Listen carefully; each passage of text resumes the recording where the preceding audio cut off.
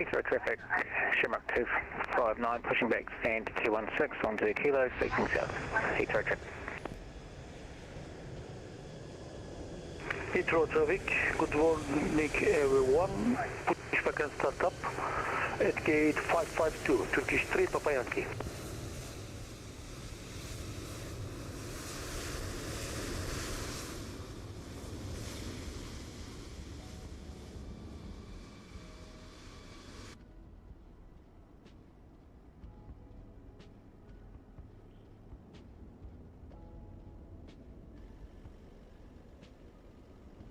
Heathrow traffic, shuttle 18 Victor passing 1,500 feet, altiple Juliet departure to the north, final call, Heathrow.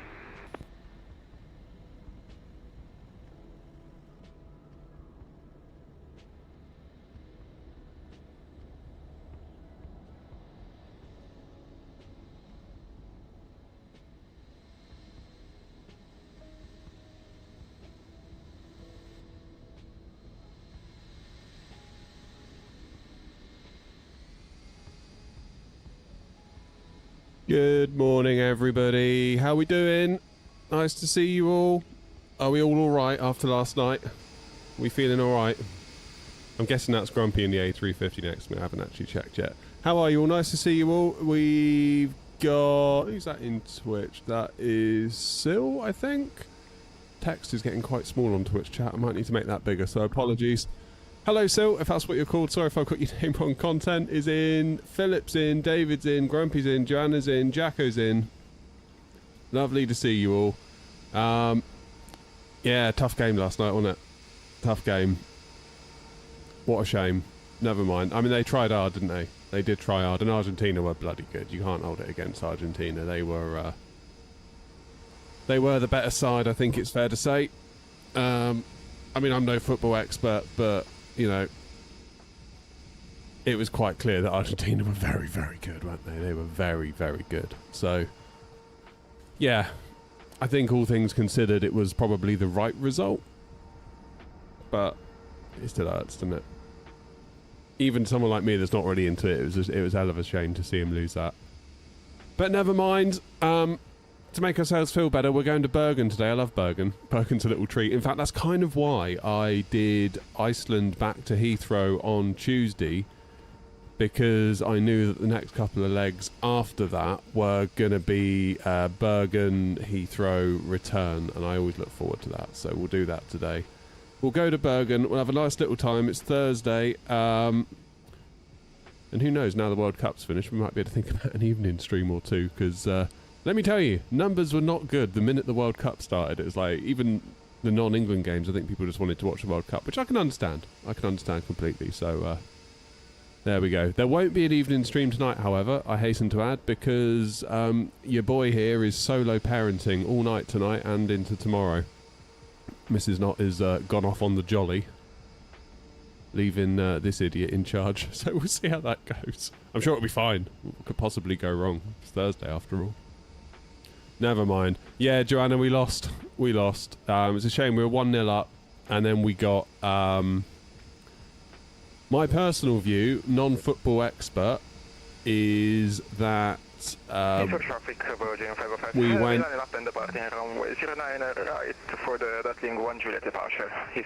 we went 1-0 up, and I was like, we just need to hold on to this. But then we went on the back foot, and the trouble is you go on the back foot. Shamrock 259 taxing to 09 right, divide Kilo Alpha and November 8, Heathrow traffic.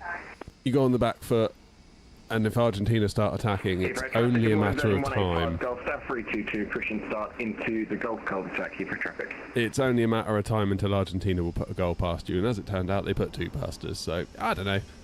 Maybe strategy could have been the thing that changed it, but they were a good team. You can't argue with it. They were bloody good.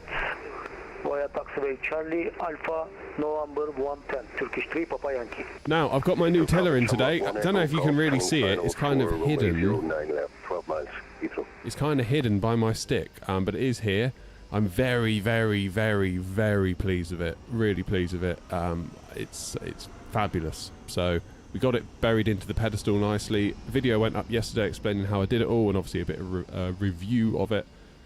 And today we'll take it out and give it a proper go on the stream, so that'll be nice. I'm looking forward to it. Morning, Murray. I know, selfish. I can't believe it. Good job, I'm such a good guy, eh? I'll sort it all out, Murray, don't you worry. Never mind. Tactics were the worst I've ever seen for minute 56. Minute 56 was when we scored, Grumpy. It definitely felt like we started getting... It's like, why didn't we try and get a second? Attack, attack, attack. Because when we were attacking, that was almost our best form of defence, because the ball was in their end the entire time. But, you know, what are you going to do? What are you going to do? We got another game, haven't we? Don't they do, like, the battle for third place? So we'll play France on... Is it Friday or Saturday? But there we go. Joanna says this is going to be strange, not being able to take notes while steering with your feet. That's true, actually. And like I did some Saturday. Thanks, Philip. I did a little trundle around Gatwick yesterday for the video review, and oh man, I was constantly trying to steer with my feet, like that muscle memory. Same thing happened when I was at Gatwick with Hanny. Actually, like the amount of times I was like, Hanny, the plane isn't steering. He's like, yeah, you need to use the tiller. I was like, oh, how embarrassing. Never mind, eh? Never mind. Right, let's get this thing fired up and let's get ourselves to Bergen. I love Bergen. I'm so happy we're going to Bergen today. There is also a Bergen tour, if any of you love it as much as Grumpy and I do. There's a whole like mastering Bergen tour where it kind of focuses more on like Scandinavian ops and yeah, a bit further afield as well. But yeah, give that one a go if you are into it. We've also got the Formula 1 tour that went live. When did that go live, Grumpy? Was it Monday or Tuesday? Anyway, Grumpy put together a Formula 1 tour where we follow the Formula 1 season, so you can basically fly their stuff around, which is pretty cool. But there are some mammoth legs in that. Absolutely mammoth. So if you're not into long haul, maybe give that one a miss. But if you are, my word, has there never been a better tour for you. So that's going to be really cool. What's that? Just heard something click then. And drop on the floor. Never mind, let's get the plane fired up. Battery 1. I've moved my overhead panel as well. House of Synth. Thank you for subbing with Prime. What a hero. Thank you so much. That's battery 1. Battery 2. Yeah, so I don't have to like lean so far forward now. I've got my overhead just here, which is much better. External power. Arm the emergency lights. No smoking on. Nav lights, crew supply, ground control. And I do believe that'll do us nicely for a minute. That'll do us a minute. House of Sims, thanks for that. That's really awesome of you. Really appreciate the support. God knows we need it at the minute because I've been working on the Infinity Pilot channel pretty hard for the last month or so, and as a result, my channel is in the toilet, which I knew would be the case, and I went into it with my eyes wide open. I'm not blaming anyone. It's just the way I knew it was going to be. Turns out I'm struggling to do this and Infinity Pilot and my job, so something's going to have to give, I think. Right, how many are we taking over to Bergen? 165 out of 180. So we're in the A320 today, IAE engines with Sharks. So that's cool. Let's have a little look. We've got 3.7 tons of cargo. 7.1 of fuel. Let's get them going then, shall we? Stumbled on the YouTube videos and downloaded Flight Sim 2020 on Game Pass because of them. Maybe I'll be ready for that sim one day. Oh, hopefully, House, yeah, hopefully. Like, just take your time with it. Take your time with it. There's no mad panic. I think I definitely felt the pressure because I had the channel that I should probably do it more quickly than perhaps others should. Like, every stream when I wasn't on VATSIM, everyone was like, why aren't you on VATSIM? It's like, I don't know how to do it and I'm scared. We did it in the end. Holding point November Bravo 1. We do have a video, House, on the channel called How to Start on VATSIM Without the Stress, and there's a few little bits in there that might help you out and get yourself going. You don't have to do it all at once. You can do it baby steps, which I would recommend. And also, if you want to fly along with us, fly in the train, there is such a thing as safety in numbers on VATSIM. If you go at the back of the queue, you can kind of see what everyone else in front of you's been asked to do. Chances are you'll be asked to do the same, unless it's like mental busy going into somewhere. Which is how I believe Joanna got started with it. But now you've subbed on Twitch, House, you should be able to, if you've got your Discord account linked to your Twitch account within Discord, you should now. So you can join the Discord. So if you've got any questions, you'll be in good company. Okie dokie, let's do our ATSU. Let's get this show on the road. AOC, flight init data request. Let's go. Safety in numbers and leaving last. Yeah, I mean, there's truth to it though, isn't there? There is truth to it. Okay, Heathrow, Bergen, alternate ENZV. I don't know where that is, but that's okay. We'll figure that out if we need to. Anyone know where that is? I don't know where that is. I feel like I'm building up quite a good mental model of like what all the airport codes actually translate to, but it doesn't always. There are some I'm just like, I have no idea what that is. Flight number today, Air Not 88 Foxtrot. Now presumably we're doing cost index of 40, oh, I was going to say 60, but it's actually 41. And 370. So 41 in the cost index, 370 for our cruise. Go into the wind page, clear the scratch pad before we get told off by Grumpy, and do a wind request. Stavanger, where's that then, Grumpy? Is that north or of Bergen?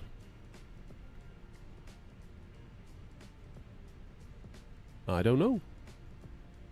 I don't know. Why do I always have to press wind request twice? I feel like every time I have to do it twice. Like, if I just don't do nothing now, nothing's going to happen. I'm sure some of you said, oh, we don't have to do it twice. But I've always had to do it twice. Am I just being impatient? And actually it will just do it if I don't press it twice.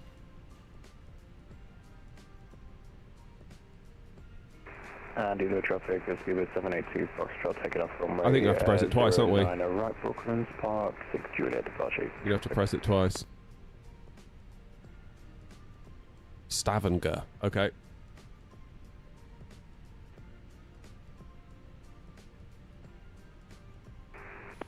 Arundum, how you doing? Welcome, welcome. Let's press it twice. If I press it twice, now it'll do it. I bet. Give it a second, look. There you go. Always got to press it twice. Insert. And we are in business. I'm presuming, given the busyness of the Unicom frequency, that there is nothing online. Like, we'll keep an eye, because you never know, Graham might just suddenly pop up live or something. Expect, thank you for following, mate. Thank you, thank you, thank you, thank you.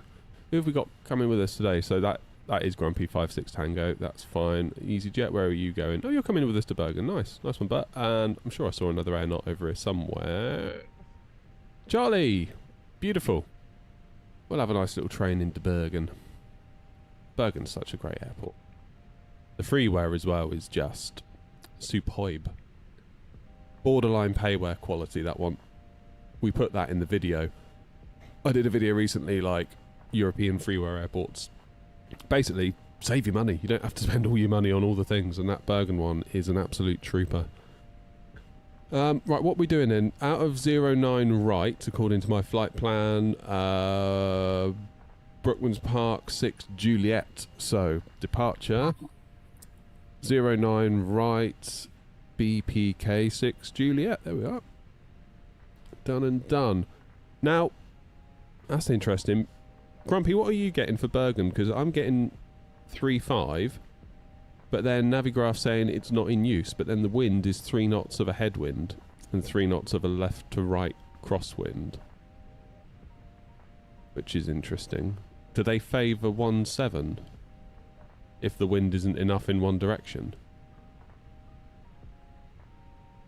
That is interesting. Wonder why it's saying not used. Well, we'll do ILS Whiskey to start into 3.5.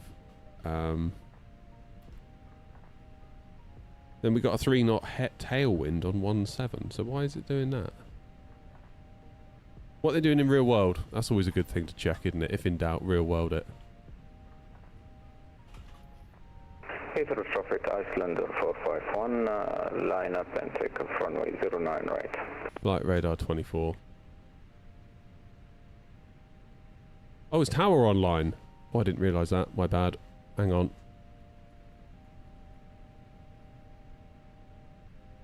Yeah, runway in use 17. All right, well, we'll do 17, but we'll keep an eye on it because you know, I've got a funny feeling it might flip on us on the way. So that's going to be an Aluva 2 November. Is that what you guys are getting? ILS Whiskey. So it should look something like this.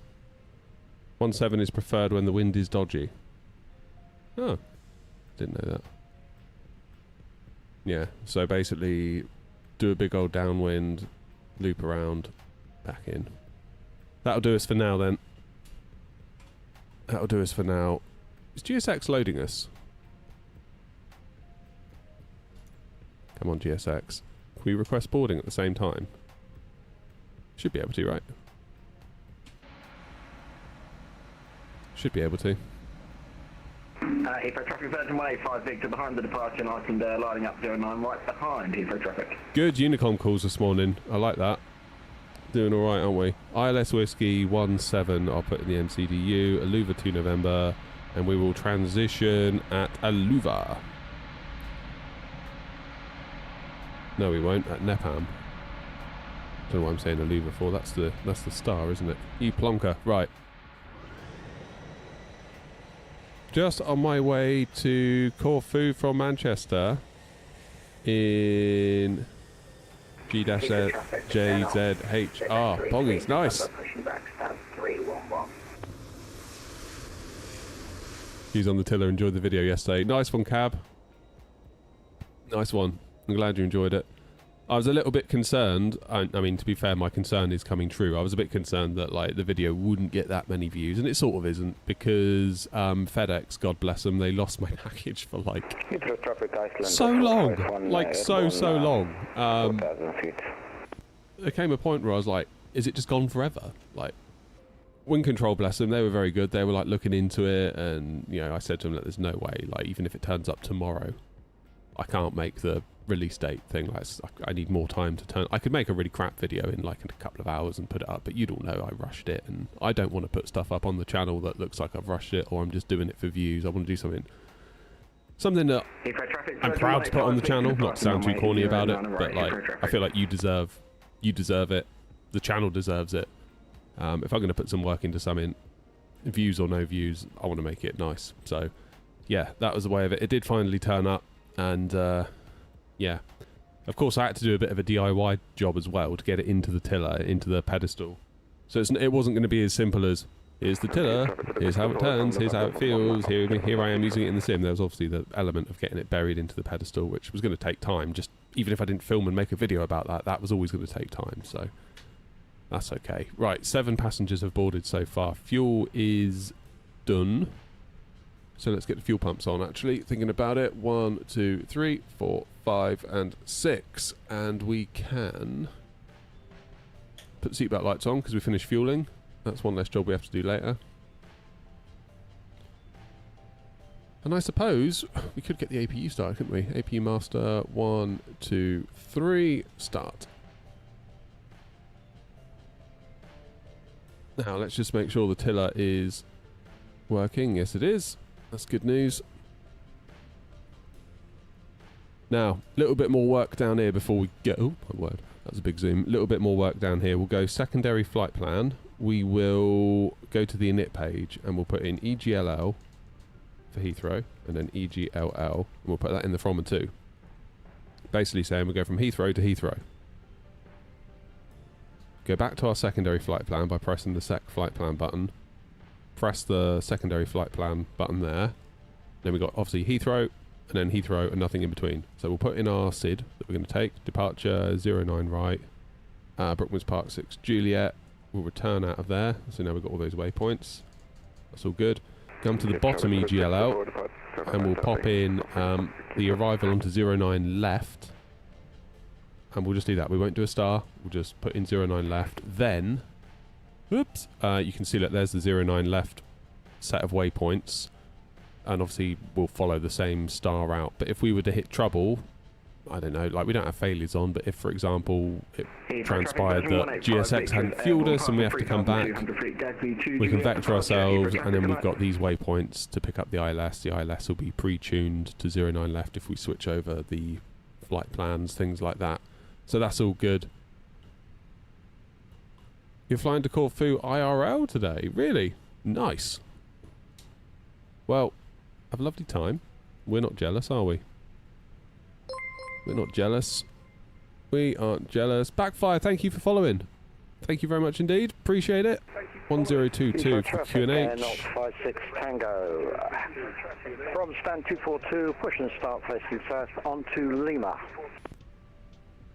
Now, as for our departure, we're going to be taking the 6 Juliet because we're on 09 right. So we will head up here, above 3, below 6, above 4, below 6, at 6. So I'm going to put in 6,000 in the window. That'll do us lovely.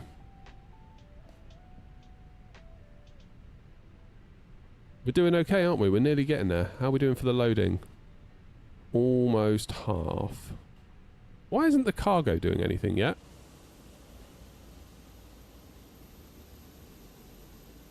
Because as far as I can tell, the fuel is still there and they finished ages ago.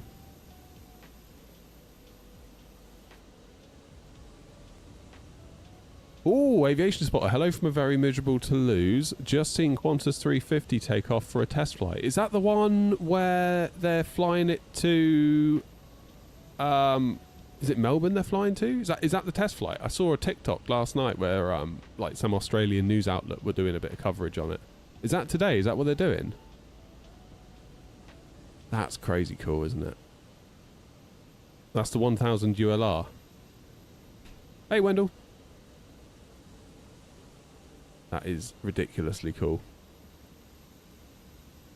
So what's the ultimate goal with that? Is it Heathrow Sydney? Is that what they're trying to achieve? Or is it something else? Right, where is my cargo? We've got the loaders, but then fuel won't disappear. Do we need to tell fuel to get away? Refueling done.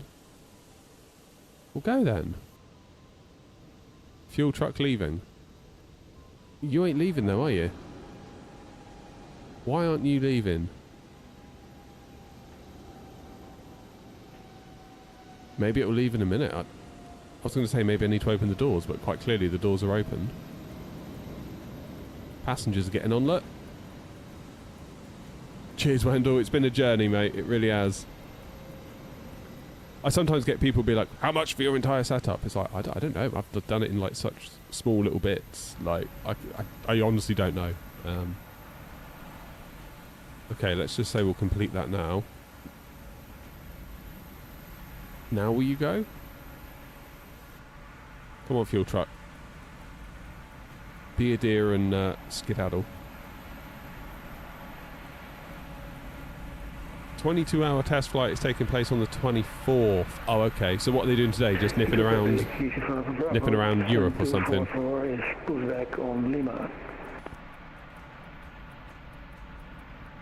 Coming to the UK for an air show. Is it?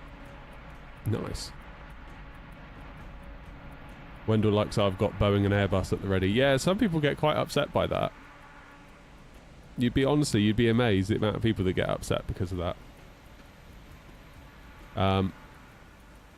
People see that I'm flying an Airbus and then they see that I've got a yoke and then that just triggers them. Like, they have to make a comment. It's like, I've got a side stick as well, guys. And they're like, oh yeah.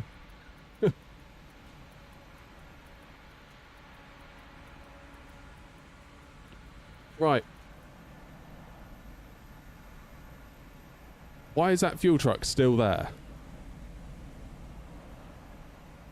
And we're nearly boarded, aren't we? Maybe the baggage will happen after the passengers?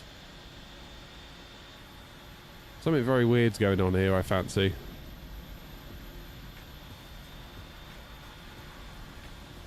I fly my 738 with my side stick. Funny you mentioned that, because I was thinking of doing that at one point. Maybe I need to reload SimBrief. That might be it.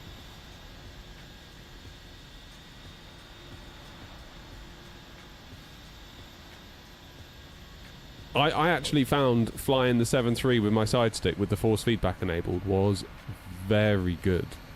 And it felt dirty as anything flying it without a yoke. but it was very nice.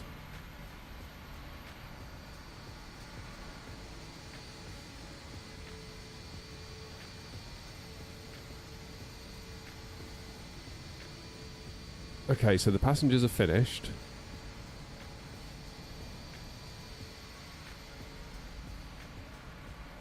Heathrow traffic air not 56 Tango Heavy, taxiing to holding point runway 09 right, November Bravo 11, 5 Bravo. What do I do here? We've been GSX. We haven't even left yet. We've been GSX'd.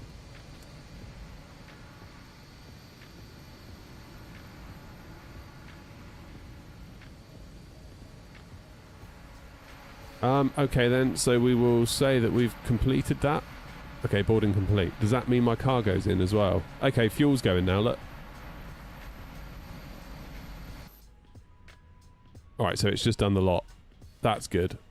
I'll take that. I know it's not quite how nature intended, but I'll take that. Okay, so we're doing 09 right. It is dry. I'm just going to make sure my live weather's on because we've had a couple of issues with that lately. Sync the weather. Sync the load sheet. 153, 153, 158. Why are we doing flaps 2? Such a big runway here. Bravo to November. Flaps 1, down 0.4 on the trim. Flex temp 68, 153, 153, 155. Send to the McDo. I know you will love it when I call it the McDo. Why am I using my mouse? I've got an MCDU here, init page. B, block fuel 7.1, 0 fuel weight 61. That all should be looking good. That's fine. Performance, has that come across? 153, 153, 155. Yes, it has. Flaps 1, down 0.4, flex temp 68. Look at us go. Alright, let's get that APU bleed on. Seat belts are on. My nav lights are on. So let's do beacon on, shall we?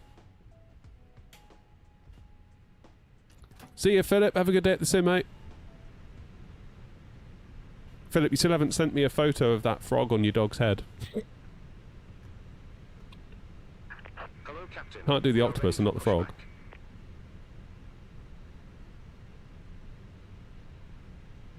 Which payware add-ons would I recommend for a noob simmer?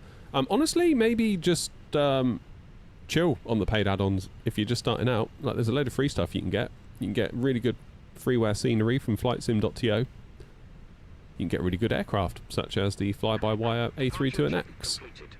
Bypass pin inserted.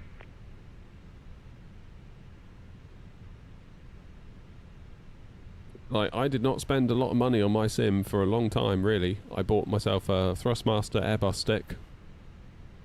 About a year later, or 6 months to a year later, I got the Throttles for my birthday, because turns out I'm very difficult to buy for, and everyone was like, yes, we can actually get him a thing. So they got me the Throttles. Keep up traffic, keep fast, Bravo taxi, holding point, November 11, runway 09 right, Bravo. Obviously I use Navigraph now, but I used to use Chartfox. Not guaranteed to be as up to date, or at all, or available in the first place. But you can get a long way for nothing if you're willing to be a bit resourceful, for sure. I mean, if you're desperate to spend some money, it obviously depends what planes you fly. The Phoenix, if you're an A320, you know, if that's your thing, I can't recommend that enough. Maybe GSX to help with loading and pushing back, things like that, although it can be a bit buggy at times, as we've seen this morning already. Maybe a Navigraph sub if you're going to go on VATSIM, but if you're not going to go on VATSIM, you can probably stumble through with Chartfox for the most part.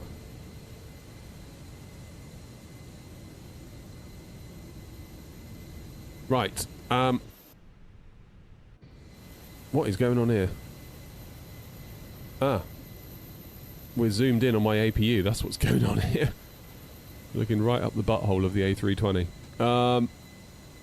Nothing around, is there? So we're going to face south on Lima. Heathrow traffic, good morning. Air Knot 88 Foxtrot, stand 243 right, pushing back, facing south on Lima.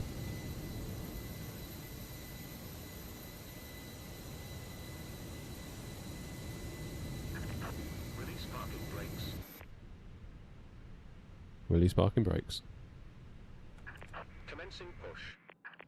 All engines clear. Start at will. Cabin crew, arm doors and cross-check. Okay, engine into ignition. Moment of silence for the incredible sounds we're about to hear, please.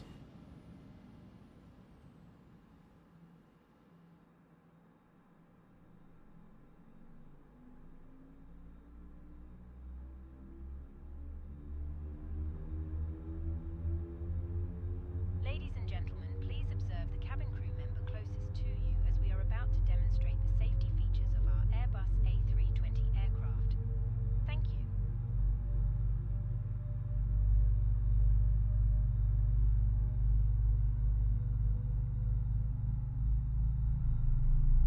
Ladies and gentlemen, welcome aboard our Airbus A320. Please pay attention to illuminated signs and crew instructions, including the following safety procedures. The safety card found in your seat pocket contains important information about exit routes, oxygen masks, life jackets, and the brace position, which you must adopt if you hear brace, brace. Heathrow traffic Air 056 Tango Heavy, takeoff runway 09 right, Brooklands Park, 6 Juliet departure 2B. Okay, that's engine 1. Oh, it sounds good, doesn't it? Heathrow traffic, N 633. Start engine 2. It's 6-7 into its chat. Stop Set it. parking brakes. My kid says that's the illegal number. I mustn't say it. And we recommend that you keep it fastened at all times. If the air supply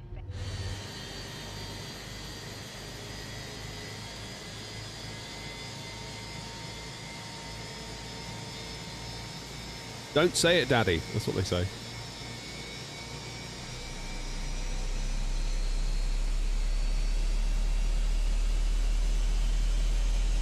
They claimed every time I say it, I have to increase their pocket money. I admire the hustle. I really do.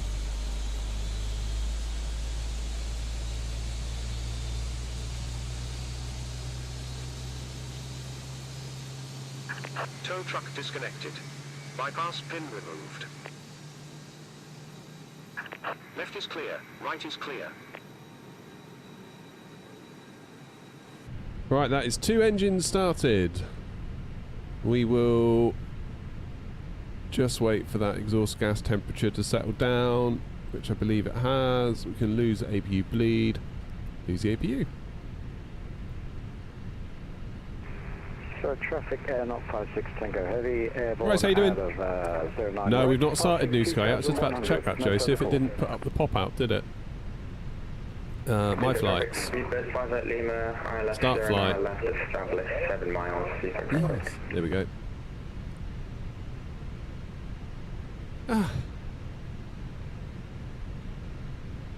Taxi light on.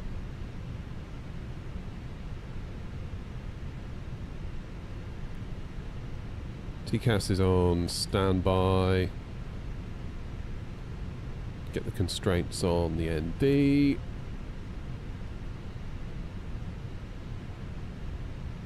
Now, do I have to be wary about taxiing? Anyone going to be in my way? There's a few of them queuing up near the entry point, but we're going to go Lima and traffic, N 633 November, taking off runway. Bravo or Alpha? Lima Alpha, I'll go, I think.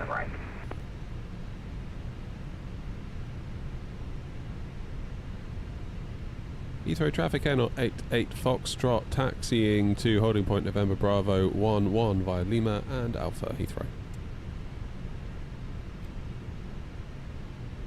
Alright, I've got my feet on the rudders because of course I still will need to use the rudders. It's not like we've got a free pass now where like no rudders required, because of course we'll need to brake. Heathrow traffic Bergen 47 Golf Hotel, taxiing via Golf Echo Alpha Link 52 runway 09 right, Heathrow traffic.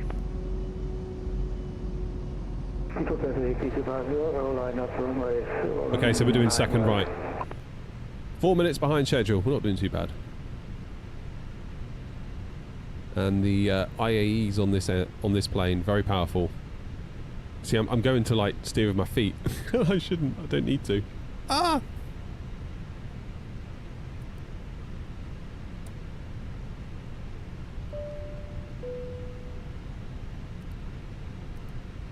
Alright, just wait for the cabin to confirm they're ready. Predictive wind shear to on, and we are good to rock and all roll. I've been saying that for as long as my kids have been like able to remember anything I say. You know, if we're about to like go out for the day, it's like, right, come on, let's rock and all roll, and they always look at me like, what are you on about? And now they've started watching The Simpsons, they get it. It's like, so many of your stupid jokes make sense now. It's like, yeah, I'm not even sorry. They should be so lucky they've got such a cool dad.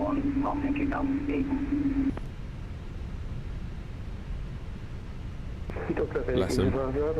Taking off runway 09 right. What's the difference between the tiller and the pedals? Why does it need to be both? Well, of course, in the real plane, you would use the tiller when you're at speed on the runway, because obviously aerodynamically the rudder on your tail impacts the direction of the plane, because of course it's like, and you know, like the ailerons on the wing.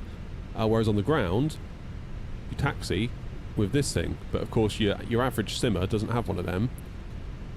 Maybe doesn't even have rudders. Might sort of twist the stick. Right, let's see if we can get a nice little taxi on the go here. Come on. Yes! Look at me go with my tiller. So the tiller is for nose wheel steering.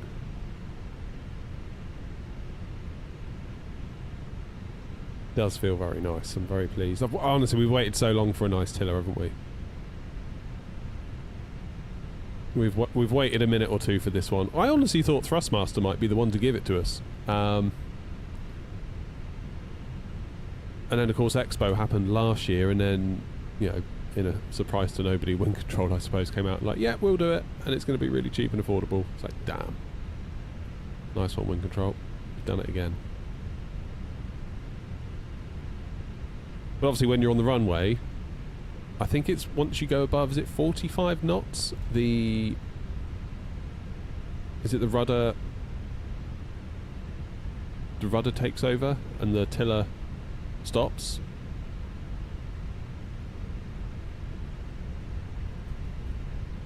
It is easier. Like, I'm just trying to follow. You see these two little like marks here on the window, there and there. I'm basically trying to keep the a little yellow line in there, just little tiny movements. We are able to stay on it quite nicely. Not that we couldn't with the rudders. I'm not trying to say like all of a sudden, you know, we're good now. But we've also got to brake with our feet. So we do need to use our feet still. If I put a bit of brakes on, and of course it's differential braking. So if you accidentally put your right foot down slightly more than the left, you will feel a pull. One direction or the other, for example. For me, it's just completed my little side stick pedestal. It's like, as soon as I built that, it was like I put the stick in, and you could see there was an obvious gap for a tiller. Now, luckily, I used actual dimensions from, is it that website, Bobby's A320 Cockpit? So I used the dimensions from that to build it, and of course, given that it's the real dimensions, I was confident that whatever tiller came out should be able to fit. But you never know. And it is a little bit tight, but it is in. It is working nicely.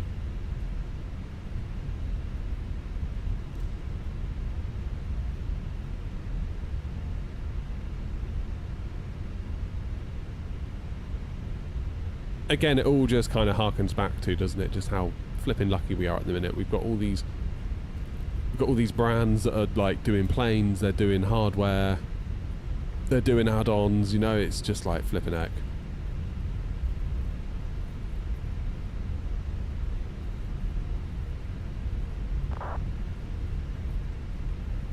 I know some people like to spend their time arguing about said brands on Reddit, but ultimately the fact that we have these brands to argue about at all is testament to what a good position we're in.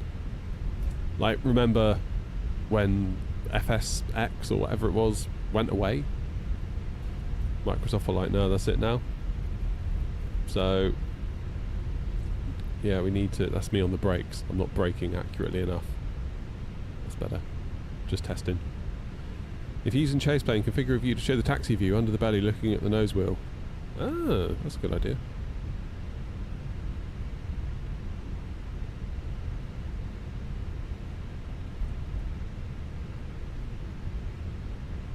Yeah, we're very lucky, really. I'm very, very lucky. Was there an A220 stream that I missed yesterday? Or something?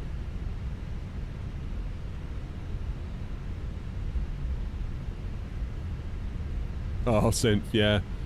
Yeah, I had to, out of the box, mine did nothing. I had to go into the controls and map it.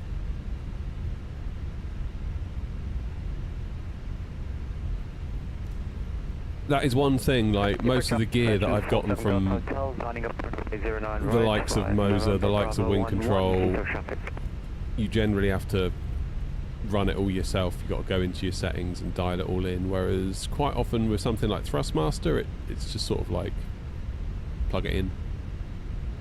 And they've decided what all the buttons should probably be for most people most of the time, and you can just get going. So you do have to put in a little bit more work. It's like those Moser throttles, like I plugged them in, nothing. It's like, oh okay, alright, I guess we'll spend half an hour in the settings then.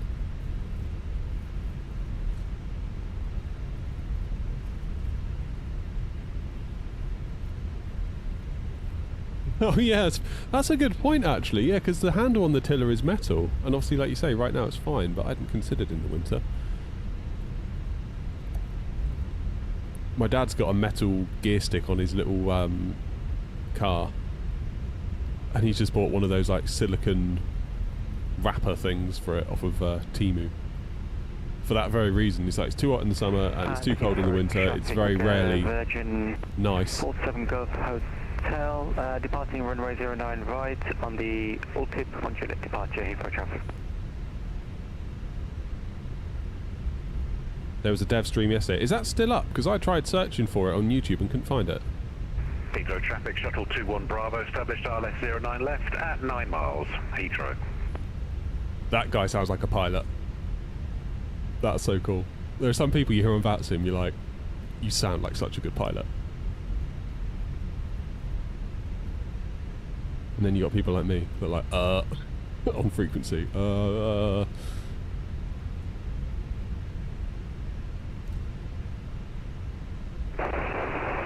Heathrow traffic, Seabird 53 Mike, into runway 09 right via Bravo, Alpha, Heathrow traffic. Right, we're here, nearly.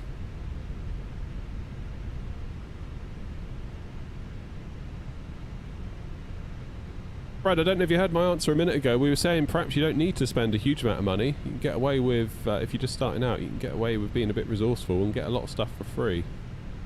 I don't know if you were still in the stream when we were talking about that, but it was in response to your question in the vertical YouTube chat.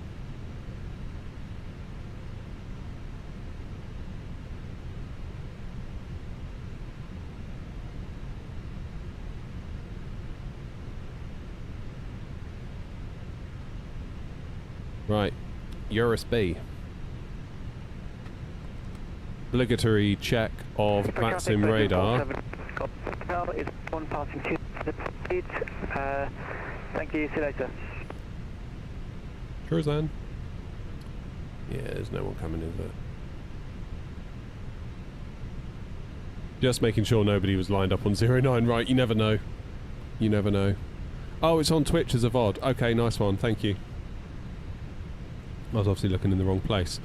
Right, let's start the clock. Let's get the lights set. And let's do TCAS to Tara. And we'll do our predictive wind shear. There you are. I do believe we're good to go.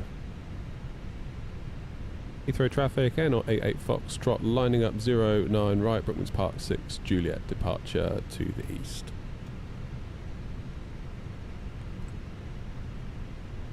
Heathrow traffic, shuttle 21 Bravo, short finals for 09 left, Heathrow.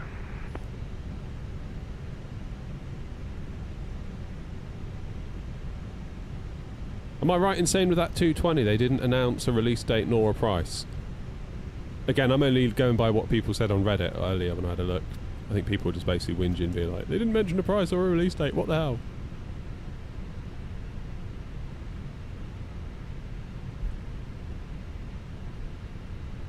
Check me out, steering with my tiller.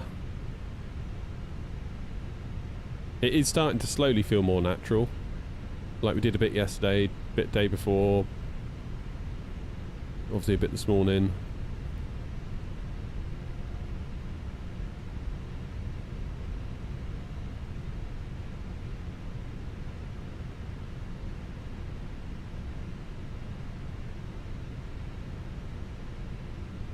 Heathrow traffic, Air 88 Foxtrot taking off runway 09 right, Brookman's 6 Juliet.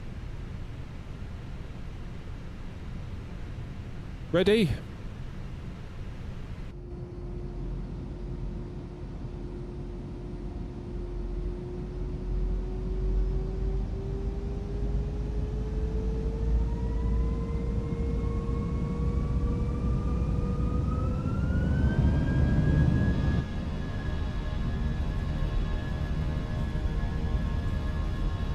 Speed is alive.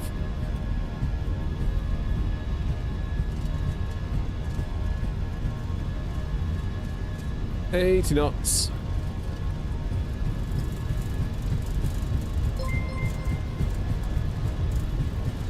Great steering with your nose wheel tiller. Can't look, but thank you whoever that was. V1, rotate.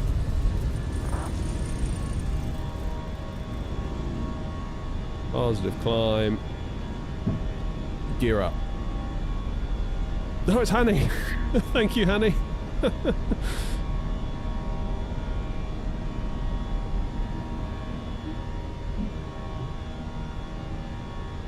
I really want to see what it's like compared to yours, Hanny. Thank you for the super chat as well. You didn't need to do that. Very generous of you. I was speaking to WinCtrl yesterday, actually, Hanny, and I said that if I ever come back to see you guys, I'll bring the tiller. They were like, oh my god, do it. Yeah, that'd be so interesting. It's one of those flight directors. Heathrow traffic, Air 88 Foxtrot, airborne at 09 right, Brookman's Part 6 Juliet, passing 2000.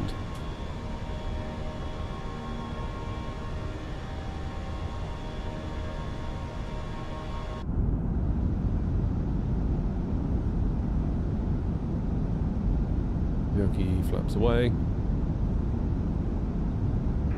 Heathrow traffic, Heathrow 53 Mike is line there, runway 09 right, Heathrow traffic.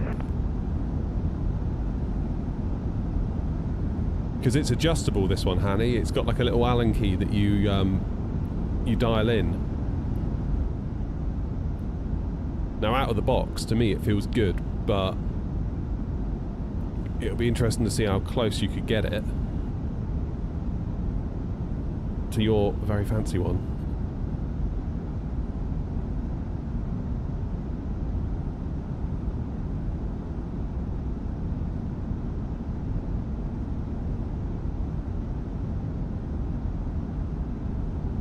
I love this screen. We can look out the window and fly. Just follow the flight directors on my little screen. This screen video, by the way, is now my best performing video ever, and I cannot believe that's the case. Because I remember Grumpy saying, you want to make a video about that screen you bought? And I was like, yeah, well, I'm busy at the minute, Grumpy. I've got other things to do. I've got all these other videos that I'm working on.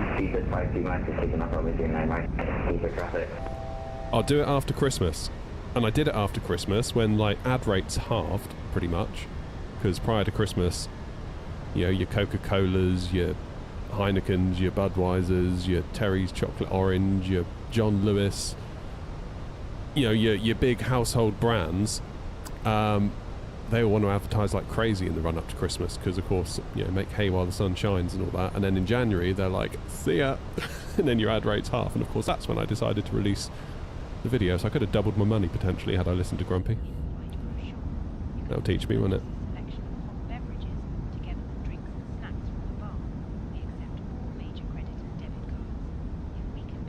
Where is that? Where am I looking down on there? Is that a train line? That must be. That looks like a train line. I get so lost in London. I sort of know my way around to a point. Like I can come in on the M4 and then it goes A4 and then obviously don't want to go too much further in a car these days because of the congestion charge. Annoyingly, when we went to Chiswick, it wasn't actually Chiswick, I mean it felt like Chiswick, it was near enough Chiswick. What was it called? Kew Bridge? Which is to say Chiswick and then round the corner. We just went inside the ULEZ zone, that's so annoying. And I think our car was a Euro 5 engine, it's a 12 plate diesel, so it wasn't quite a Euro 6, otherwise we might have gotten away with it. Oh, sorry Grumpy. Lesson learned. Right, question. I'm staying at 6,000 feet for a minute because I'm adhering to the SID. Traffic, at 7 Lima Papa, push and stop. Obviously it's telling me to go to standard pressure, but if I go to standard pressure now, that might knock out my 6,000. So would you do that when I decide to climb out of 6,000 is my question. I think that's what I should do.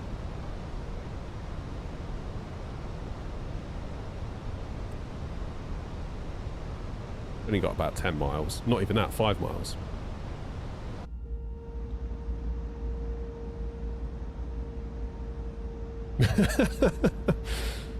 Annie, don't listen to Grumpy if you're still there.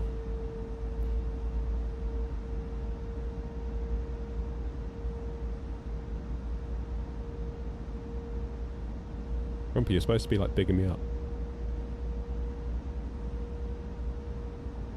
How you doing, Pope? Oh, Ryan's in as well. Everyone's here.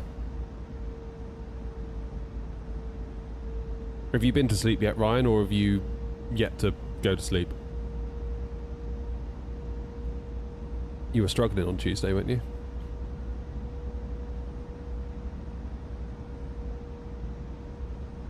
You have? I should reach out to WinCtrl about testing their yoke. Oh, God, that yoke. That yoke. I hope that's not a dud, because it looks so good, doesn't it, from what we've seen? It really does look like a good one.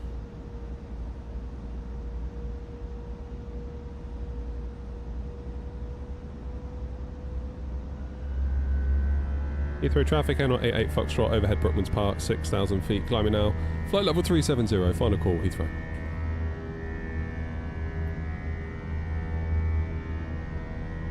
Annie, don't listen to him.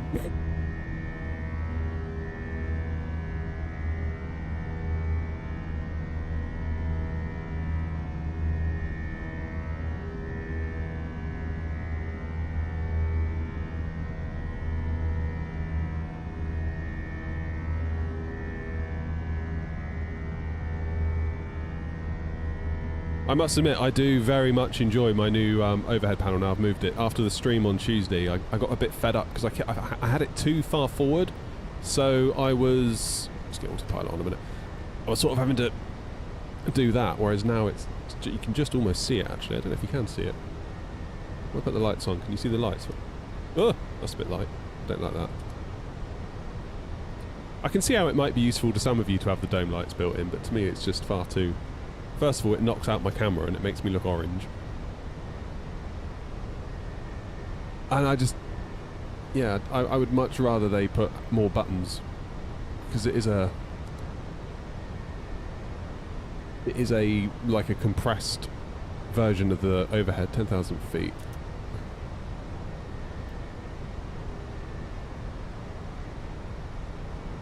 Yeah, it's a condensed version of the overhead, so I'd much rather they lost the lights and put in a few more buttons for us and things like that. I mean, they say that it does everything that you need to do while the Airbus is in normal law, but like the other day, and I appreciate that we weren't potentially dealing with normal law stuff, but when we landed into, I forget where it was, and we're having issues with the Phoenix shutting down an engine when you go into reverse thrust. Only the right engine. I think it's like a Sim Update 5 thing. In fact, I think it was Hanny said, oh, you need to put on, or you should put on the electrical hydraulic pump on the yellow system or something, and I looked up, and of course it wasn't there. So... Oh, hello, Lee. Lee's in as well. Nice Tiller review, just makes it so more immersive. Yeah, it's great. I'm really, really pleased. I really am pleased. It's a very nice Very nice bit of kit indeed. Tretch! You've been subbed for 12 months now. It's our year anniversary, Tretch. Thank you, Tretch. I really do appreciate that. Thank you for all the support. That is unbelievable. Thank you. That will be Stansted, right? That's got to be Stansted. It looks like Stansted. You've got Juliet running along here, I think. Yeah, that's Stansted all day long, isn't it? I feel like I'm driving to Norwich to see the family. Because there's a service station. Is it just... Is that it in there? Normally end up stopping in there.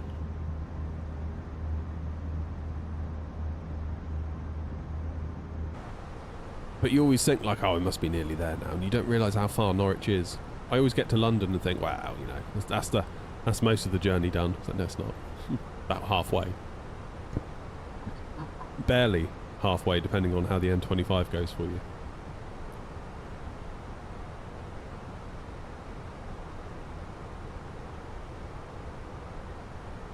I'm doing great, thank you, Tretch. Thank you again for that. That's incredible support. I really do. Thank you for that.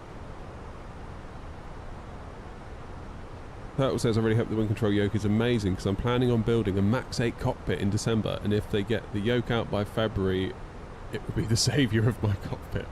You're on a budget. Yeah,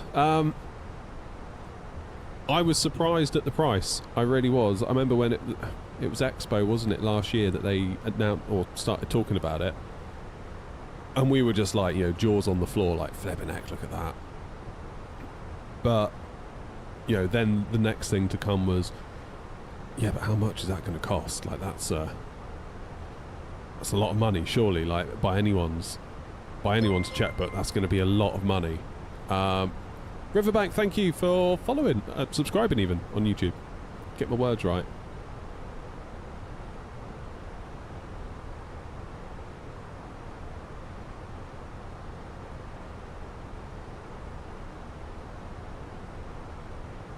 But yeah, we were certain, weren't we? We were like, oh, that's got to be 4 figures. That's 4 figures all day long. Like, that looked, just looking at it on the show floor at Expo, even through like video footage, it's like, that's got to be 4 figures. That can't be less than. And then they came out, obviously, at FS weekend, and it's like, oh, well, I'll be damned. Okay then. I'd love to know more about WinCtrl and how they do it. You know, what does it look like at their place? Because, like, how many things are they making? Like, just count the number of items they've got on the books. Like, all the Airbus stuff, all the military stuff, all the other bits and pieces I might not be aware of. Just, you know, making stuff's hard. Like, just making one thing, like, all the apparatus you need, the tooling, the everything. And they're doing all these different things. I'd love to see it, I really would. I was chatting to someone there yesterday on Discord. I was like, you guys have got to pull back the curtain a bit and show us some of that stuff. Like, that'd be so cool. There is a YouTube channel called Strange Parts. I don't know if any of you have ever watched it. A guy called Scotty. He's a bit of a maker, I guess you could say. Like, engineer, making stuff. He did a video, I think, where he wanted like a 256 gig iPhone, and Apple wanted too much money, or Apple didn't even sell the iPhone. So he lived in China in a little apartment, and he had access to all these tech markets, you know, almost like a big shopping mall, just full of all these little stalls that you go to. And he ended up buying this little, like a little template where he could put the solder onto the main board. Obviously, unstuck his original memory chip that Apple provided.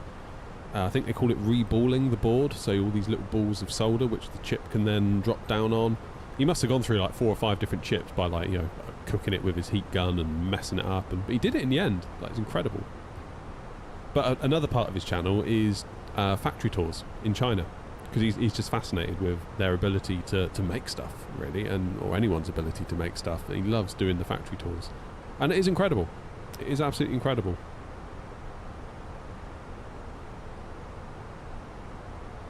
Well worth a watch if you haven't had a look. Ball grid array, that's it. Yeah, because he had this this like little metal stencil, and I think he had solder paste, and he would sort of like almost silk screen it on, and then heat it up, and then drop the chip on, and then the chip would sort of like go boo, and like wobble and align itself onto the balls, and it would get there eventually. But yeah, he went backwards and forwards on it. It's crazy. The A140 into Norwich is such a boring road. Oh, I'm trying to think which way. We always go M11, and then does it go A11? M11, A11? There always used to be a point where the road got a bit ropey. And there was a point in time where some of the family, they don't anymore, had a place on the edge of Great Yarmouth, and of course you've got to go past Norwich all the way to Great Yarmouth. It's like, it's a long old drag that was.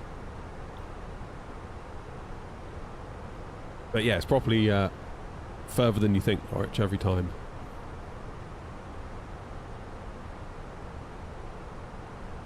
Maybe I need to see if I can get myself a factory tour of Moser or WinCtrl. That'd be so... How cool would that be? That'd be amazing. I'd probably make a rubbish video, because I'd just be there like kid in the candy store, just like, ooh, looking around the whole time, making absolutely rubbish content. But I'd have a great time.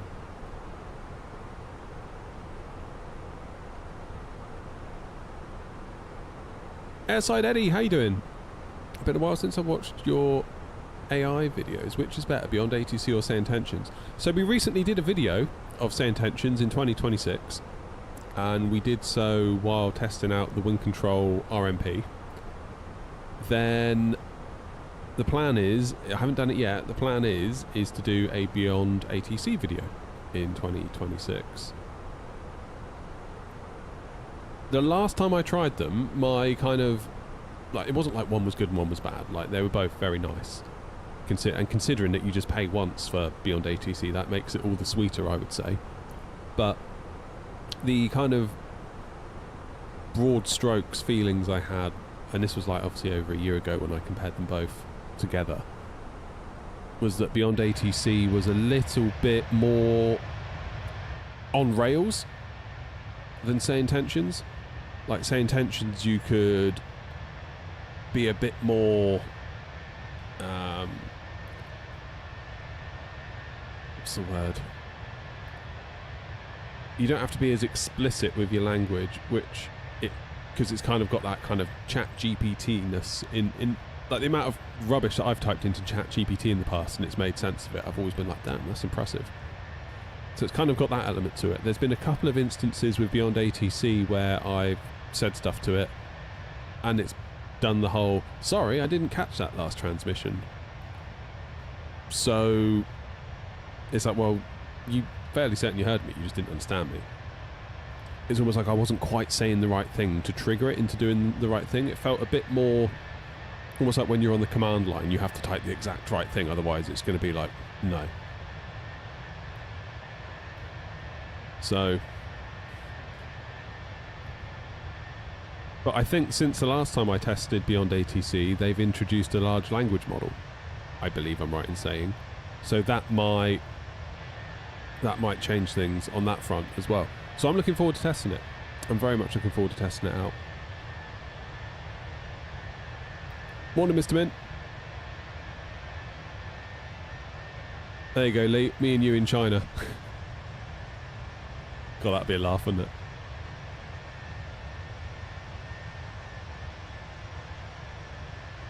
Freeform. What do you mean, Shark?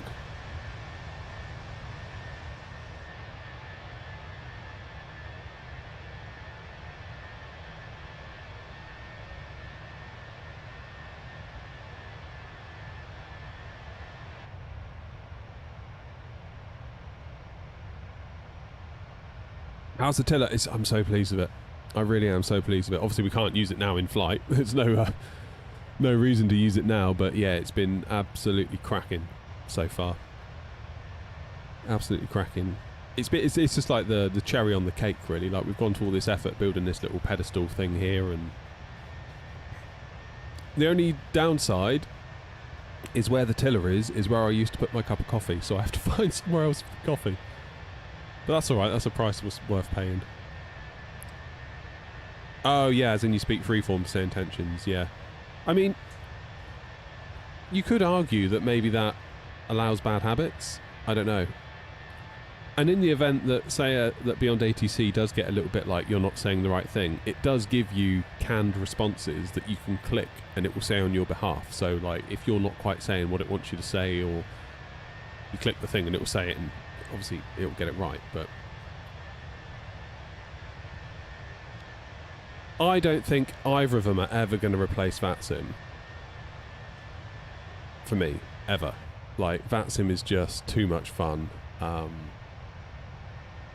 Like, I noticed when we were coming back from, where was it? Zurich, with Sane Tensions the other day. We were changing frequencies every, few minutes. It's like, contact so-and-so, then you do, then it's like, contact this person, then you do, and you do it, but nothing changes. You're still just, like, following your line, basically, your flight plan. So it's like, you're changing frequencies, but there's no consequence. At no point was it like, oh, vector right heading 220 traffic avoid. There was no. It's like we were changing frequencies, but then I was kind of left with a feeling of, okay, but so what? Whereas if you're on Unicom on VATSIM, people think, oh, Unicom's boring. It's like that's where you go when there's no ATC on. Like, boo, Unicom. Whereas actually at Unicom is kind of got to keep your wits about you on Unicom. I would argue you need to be working harder on Unicom than perhaps you would if you're under ATC, because if you're under ATC, well, they've done all the thinking. They've worked out where you need to go to keep you safe. Just do what they say. Turn left, turn right, go up, go down. Whereas Unicom, it's you've all got to figure that out yourselves. So this idea that you can, like, put the recliner up once you get onto Unicom and crack open a beer, I think is a false narrative. Yeah, Grumpy, I've just noticed it's come up saying 17 not used. That's okay. We'll do a switcheroo. We'll do the old switcheroo. I told you it'd be 3-5. What did I tell you? ILS Whiskey Aluva to Papa. 3-5 Whiskey Aluva to Papa via River. I think I need to get another USB hub, by the way. I think although I've got a 90 watt one, I think I'm perhaps pushing my luck. So I've got the throttles, I've got the MCDU, I've got the ECAM, I've got the AGP, I've got the RMP, FCU, EFIS from Wingflex, I've got now my tiller, I've got my rudders, and my AGP is turned into a disco, I think, because it's not liking it.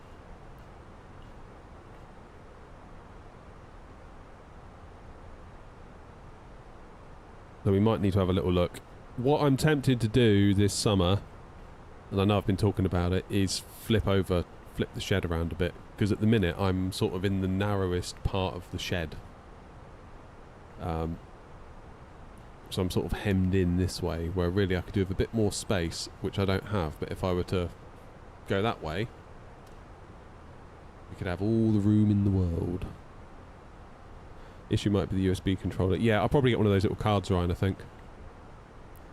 What rudders am I using? WinCtrl, Moser or Thrustmaster? I'm using the Moser MRPs at the moment. Funnily enough, actually, they sent the damper as well to test with it. And I've always been using the damper on its lightest setting ever since I've been using it. But it fell off yesterday. Basically, as I keep using it, I'd wiggled the bolt loose. It's fine, it's not broken, it will screw back in. But I've actually started using it without the damper. I kind of like it. I don't know if that's just like I'm liking it because it feels new and different. So I'm going to give it a week or two and see how I feel.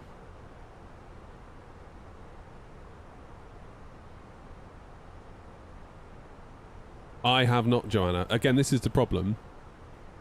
My AGP and all my stuff is here. In terms of a clean cable run, it is 4 meters to my PC because I have to go all the way along that desk and all the way along the perimeter of that desk, and then you finally get to the PC. So again, switching around to this way, we put all my stuff within firing distance of the PC as well. I've got to do something. It's getting too cramped. Like, my wife came in the other day. She was like, how the hell do you work in here? Like, there is no room. Like, I can't even come in here and stand. Like, you've got boxes. I've got boxes behind me. He's like, you've got stuff everywhere. I was like, I know, but I've got nowhere else to put it. She's like, you've got to do something. I was like, I will. Just like, give me a minute.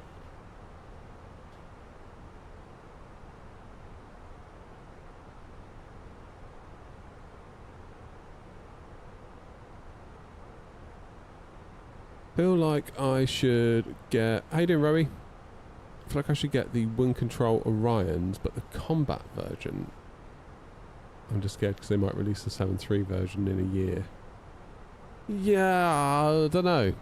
I mean, obviously, I don't know what they're doing. Like, I've got no clue what WinCtrl are up to in their plans with Boeing.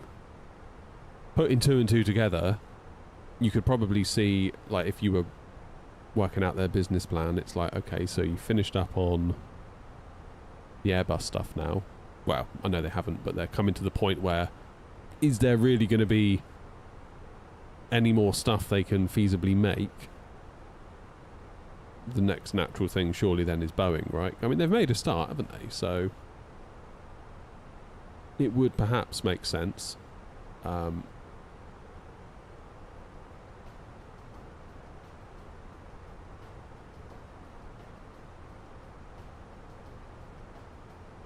Apparently the 7.4's quite cramped as well though, Ryan, I've heard. Forget who was saying it. I think it was A330 driver. Obviously he was coming from the point of view of like going 7.3 to A330, you know, being like, oh my goodness, it's so comfortable. We've got all this room and we've got a little table. And I think he said that actually he had a bit of a false preconception that... Mascot, thank you. Thank you for following. Really appreciate you. Thank you. Yeah, he said he had a bit of a false preconception. Oh, well, the 747 would be better because obviously bigger plane, you'd have more room in the cockpit. It's like, no, you really don't. Not by much.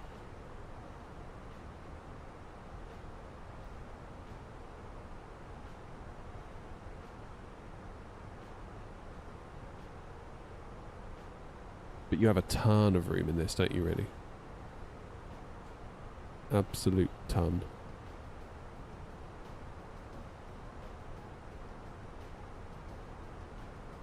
Look at that nice smooth finish on the gator. Look at that. That's how you do it, Aerosoft. I'm just saying. When are we going to get an update from Aerosoft?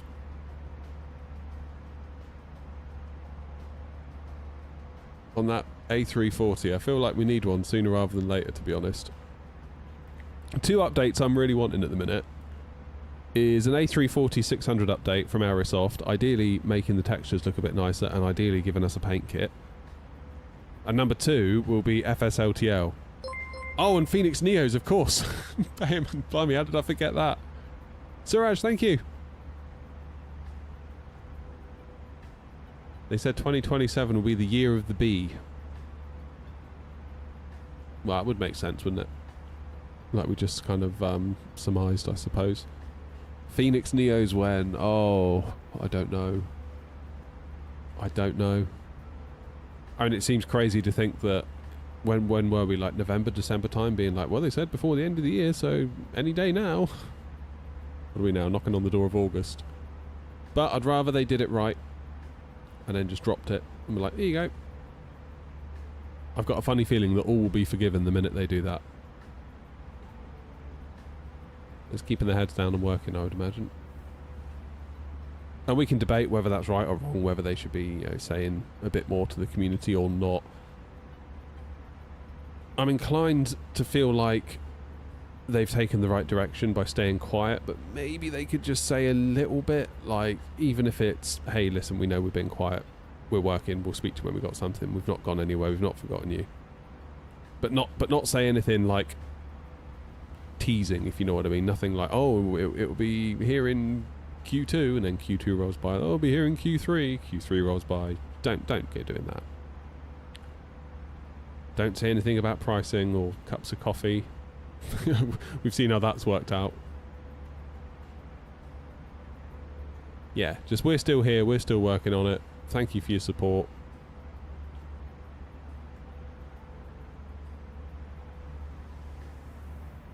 What's the most underrated piece of hardware in my sim? Ooh, underrated. Possibly the screen.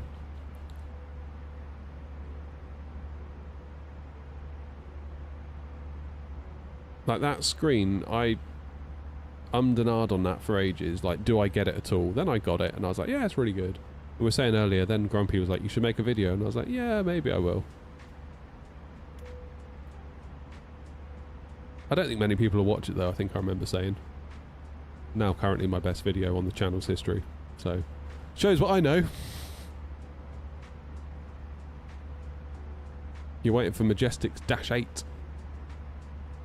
I hope everyone enjoys it. It's probably not going to be my sort of thing that I would fly, to be honest. But I hope people like it.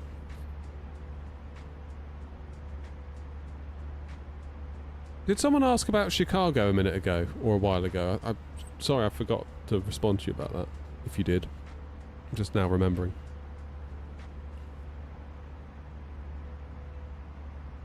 But yeah, Bobby, to be honest, it wouldn't surprise me if Neo's a 27. The way things are going. But we don't know, because like they haven't said anything, so it could be a couple of months ago. Or a couple of months' time, you don't know.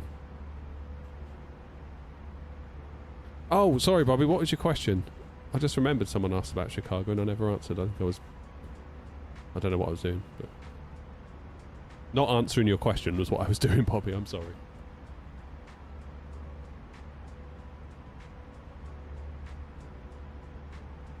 When's it coming out? Or is it out?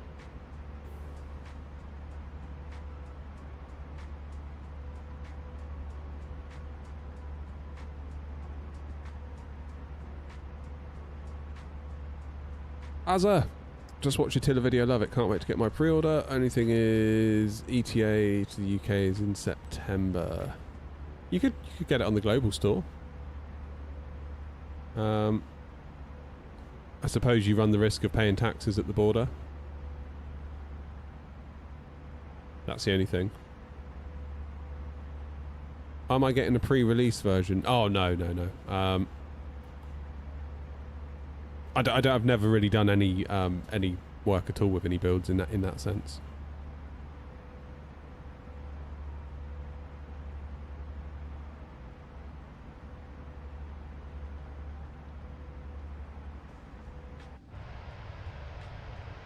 I did reach out to them ages and ages and ages ago.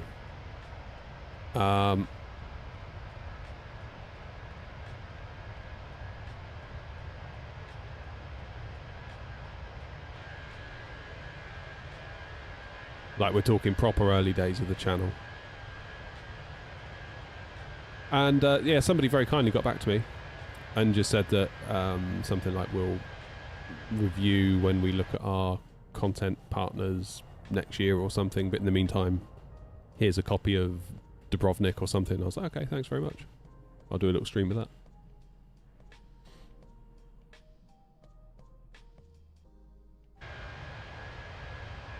Probably Joseph. Honestly, like, I don't know. I don't know for sure, but fine by me.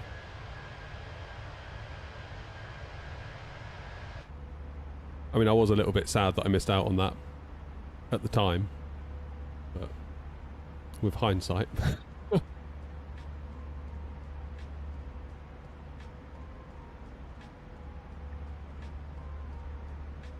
Why don't you like O'Hare? What's so bad about it? Are we not liking it in real life, or are we not liking the sim version of it? What are we talking about here? You're confusing me. Which is easily done, I'll admit, but... You avoid O'Hare in Boston? Why is that, Ryan? Just like the busyness of the airport or the passenger experience?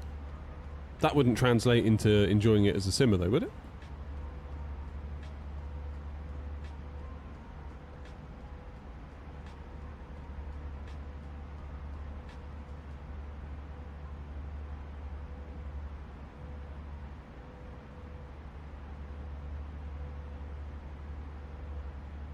Isn't that where Home Alone 2 was filmed?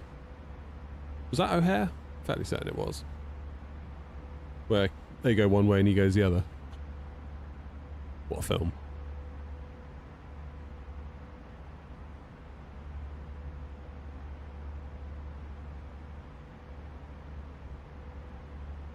Messy taxiways, bad experience.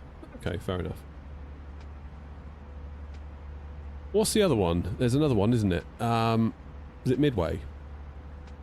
And then there's that little tiny one that you always used to spawn in like Flight Sim 2000. That's like right on the water of Chicago.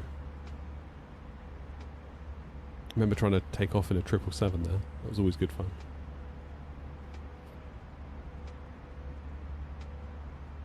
Flight Sim 2000. I must still have that in the loft somewhere. I'm sure I've still got the box. You remember when like PC games came in like boxes that were like the size of a packet of like A4 paper? Mixfield ain't there in real life. Oh, devastated. So is Midfield like the younger sibling then to O'Hare? O'Hare's like, if O'Hare is Heathrow, is Midway Gatwick? Is, I guess, is what I'm trying to ask.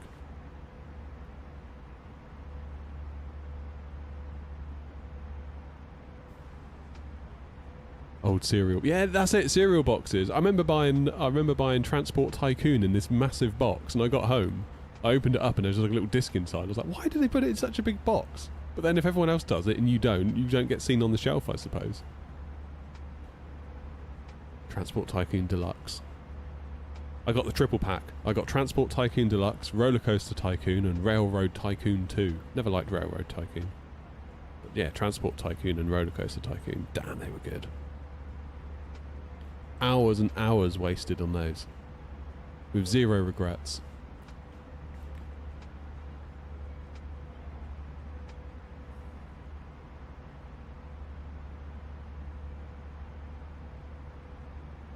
O'Hare's outside the main city, Midway smack dam in the centre. Really?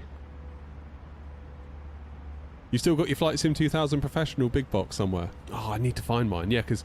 So, fun story. Well, it's not very fun. So, a story. We just got a family computer. I would have been... What would I have been? Year 5 or year 6 at school? So what would that have made me? 9 or 10? And we just got this new computer. Basically, my parents made the mistake. They took me to Sega World in London. Don't know if any of you guys remember that. I think it was in... What was the place called? Shaftesbury Avenue? Is it around there? Do any of you remember this place called Sega World? Basically, they got all the like arcade machines and stuff. So we went to London, and one of the things was we'll take you to Sega World, which I thought was amazing because like I grew up on a Mega Drive. And they had this flight simulator thing there. I don't know who made it to this day, but it had a yoke and it was very arcadey. You had to fly through these gates in the sky, and there's like a timer that counted down, which obviously gets you out eventually.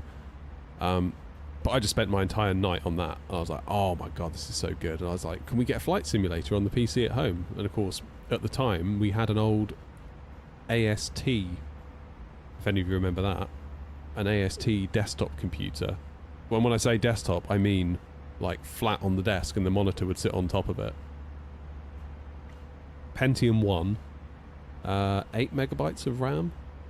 So it became clear that obviously Flight Sim would never run on that. And it's like, well, parents were like, all right, we'll get a new computer because the other one's getting old. So they got a friend of ours who worked in IT to build us one, who built us an absolute monster by standards back then. And we went down to Game, I think it was, to buy Flight Sim. And we just bought the regular version of Flight Sim. Yeah, Flight Sim 2000. Done. Got it home, opened it up, there's no discs in the box, which really sucked. So like Dad's on the phone, because of course back then you could phone the store, and they were like, oh, we're really sorry, trouble is though, we don't have another copy, so all we can do is give you your money back. And like my dad starts kicking off like, I've got to drive all the way down just to give you that back when you've given me nothing in the first place. In the end, the manager was like, look, where do you live? They told him. He's like, all right, you're sort of on my way home. I've got a professional version. Let me just give you that. So we got Flight Sim 2000 Pro for the price of the regular, which is very, very good. Which was very, very good of him. I must have it in the loft still. Do you have your own plane livery? I do. It's on the screen.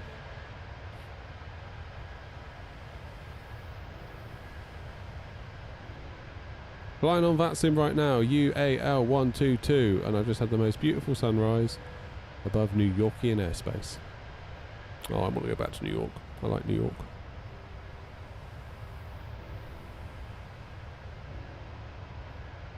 $156 for Grumpy's Tiller, and 16 of that was taxes. FedEx delivered on Monday. No impact tax was needed. 156.26. So what did that turn out into in pounds, Grumpy? That would have been like 120 thereabouts.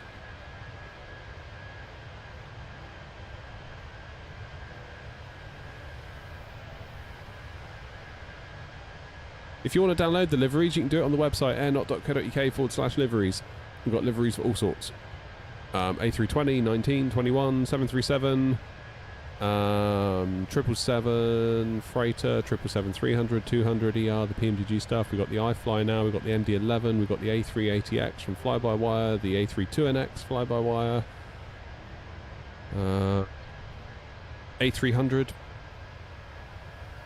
115.47. Wow. The dollar to pound ratio is not what I thought it was. That's quite a lot less. I thought you'd say perhaps more. Thank you for the 772 testing. Thank me for making it, Ryan. Just for you. You're welcome. Not that I've seen you in it much.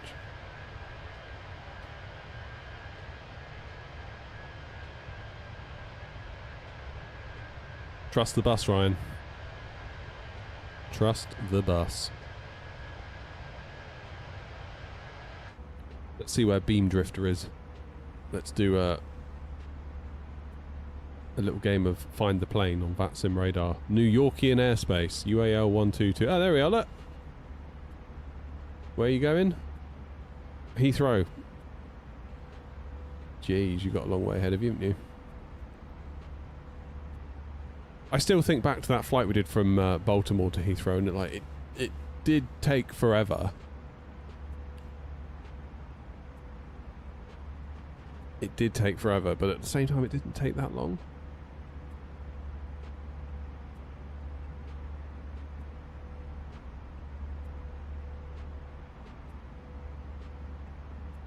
It's weird.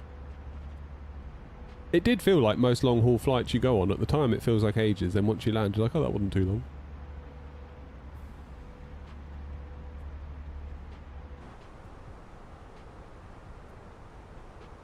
You tell him, Grumpy.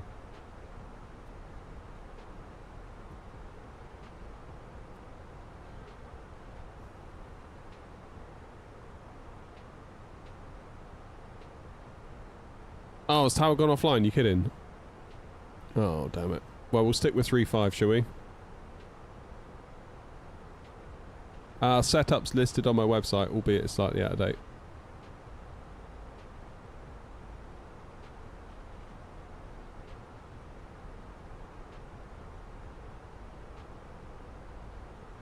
It's been catching up with the Moser releases. The FCU looks nice. It does, and I wish I could have had a video out for you, but the courier smashed mine to bits. Well, they didn't smash it to bits. Physically, it looks fine, but it does not work because it got smashed around. Which is really annoying, because, like, I feel like I could have made such a banging little video on that. And I cannot. So, that's a shame. And credit where credit's due to Moser. They're like, oh, we'll send you another one. And I was like, you sure you want to? Because, like, I feel like the moment's sort of passed in a lot of ways. Like, everyone's done their reviews now. I'm just going to be one more, just really late. And therefore, hardly anyone will probably click it. I mean, I felt the same way about the Tiller, but that obviously was... That was just, it got held up at FedEx, like, forever. It just got stuck in one of their distribution centres. Every day I'd get a text saying, your thing is out for delivery tomorrow, or will be out for delivery tomorrow. And it's like, okay, I look forward to tomorrow. Tomorrow comes and goes. No item arrives. And then around you go again. And then eventually, one of these days, it was right, so...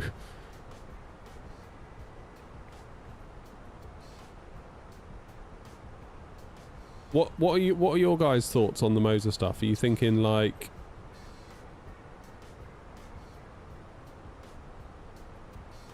Because I know a lot of you are probably already quite invested in WinCtrl. Would that affect your decision making?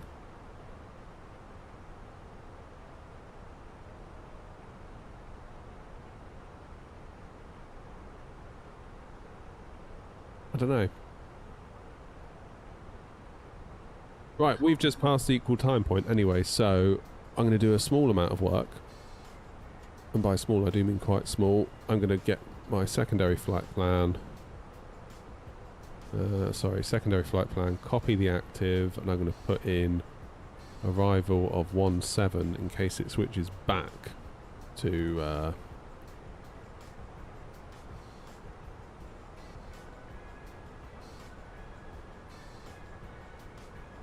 to 17, which it might do. I don't know for sure, but it might do. Let's have a little quick look. Yeah, there we go, look. So we're on the green line. So we're going to come out here, around and in. Secondary flight plan is we come up and around for 17. So we've got options for both.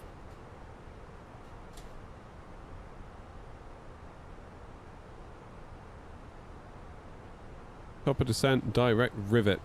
Yeah, I was thinking I'd probably do the same thing.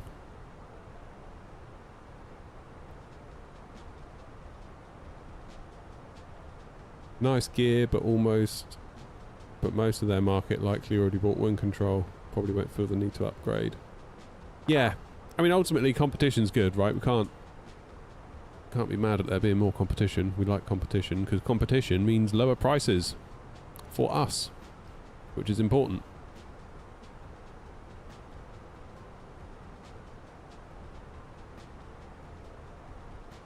We're now to speak French? No. Other than like hello and goodbye, but that really is the extent of it. Is it bad I don't do a secondary flight plan? I mean, I never used to.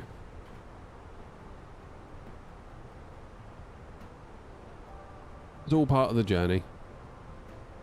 Learn a little bit more each time, and then it's not until you stop and look back you realise how much you have learned. Sort of drip feeding, if you know what I mean.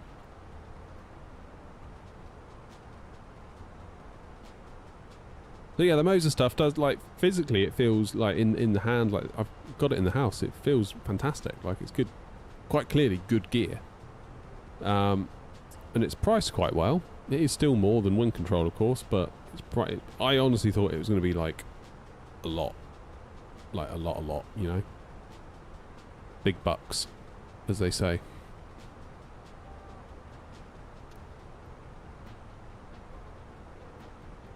But it was not.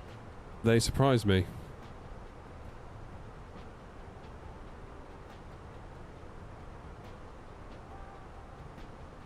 I mean, I suppose you could run Moser and WinCtrl side by side, but if you've already got the WinCtrl FCU, I don't know why you would necessarily swap it out. Unless you're actively unhappy with it. I don't know.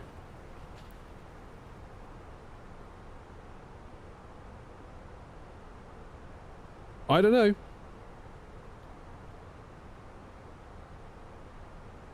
All right, YouTube's telling me to set a goal. Hang on. I better do what it says.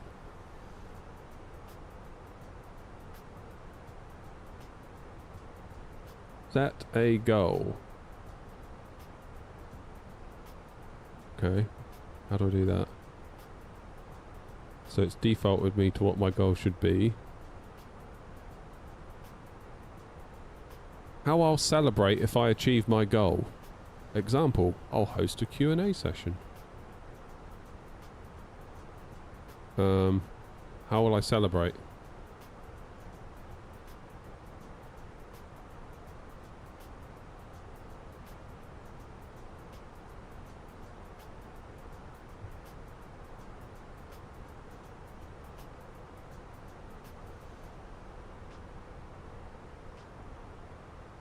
Not entirely sure how I'm going to celebrate if I hit my goal. Like, what can I realistically do?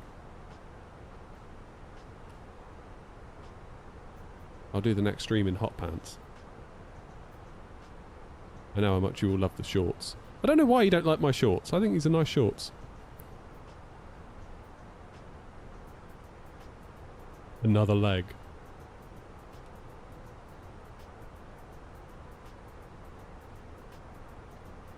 I've already committed to doing another leg though, that's the thing. I should have thought about that. I should have led with I'm doing Heathrow to Bergen and that's it.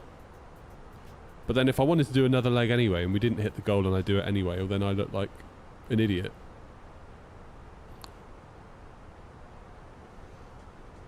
We don't want another leg if he's in shorts. Why don't you like my shorts? I love these shorts. These are great shorts. Get inspired with examples. Okay, what's it saying? Some examples could be, I'll stream again on Friday. Well, I can't stream on Friday. Hosting a community gaming night. Get 1 extra hour of live streaming when we reach the goal. I'll do a stream where we explore more indie games. I don't know what to put as a goal. And it won't let me start it without a goal.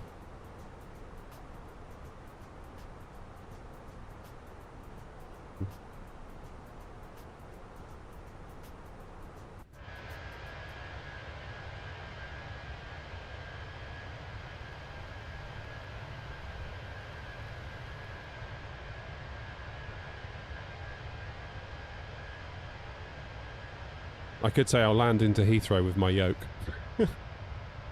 That's a goal.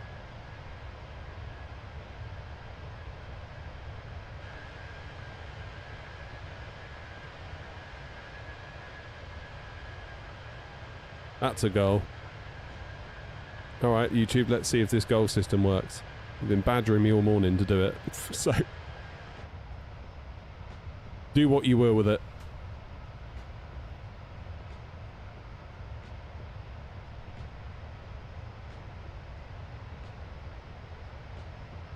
Do what you will.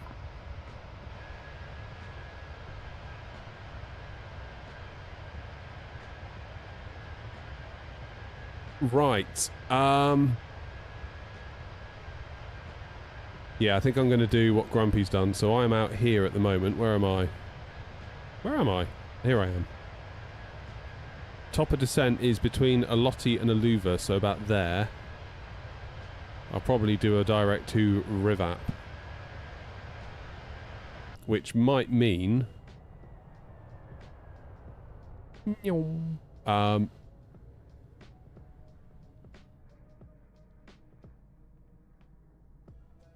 what's my call sign? My call sign is X-Ray November Oscar 88 Foxtrot.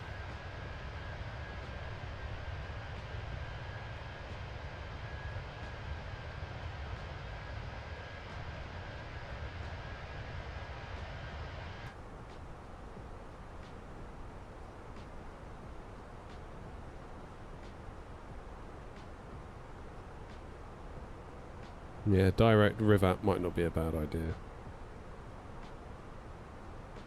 How long we got to a top of descent? 120 miles.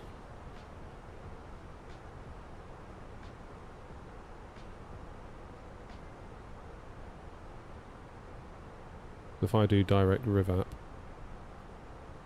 Bergen traffic, N88 Foxtrot. We are 67 miles out from a Lottie. We are going to go direct Rivap.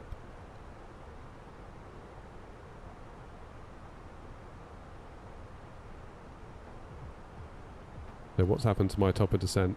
113 miles. Yeah, we've lost 10 miles. And if I go cost index 5...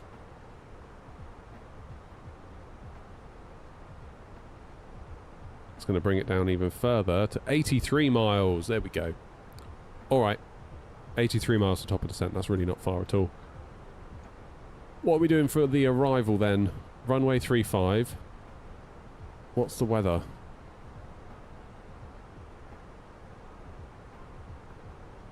Anything I haven't considered is landing weight.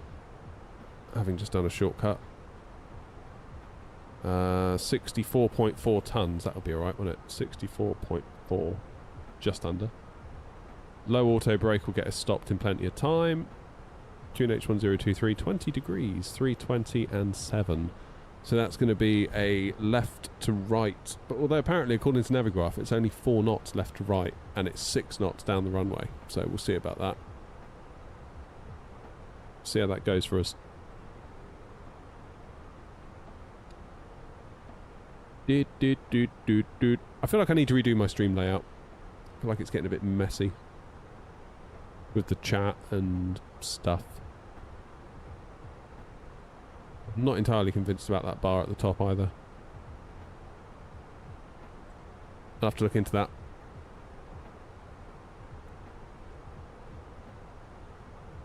Hopefully we can have a nice graceful descent down to Bergen, because I've gone cost index 5, which has slowed us up a bit. So what time are we getting in? We're getting in at 11:45. So if we can be out of Bergen by 12:30, back to Heathrow for 2-ish. Should work, shouldn't it? That's just right. That's just the right length of flight for a little return. Okay, so we've got London Control Central. Tower's now on at Heathrow, that's good. Some busy on the ground there as well, look. Goated. Love that call sign. Bit of tower at Gatwick as well, look. Whoa, what's going on at Gatwick? That's really busy. Look at them all. Where are they going? Zurich, Copenhagen, Zurich, Belfast. Flight plan yet. All going different places by the look of it, aren't they? Manchester, Bergen, Jaha.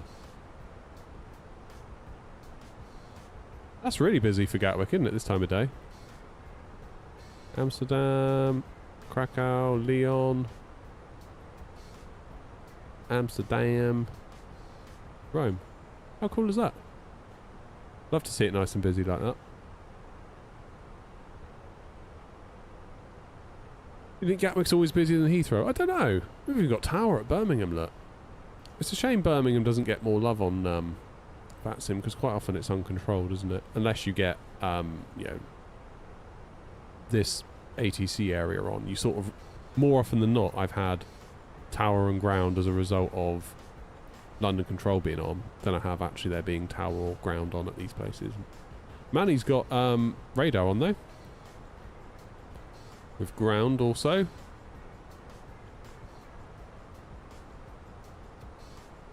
What about Eddie? Anything at Eddie? 0 at Eddie. At this time. One little plane. Off to Ibiza. Good luck to him.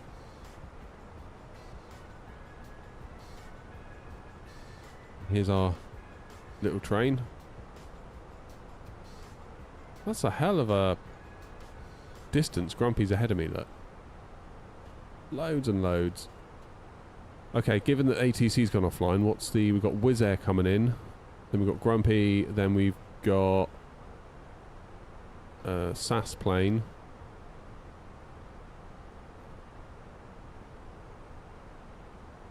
So hopefully I should slot in after SAS. Then it will be me. This should be fine. We should be all right just sticking to our plan here. Oh, there's Stavanger. Did I say that right? They've got Tower online as well. We should have gone there. Why don't we go there? Look at all those lakes. Amazing, isn't it?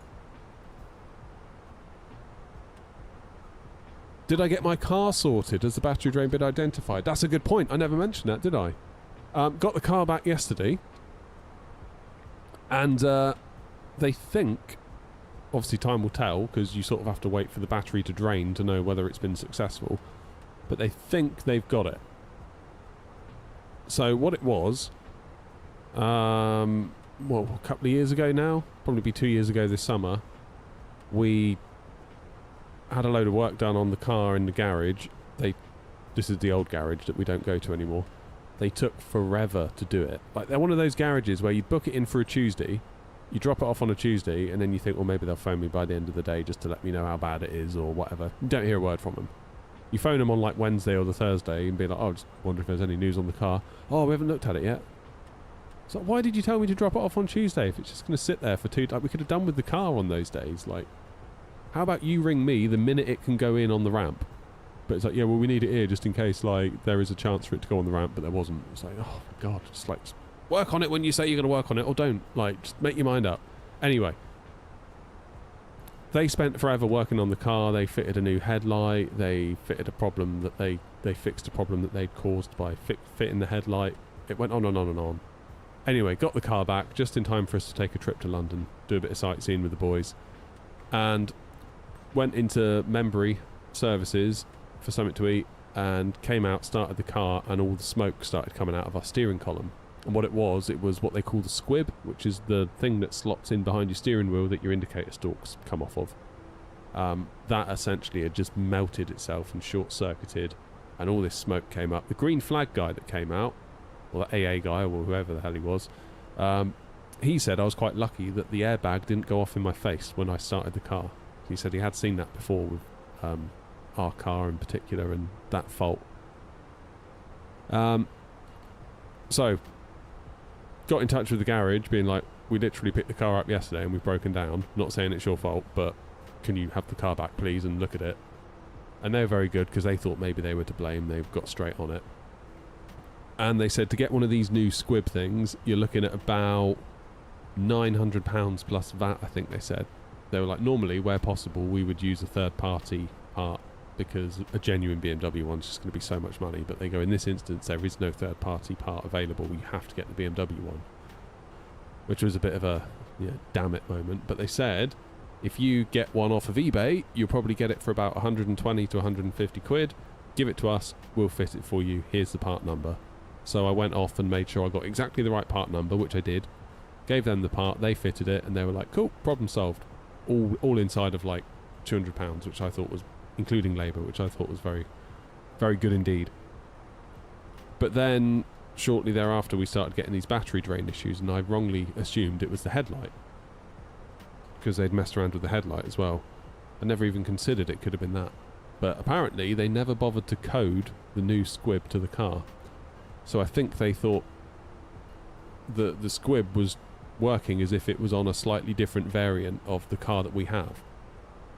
So therefore it was constantly pinging the car, being like, where are you? Where's the car I should be seeing? And our car's like, well, it ain't me.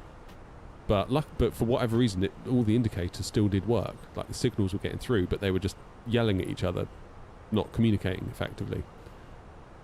And that was stopping the car from going to sleep. So yeah, the garage, they said, like, has anything gone on with your indicator stalks? Because we're seeing some weird things on that when we plug in our diagnostics. I was like, oh my God, yeah. And I totally forgot. I never even told them. I was like, I'm so sorry. I should have told you about that. Yeah, like, we broke down, and the other garage that we don't go to anymore, they fitted a second-hand part of eBay. They were like, yeah, they never coded it. They just popped it in, probably moved the indicator stalk, saw that it worked, and were like, done, and got rid of you. So, yeah, lovely. So they've now coded the indicator stalk thing, the squib. I think that's what they called it, the squib. I think I'm saying that right. Apparently sometimes it's also known as the clock spring.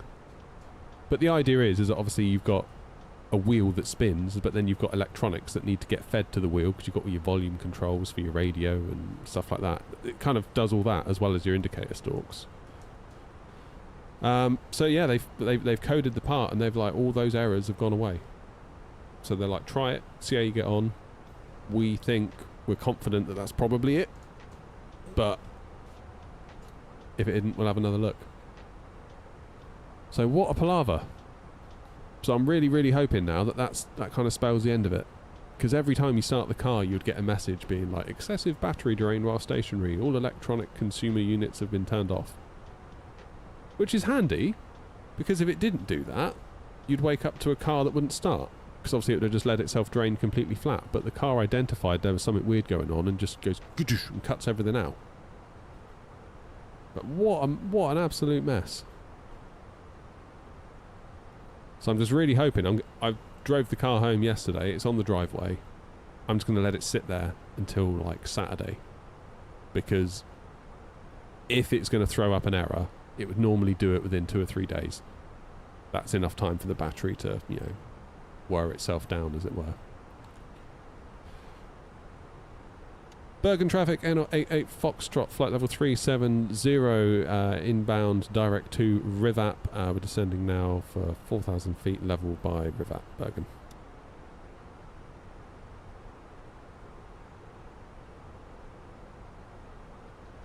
So yeah, I'm just hoping that kind of spells the end of it, to be honest. Because it's a nice car, like, you know, I don't really want it. It's not worth any money, not really. Like, I put it into We Buy Any Car and I was like, what? It's worth more than that? And turns out it's not.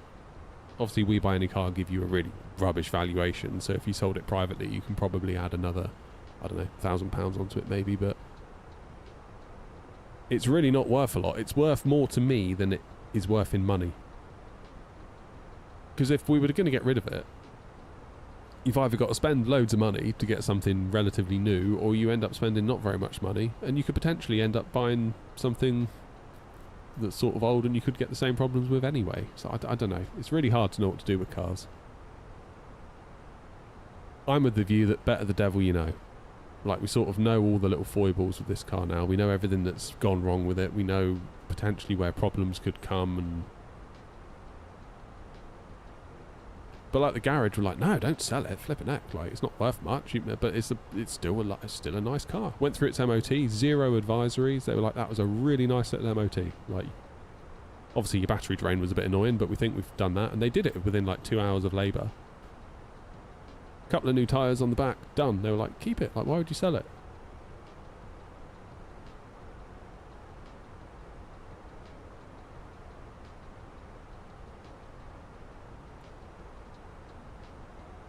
So yeah, we live in hope.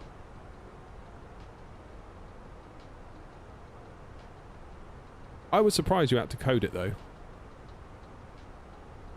I mean, it was very, very, very specific part number. It took me ages to find it. Like, there were loads of other ones that I could have bought that would have been wrong. Because, like, we've got the estate version with a windscreen wiper on the back. Like, there's all these, like, sub-variants of the part. So, like, I thought, owing to the fact that I've bought the exact one, that you wouldn't need to code it, but quite clearly you did.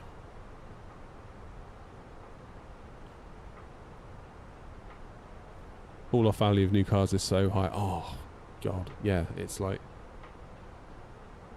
The thing is, I used to love cars. I always used to think of myself as, like, you know, that guy that wanted a nice car. And now I just could not care less, and I'm so happy about that. Like, makes life so much more cheaper. If it were left up to me, I'd get around in a 3-wheeled van, I think, but I don't think my wife would allow it.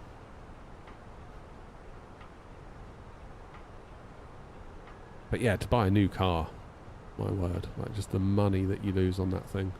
It's borderline philanthropy, isn't it, buying a new car? Because the amount of money that you lose on it, and then let the next person get what is essentially a car that is as good as new for way less money. It's remarkable, really. It is remarkable.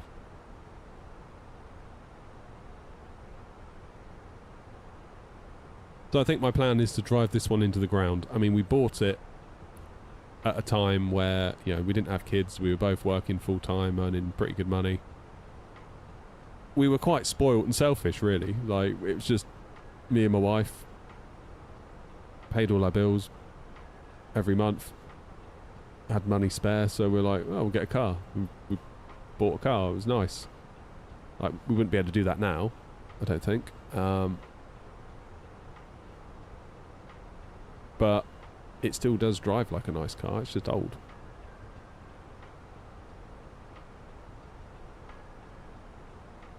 Dinks, they call it, isn't it?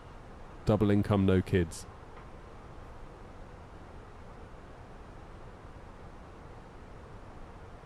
when you can crank up the old saving, or the ability to save.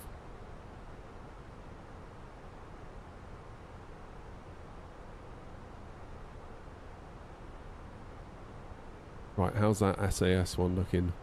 Good. Okay, you're going Glasgow.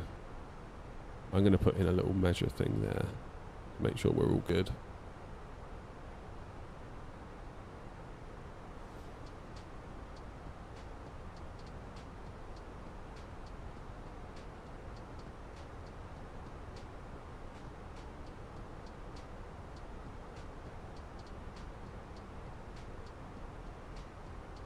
Yeah, I honestly don't know what I'd buy. If we had like a terrible result with the car, I don't know if like the gearbox went or the engine went in some way that it was just never going to be financially viable to repair it. I don't know what I would do. Like what? I wouldn't even know which brand to start looking at. Like where'd you go? Where'd you start? One thing we did look at was a Mitsubishi ASX, and they seem like they are incredible value, like crazy value. Now, you can't buy them new anymore because Mitsubishi stopped selling into the UK, so my one concern there would be perhaps that parts might become scarce at a certain point.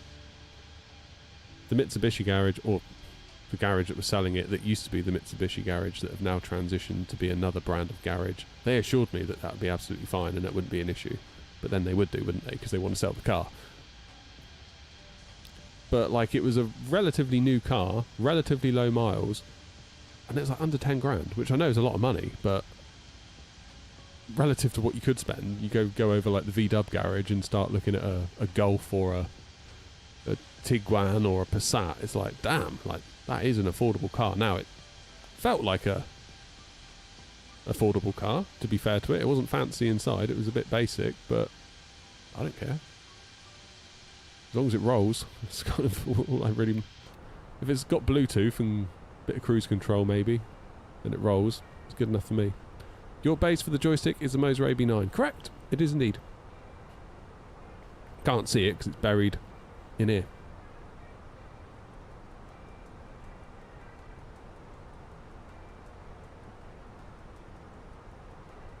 But it is very good Vexo. I like it a lot.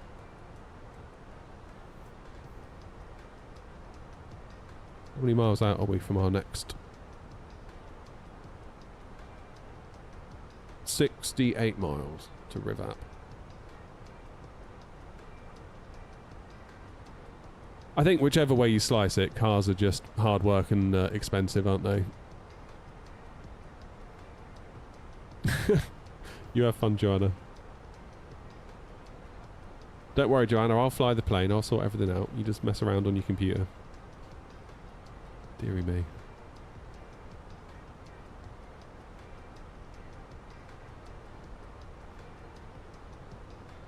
New cars made in Europe have all these attention surveillance things in them that shout at you for looking away from the road for 2 seconds. Do they really?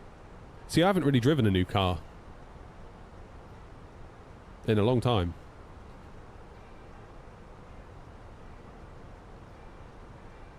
Plan to buy the AB9 base. It is a lovely base. We were saying the other day that there's nothing really more that I want from it. There's no thing where I think, oh, it would be better if it did this, or it would be better if it did that. Like, it's just... it's done.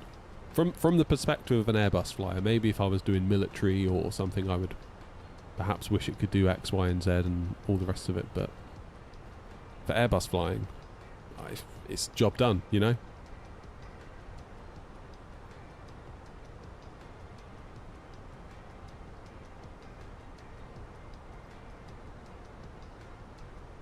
Does feel a bit invasive though, doesn't it, Mr. Mint, all that?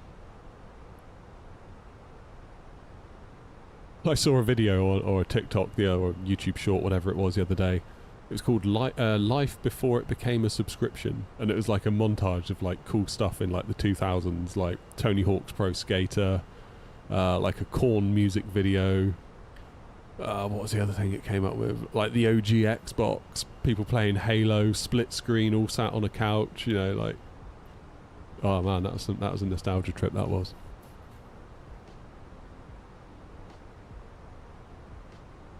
Proper nostalgia.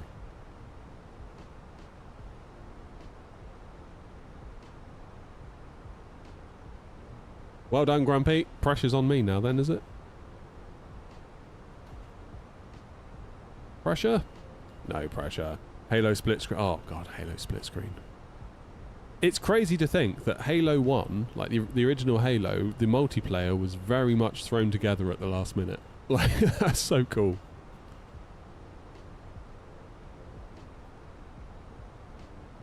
I'm playing through Halo Reach at the minute, Mr. Mint. I don't know if you ever played that a couple of nights ago.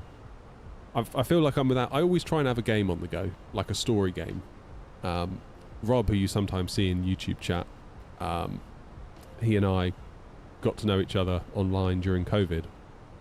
And I don't know how we got... I think it's probably through Twitter or something. We were both trying to find a GPU and we sort of bumped into each other on Twitter and started trying to help each other out finding a GPU. I got a 3070. Then, mere days later, he got a 3080 Founders Edition for only £49 more than I paid for my 3070.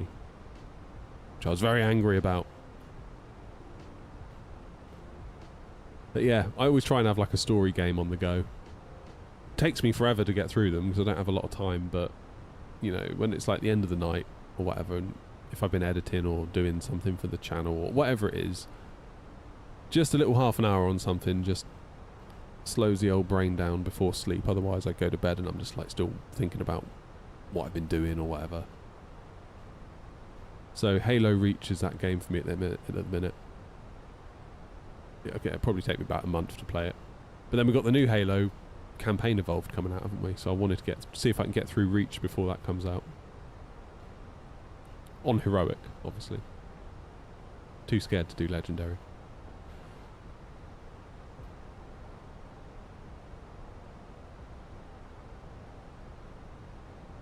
Ooh, excuse me, I got hiccups.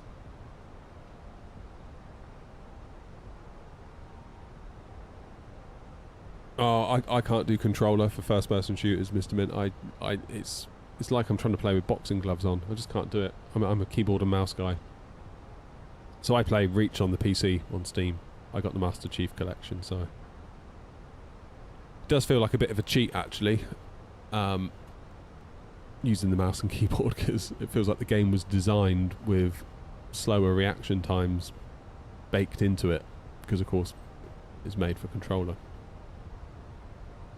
That being said, I could play God of War okay with the controller, but then that's more of a melee based game, isn't it? It's not like you're trying to be really precise by getting a headshot with a target. It's just like, you know, axe or whatever. They were good games as well. Those God of War games, I enjoyed them. They were excellent. There it is. You can see Norway. I never played that. I never had a Dreamcast either. I held out for the PS2, which was very hard to do as a kid that was always wanting the new shiny. Like this Dreamcast thing was like the forbidden fruit.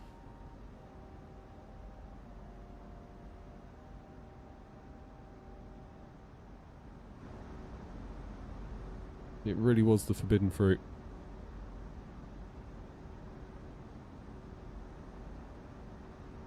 But I think holding out for the PS2 was the right choice. Ever played through Mass Effect?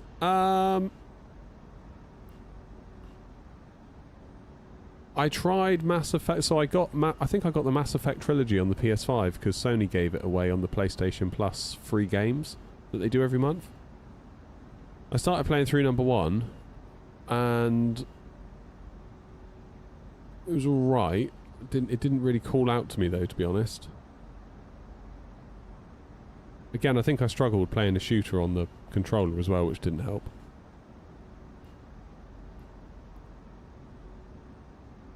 I think you can, Mr. Mint, yeah. I don't know how effective it is, or what potential gotchas there are, but I think you can. How old was the N64 joypad? Yeah, that's... Nintendo were never afraid to try something, were they? That's what I've always liked about Nintendo. They'll give it a go.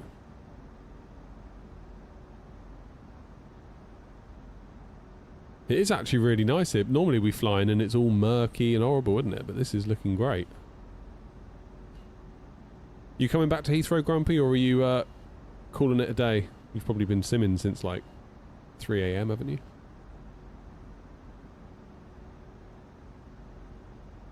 N64 controller's basically a weapon, yeah. That was a cool controller. I remember playing loads of GoldenEye multiplayer with that. Golden gun mode with my mates.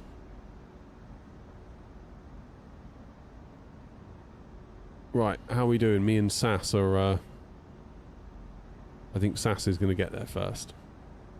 By quite a lot. What altitude are they at? 6,000? Yeah, I'm only at 10. Speaking of, let's get the passengers belted up. And we'll think about some landing lights. Simming since 6. Oh, yeah, let's get, yeah, we will be getting hot.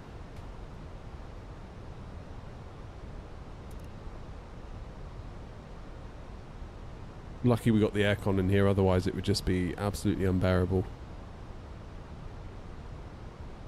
Mind you, it's only 23 outside at the minute, apparently, because it's cloudy, but it's due to climb to 27 shortly. 31, yeah, okay, get out of there, Grumpy, I would if I was you.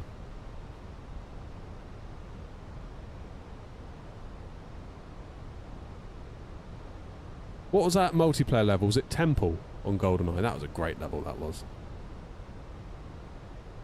Terrain level of detail, I think I've got 150, I think. Temple was a great level. And then Perfect Dark came out, didn't it? And it was advised for you to get like the memory expansion pack thing. Which I thought was pretty cool.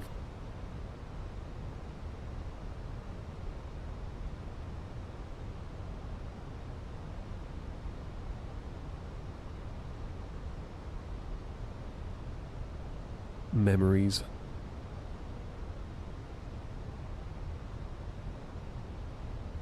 Right, we need to be 220 knots at Rivap.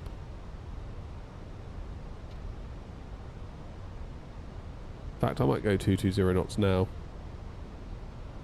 to keep out of Thingy Bob's way.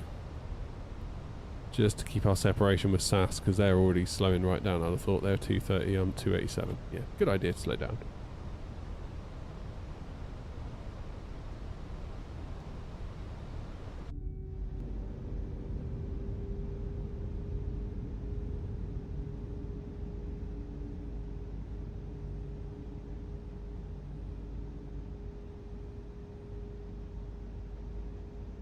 Okay, 2,500 in the window.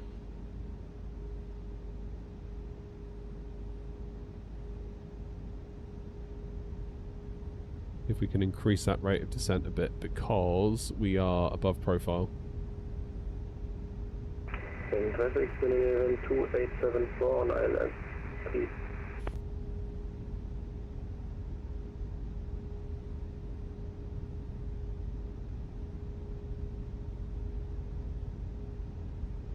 Local pressure 1023.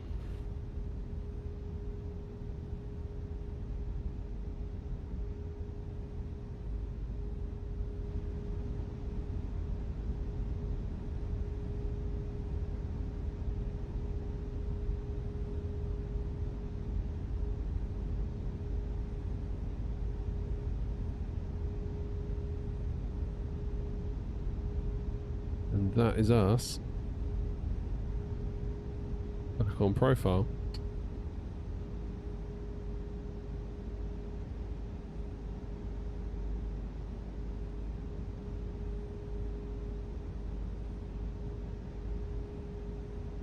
Bergen traffic, N88 Foxtrot. We are 6 miles out from Rivap for the ILS Whiskey 35. Current speed 220 knots.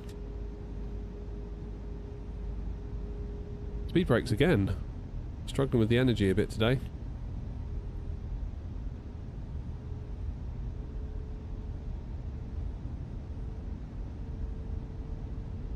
I think after Rivap I'm going to go straight to 180 knots. 2874, 4 miles off.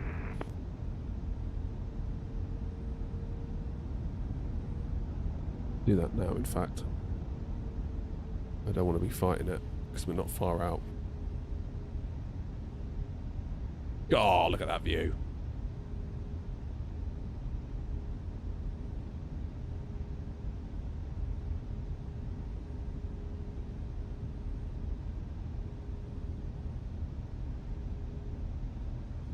Go flaps 2.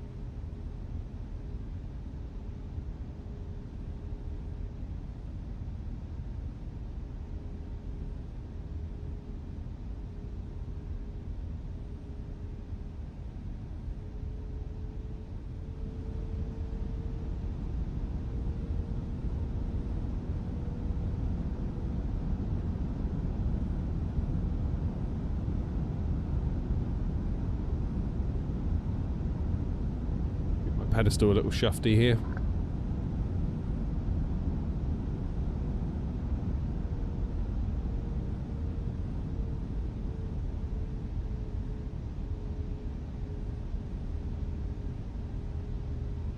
Cabin crew must now be seated for landing. Thank you.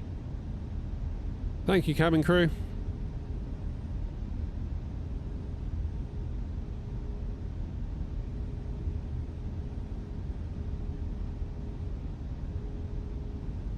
Yeah, 170 knots. Laps 3.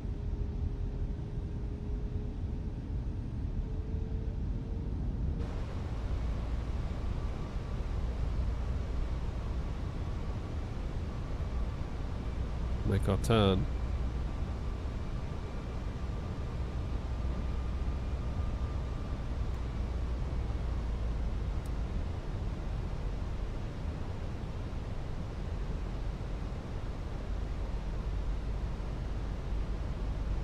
Oh, Bergen's lovely, isn't it? Absolutely cracking is Bergen.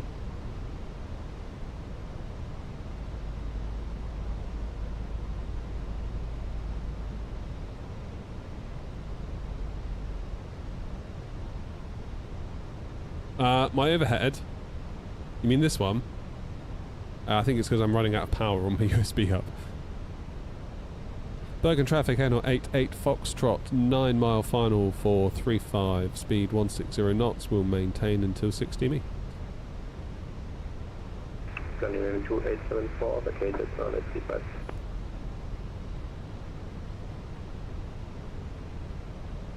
Oh yeah, the beacon light, sorry. I forgot you could see that.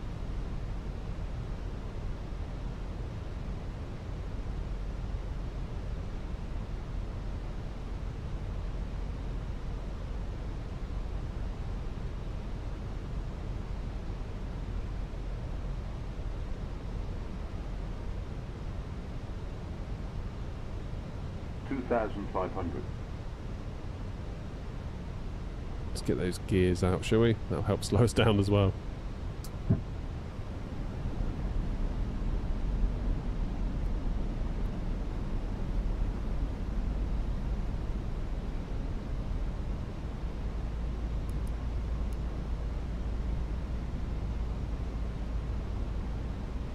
Okay. Go flaps full.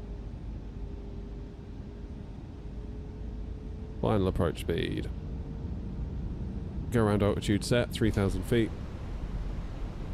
So, gear down, 3 greens, auto brake low, flaps full, speed brake armed, lights set, go around altitude set.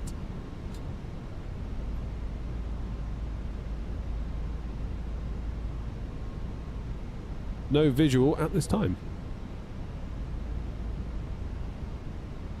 Now this is the end that's got a bump in it, isn't it? I do believe.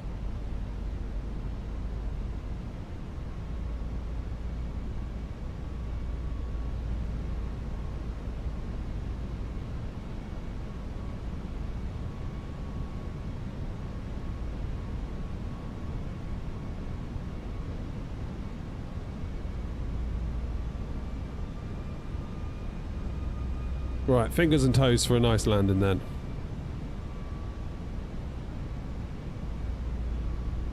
Joseph thinks we're going to get 1.28 G. Don't know about that, Joseph. I'll give it a go for you though.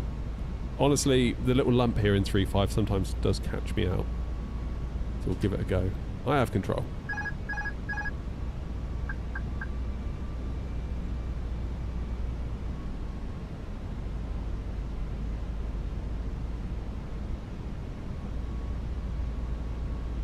Feels like we're quite high visually. Well, maybe not. Bergen traffic air 88 Foxtrot, short final 35.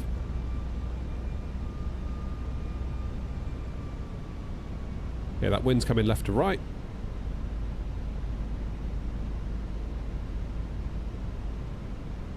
Beautiful day for it. 500. Almost got no excuses, which does alarm me somewhat, because we do like a good excuse on this channel. 100 above.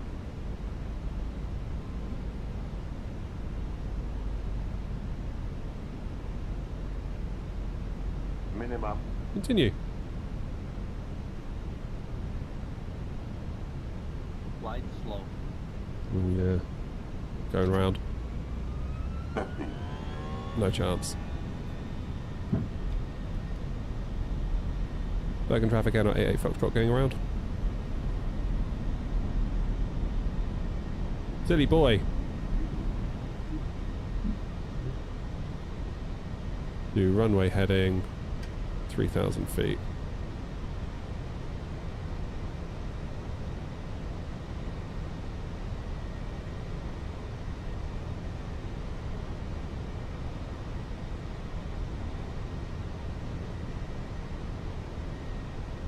At least you get some nice views of Bergen.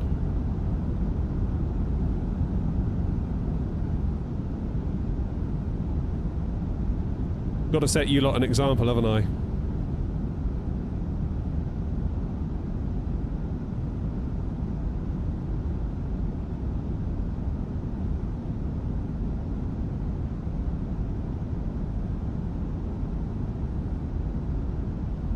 Now, where do we go from here? Are you going to... No, you're not. You're going Vilnius. 3,000 feet. I'm going to come out around, I think. So we'll do left 170.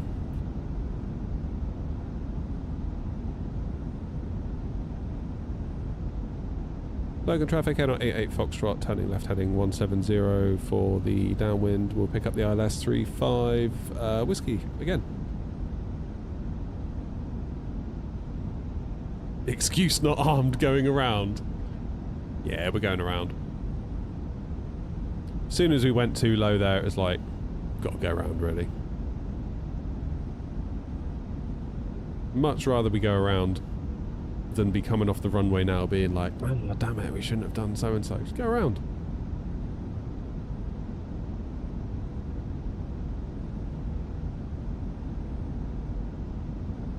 You can always go around. Quite right too.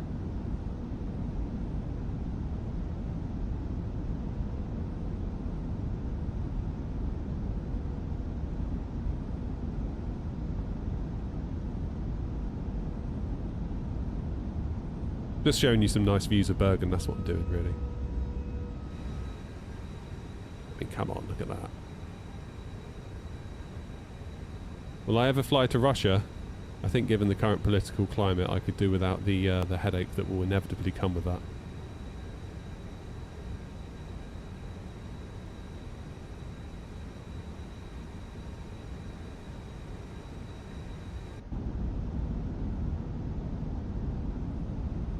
Right, there's the airport.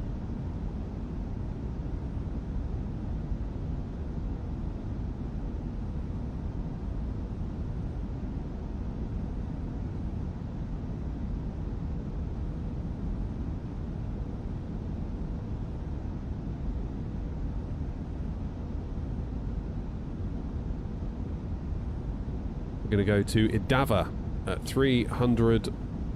3,000 feet, 200 knots.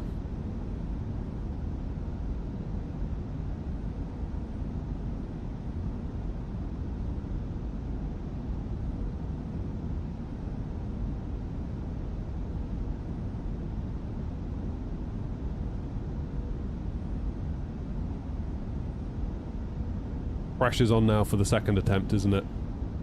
Thing is, we were looking pretty good until I started dipping below.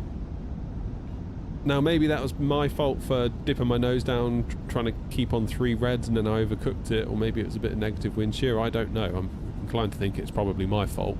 I don't think it was wind shear or anything like that.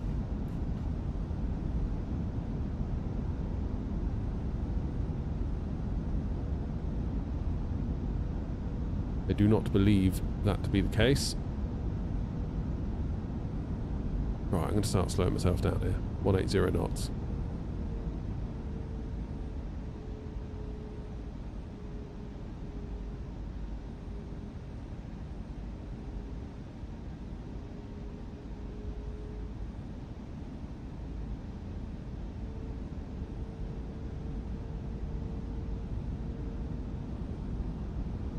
Got a little plan here.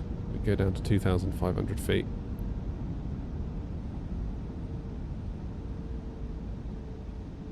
Then we can whip round to Foxtrot, Foxtrot 35 Whiskey. We'll have another go. Oh, thank you, Grumpy, for answering my question. Yeah, what Grumpy said.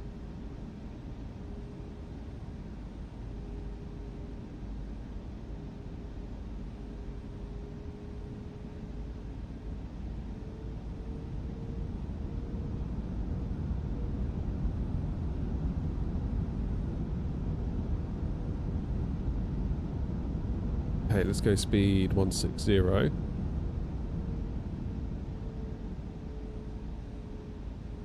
a minute, we'll do a direct to Foxtrot, Foxtrot 35 Whiskey.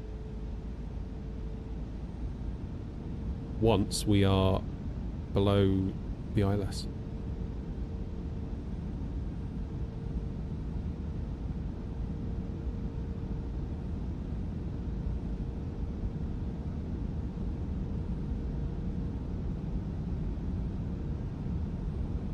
I'll wait until we're about 1 tick below it, which would be about now.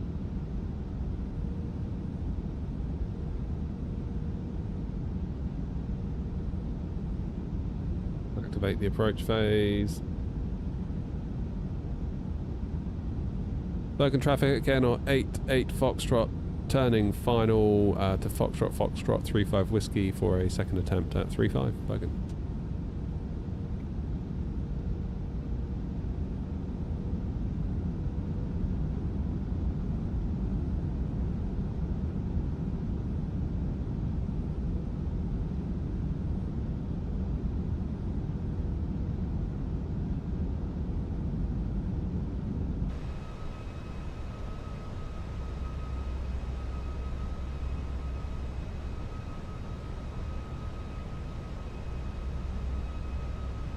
Haven't had a go around in a while, have we? I mean, we've had situations that maybe should have been a go around, but we haven't had a go around actual in a while.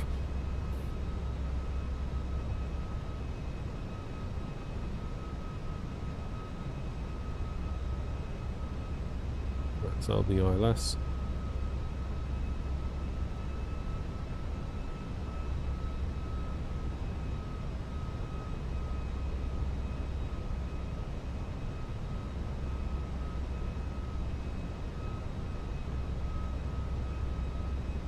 Oh look, Alex is off to Eddie.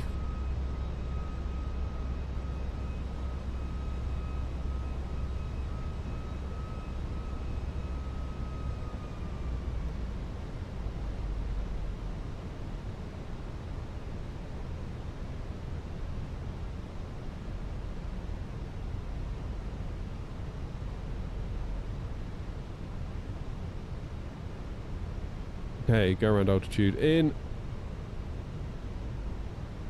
Get that gear down again, shall we? Bergen traffic, Air Knot 88 Foxtrot established on the ILS 35. Again, 7 miles to run, Bergen traffic.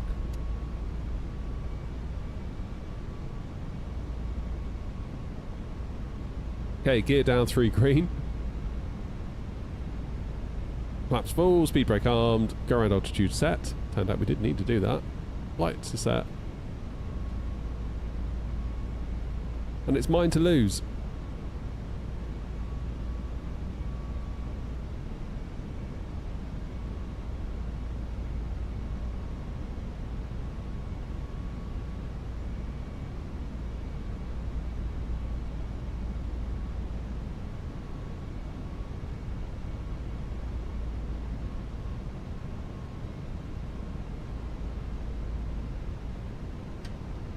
Come on then.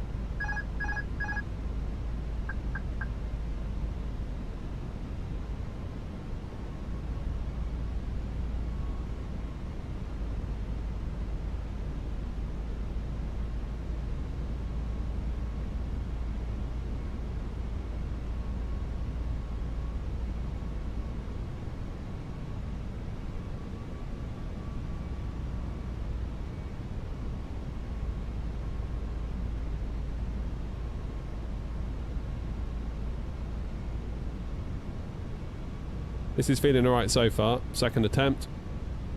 We're feeling okay.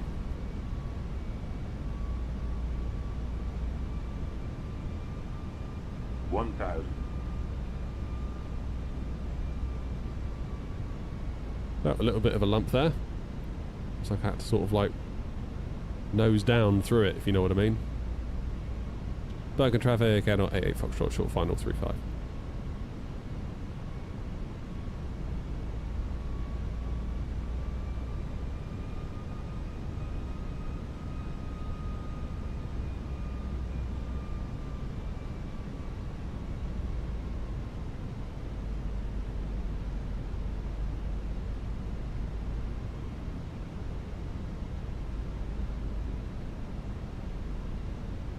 $500.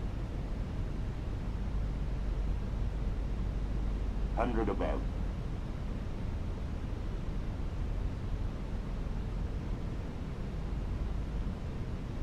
Minimum. Continue. Not again. 100. Looking better. 50. 40. 30. 20. Retard. 5. We're down. No idea what the landing rate's going to be on that. Potentially not great.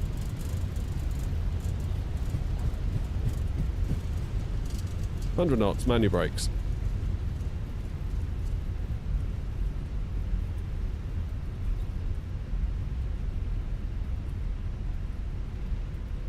Oh, we'll wait and see on that one, shall we? Okay, tiller.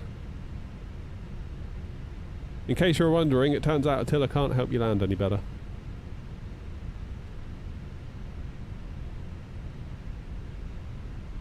That was a tough day out in Bergen, that. The Bergen Bruiser.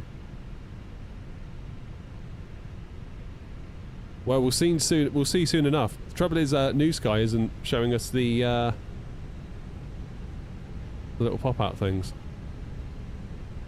Bergen traffic Air 88 Foxtrot runway 35 vacated.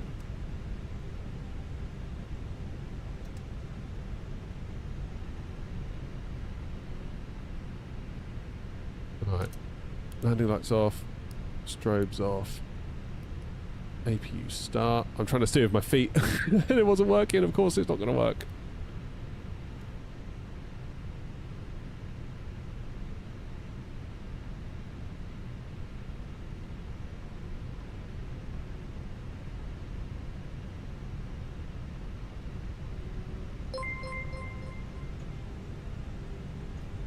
Thank you, Kerry. Right, where am I going to taxi to?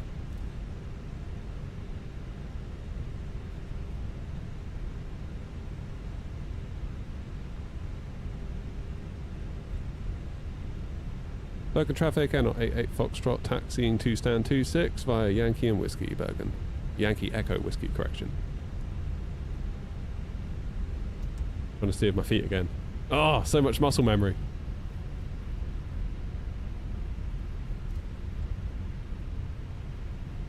It feels like you got quite a lot of control, Bobby. Like, you can just move it a little bit and do nice little fine movements. It is quite impressive. Right, GSX. 26. No.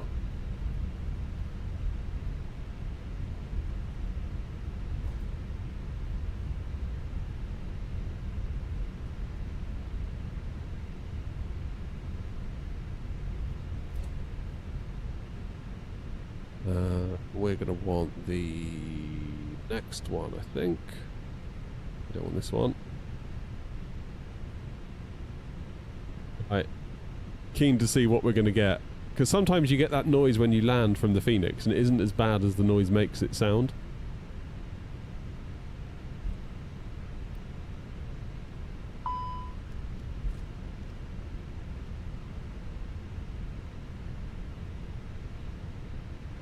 We're going in here. Look at that lovely aeronaut plane.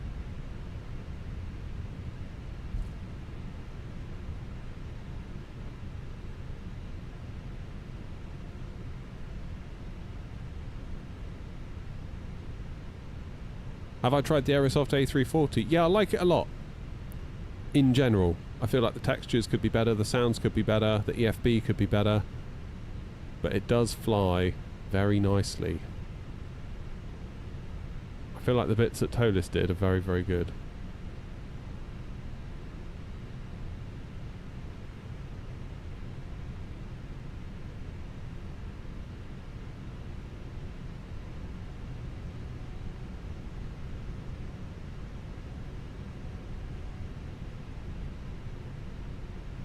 Alright, Logan.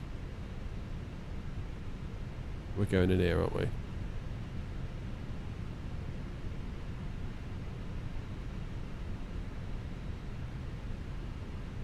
And we will do so with our tiller.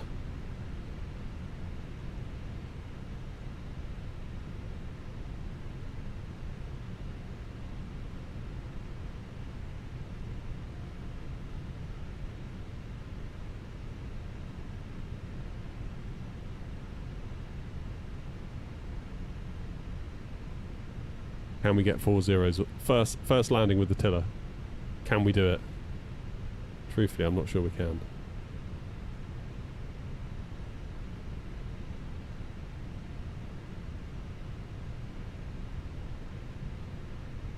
Come on.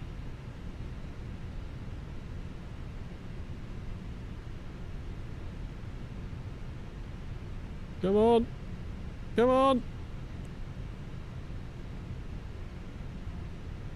Yes! Oh no! You kidding me? Oh, we tried so hard for that as well. Never mind. Never mind. Okay. APU's ready. We can now shut down the engines.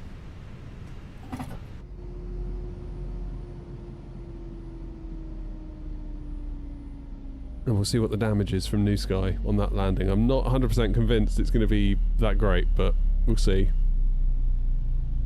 Cabin crew disarm doors. Everyone ready?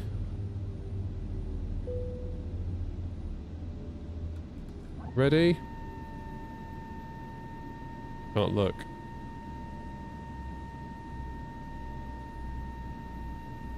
Average touchdown. 1.47 G, 400 feet per minute. Are you serious? Oh my god. Yeah, that's not good, is it? And we got a 5 call out as well. Oof.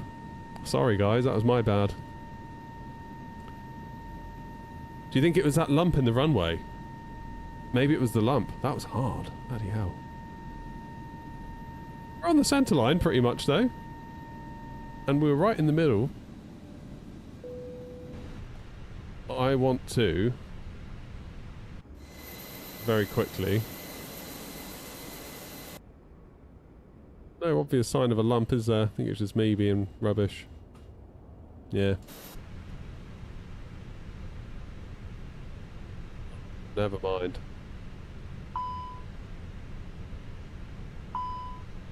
What's my speed brake lever doing? Why are you popping up and down?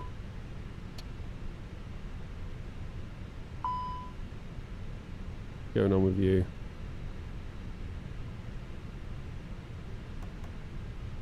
Yeah. Stay still. Why are you flickering? You haven't broken again, have you? You bloody have, I bet, haven't you?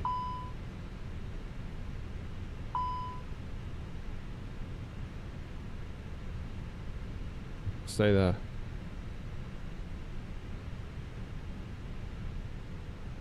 Okay, passengers are walking in the air.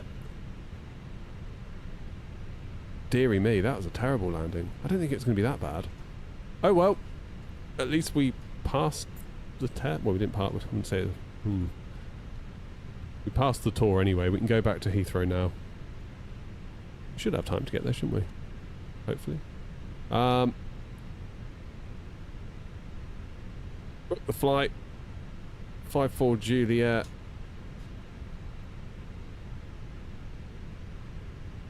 $320 we want with sharks.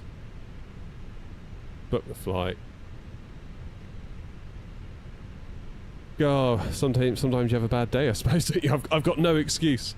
I've got no excuse. I was struggling a bit. Again, I felt like I was going low again on that last little bit. I don't know why that was.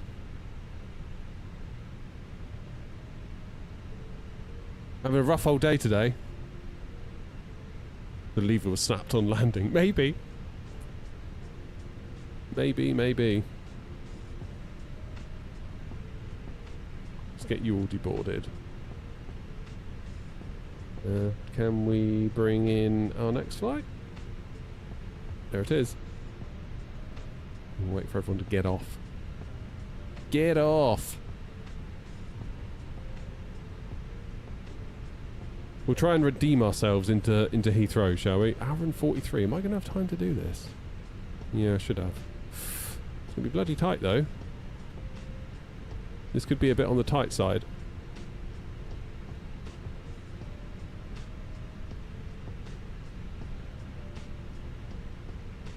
This could be a tight one.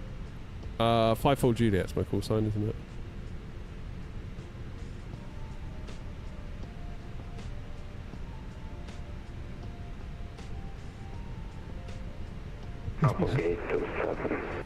Grumpy, be quiet.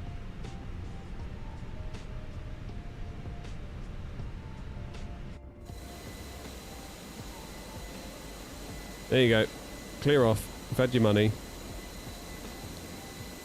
Even had extra time in the plane.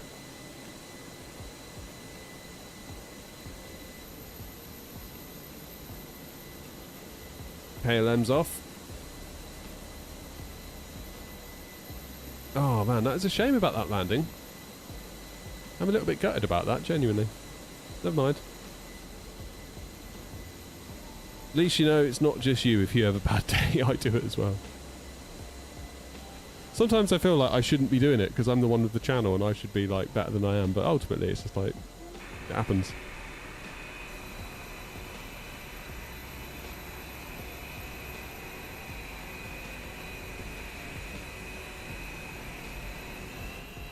Maybe I need to fly a little bit differently with the IAE engines. Because I normally fly CFMs, don't I? Maybe there's a difference there, perhaps? Only thing I will say, looking back on it, is that I feel like I pulled the throttles to idle quicker than I otherwise would have normally. I think that's probably what got me. And then you sort of go down with a bit of a thump then, don't you?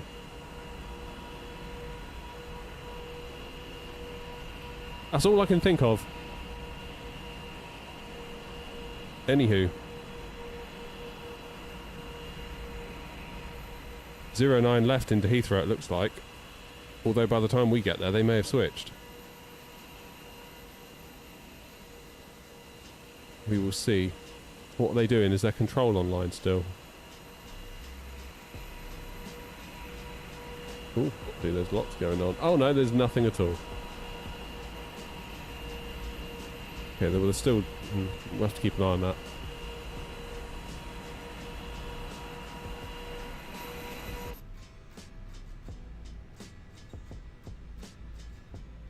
There's some feet. Right, we want the last few to get lost. Come on. 61 of you to go. What I'm going to do, I'm going to start the plane reloading.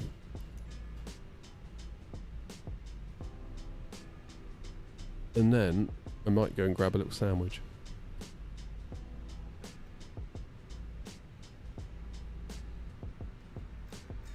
Okay, let's take external power. Turn off the APU for a minute. Oops.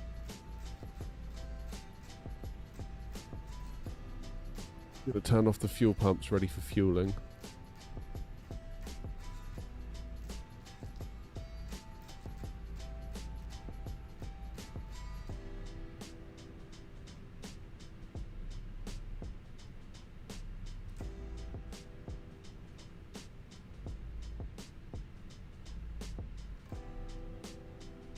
Almost done. Oh, I've got to redeem myself into Heathrow. I really have. Starting to feel the pressure. It's weird how it gets in your head. It's weird how it gets in your head, because after like a couple of bad ones, you start thinking like, oh god, can I even do a good one again? It can definitely get in your head.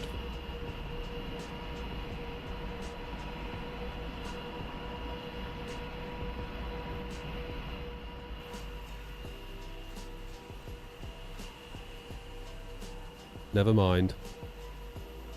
We won't get sad, will we?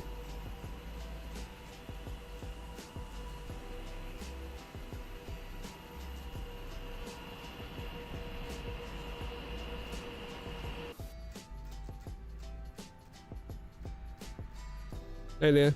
Bergen traffic, to my taxi in holding point Alpha 9 at runway 35 where Aviation. Come on, last 10. Get out. Out! Cheers, Leah.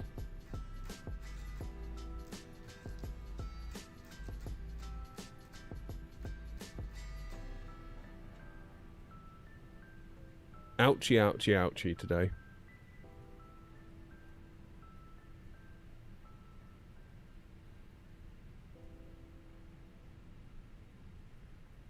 Come on. 2 left. Out you go. 1 left. I've got to get back to Heathrow and I haven't got a huge amount of time to do it.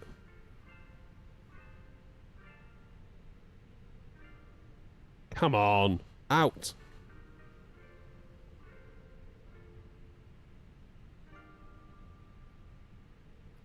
What's GSX saying?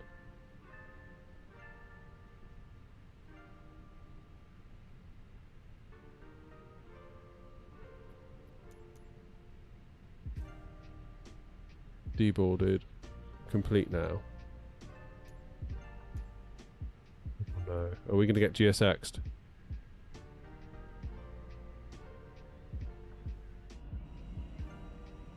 Got an horrible feeling we might. Shut up, Grumpy. Deboarding completed. Good.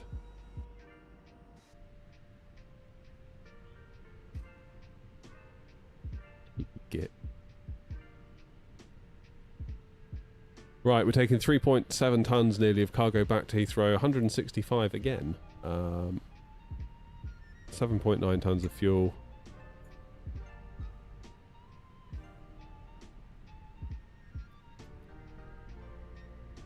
Fuel truck's on the way. If I do request boarding, is that going to knacker things up or no?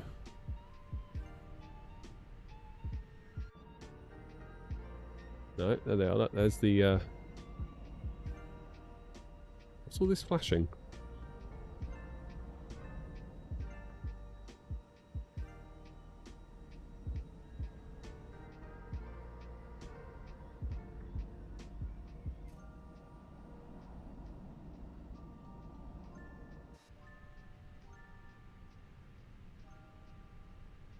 Come on, passengers. I presumably we're going to see them walk through thin air, aren't we? Bergen traffic, NR 441 Quebec, pushing back.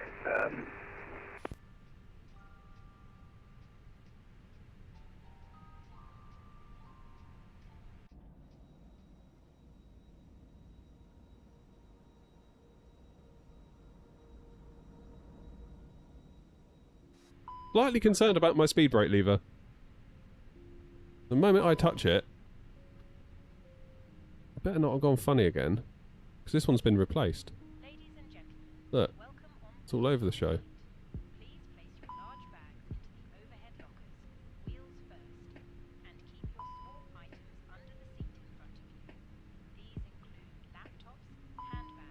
Bergen traffic, LM24 Mike, line up in the parking runway 35.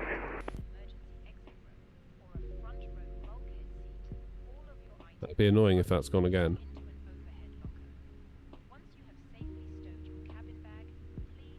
Right, mate. He's loving it. He loved that landing. He thought that's perfect.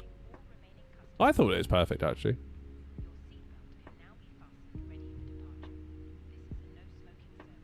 Recalibrate it in SimApp Pro. I had the same thing. Really? Here they come, look. Lovely. Right, now we know that passengers are on the way and fuel is hopefully going in.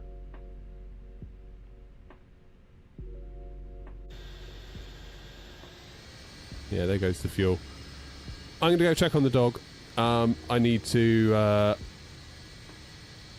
sort him out because he's getting old and crotchety. And might even get myself a spot of lunch.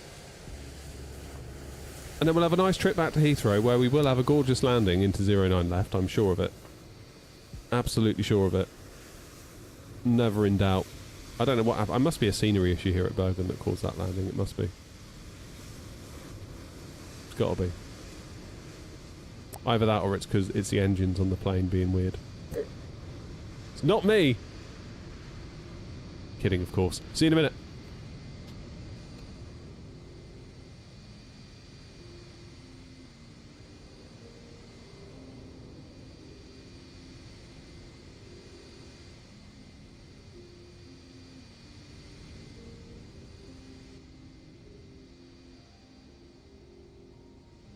Bergen traffic, KLM 24 Mike, airborne, runway 35, passing 1800, following 64 the auto departure, final call for Bergen traffic.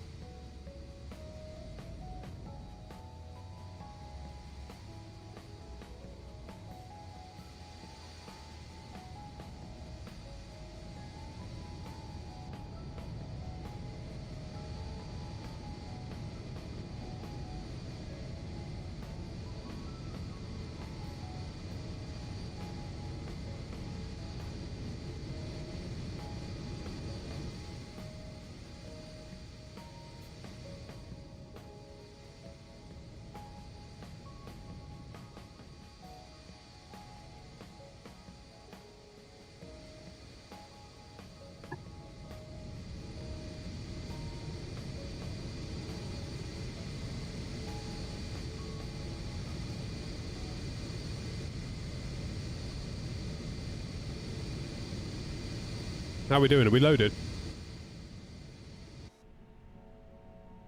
Nearly. Cargo's in. Fuel's nearly in. Passengers are nearly in. That's good. It gives us some time to sort the plane out real quick. Because after that landing, trust me, it needs sorting out. Okay, AOC menu, floating it. Hello, Stu. Stu, you're in the wrong chat. I wasn't used to seeing you over there. Right, EMBR to Heathrow, alternate of Manny. Be for Grumpy to empty his toilets again.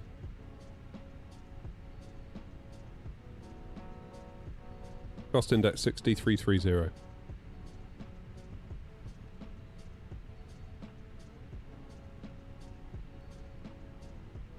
What's my call sign? 54 Juliet.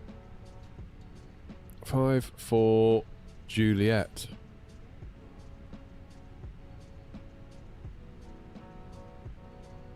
Just clearing off the scratch pad. I didn't Aviation Spotter, no, although chat seemed to think that I did. I think, once again, chat's proving themselves to be deluded. It was a good landing, I thought. New Sky's obviously bugged, because they thought it was hard as well.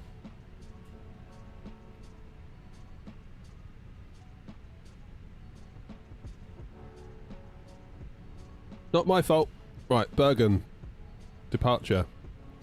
3-5. Huxil 4 Delta. Insert that. Heathrow, we are expecting... Well, I think it's going to change by the time we get there, to be honest with you. 09 left for the minute. And it's Balmy 1 Hotel. And we'll go via Lambourne.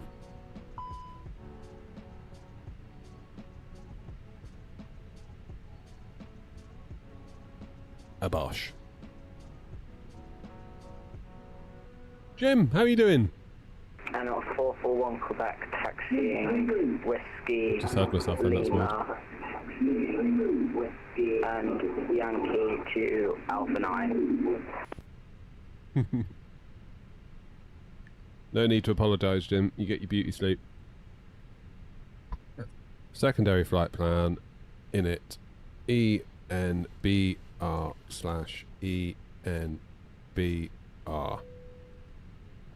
That sounds to me like we're loaded.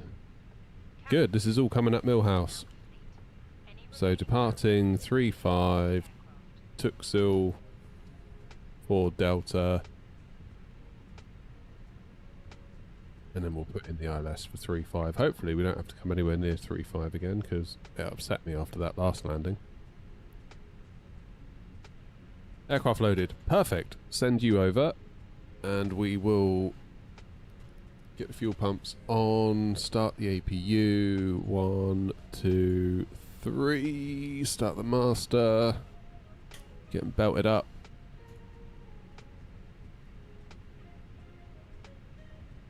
Just on flaps 2 again. Strikes me as weird, that.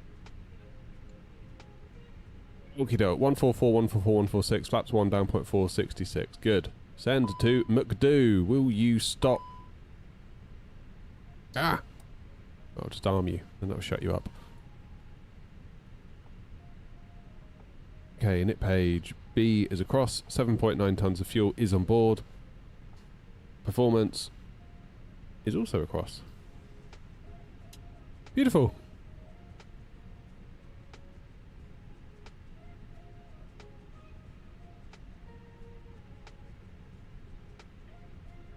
I did hear about them. Yeah, you had a plane stuck on what was it, 08 left? Was that right, Jim? I don't know if I got the whole story quite right.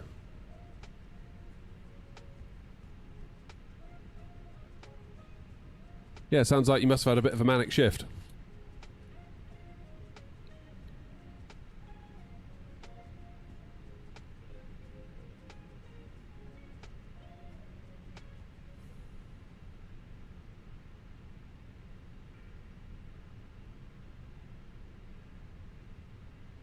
Oliver, how you doing?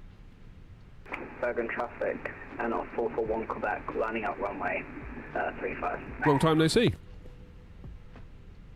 Right, I think I'm good to go. Let's get the beacon on. How's things, Oliver?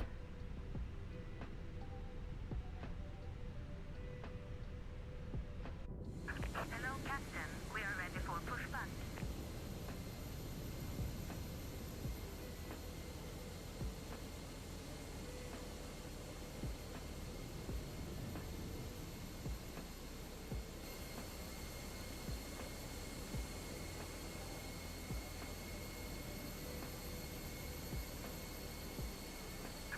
Departure checks completed. Bypass pin inserted.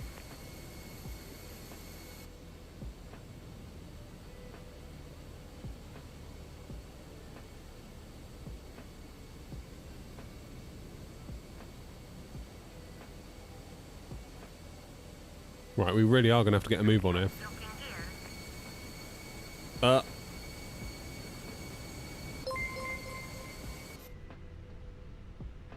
Jonas, thank you for following. Thank you so much.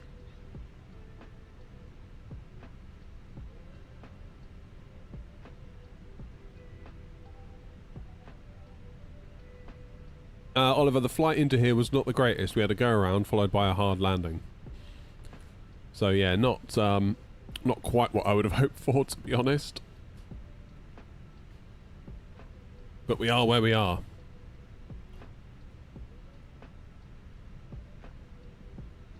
I want to go nose, right, tail left, don't I?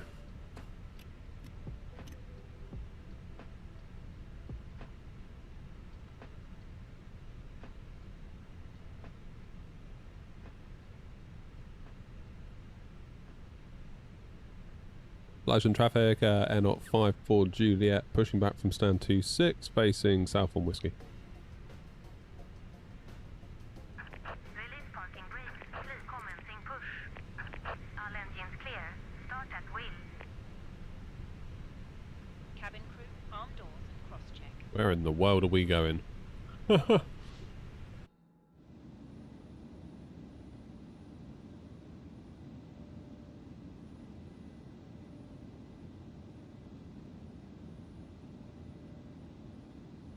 Start the engines!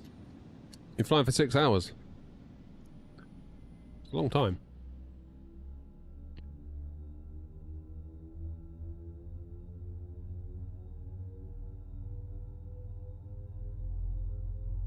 Ladies and gentlemen, please observe the cabin crew member closest to you as we are about to demonstrate the safety features of our Airbus A320 aircraft.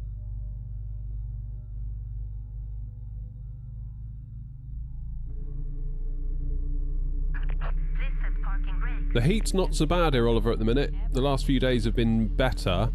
The weekend was pretty hot, like it went up to 30 something, like 30, low 30s. The safety card found in your seat pocket. Sort of feels like I'm getting a bit used to it. About exit routes, oxygen masks, life jackets, and the brace Which is a weird thing to say. which you must adopt if you hear brace, brace. There are 8 emergency exits. The cabin crew are now pointing out. I think there was a thought that maybe it would die off sort of about now, but it hasn't. It's just set to continue. Guide you to an exit. In an emergency, leave all baggage on board. Your seatbelt is fastened, adjusted, and released as shown. It must be fastened whenever the seatbelt signs are on, and we recommend that you keep it fastened. Trouble is, once our houses heat up, they're not designed to let the heat out, really. Drop from above you. Because the thought was is keep them warm in the winter, but Put the mask. Tow truck disconnected. Bypass pin removed. Hold the mask in place. what am I doing for trim? Down 0.4. Clear. Right as clear. Put on your own mask before helping others. If we land on water, take a life jacket from under your seat. Remove from the pouch and put it over your head. Pass the tapes around your waist and click together. Pull the strap to adjust. Do not Bye. take the life jacket inside the aircraft. When outside, inflate it by pulling the Flights of traffic, Air 054 Juliet, taxiing to holding point Alpha 9, runway 35 via Whiskey and Yankee. for attracting attention. The cabin crew can assist you with life jackets for children. Your tray table must Okay, that's both engines ready to roll. press down, window blinds open, and seatbelt fastened. Further information regarding your safety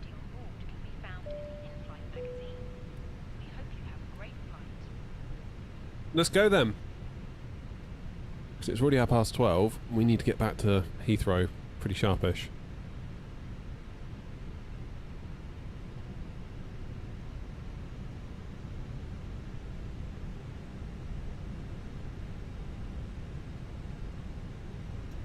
Would you recommend I watch the bit I missed this morning later? Depends if you like hard landings, Jim, and go-arounds. If that's your thing, then fill your boots.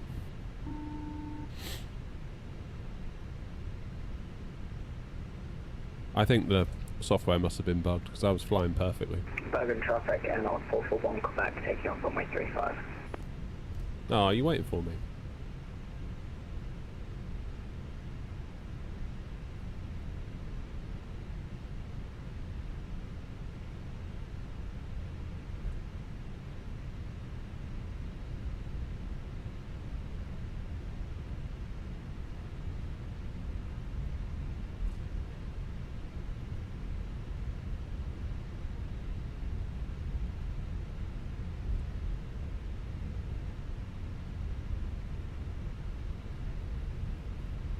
Tiller's feeling good though.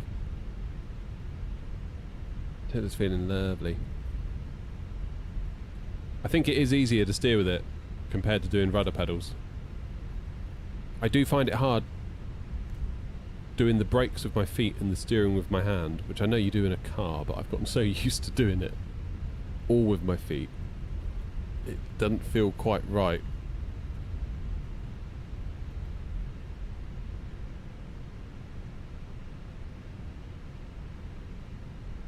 What I'll do is I'll land so well at Heathrow, I'll prove to you that it was a bug here, that it couldn't possibly have been me.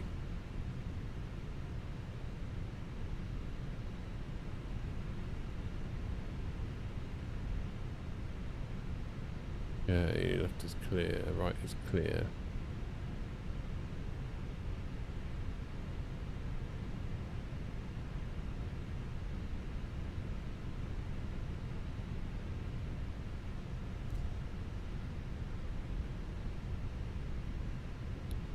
I do wonder how the landing would have turned out now had I just committed to that first initial landing rather than going around.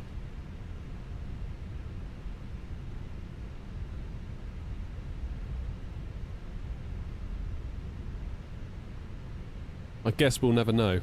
Brake test.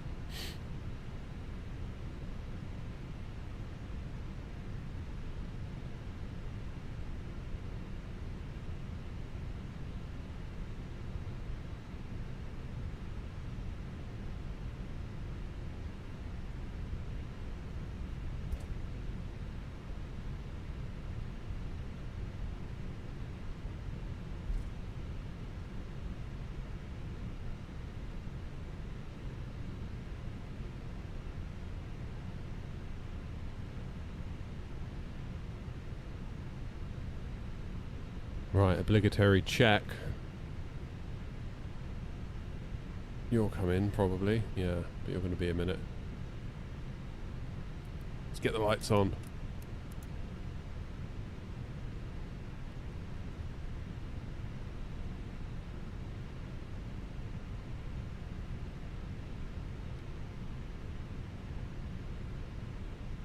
Bergen traffic, Air Knot 454 Juliet, lining up, taking off runway 35, Tuxil 4 Delta departure, Bergen.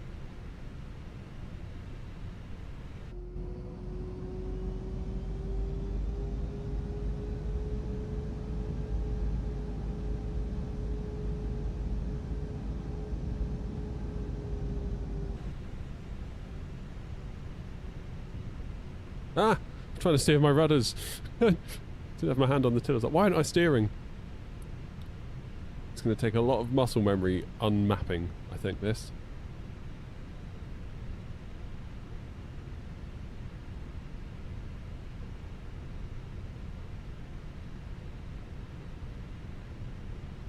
It's starting to feel a bit hay fevery in here. I feel like a load of pollen's being blown into the shed somehow.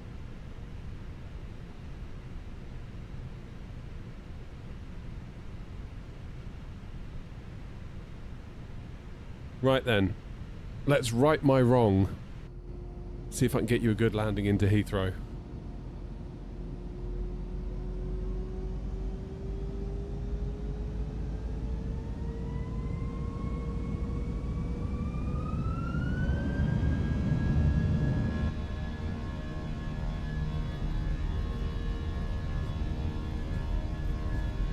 Okay, Manflex 66, SRS green, runway green, auto thrust blue. Speed is very much alive.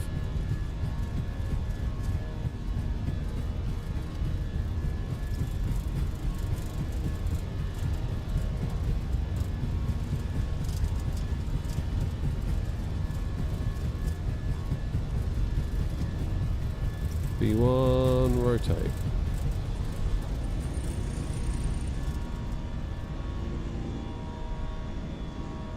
Positive climb. Gear up. Flash on traffic, Skyline 60 Yankee, taxiing to 1 point, runway 35, flash on traffic.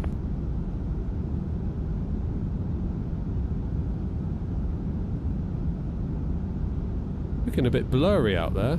Yeah, look. Oh no.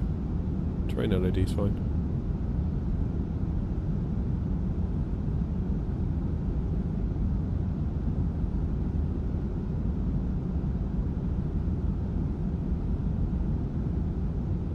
Levers climb. Dip the nose.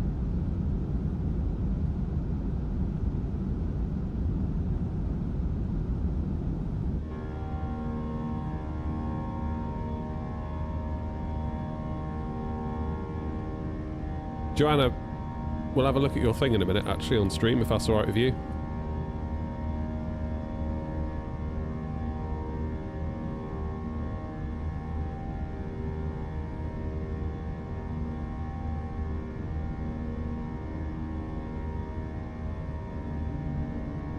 Flaps away. Do my chair arms ever interfere with the wind control drop down mounts? No. No, they're alright. I can sort of move them. They're like these, I don't know what I think they call them, like 4D. It's a very marketing-y term, but they go up, they go down, they go side to side, they go forward and back, and they twist. So you can generally get them where you want, pretty much. As a rule.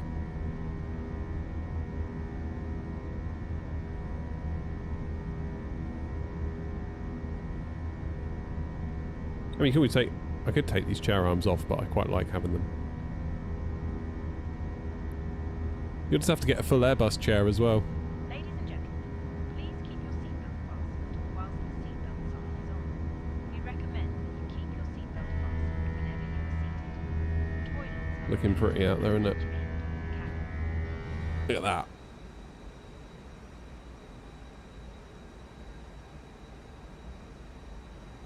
Commence our in-flight service, offering you the chance to choose from our fresh selection available today.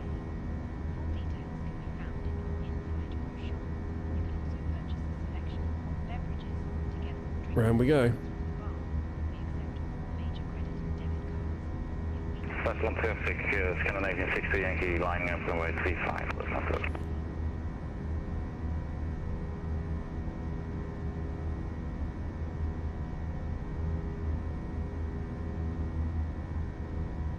Right, as it stands right now, it thinks we're going to be back into Heathrow for 2:20. Which I'm hoping... Let's go standard pressure. Which I'm hoping will be alright.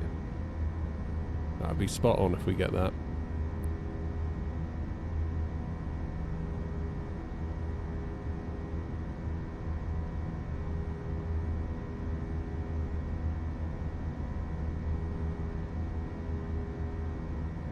Give me 2 seconds, Irish. Let me finish this turn, and we will talk about what you're talking about, because that's quite interesting.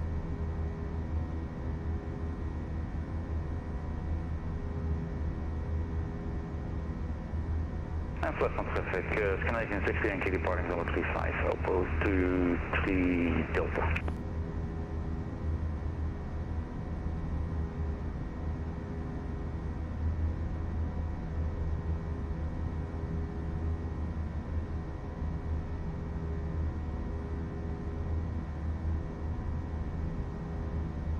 Make this little turn here, and we'll get the autopilot on. No point making it hard for ourselves, is that?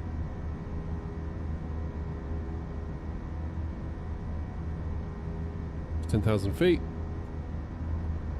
Get the lights off.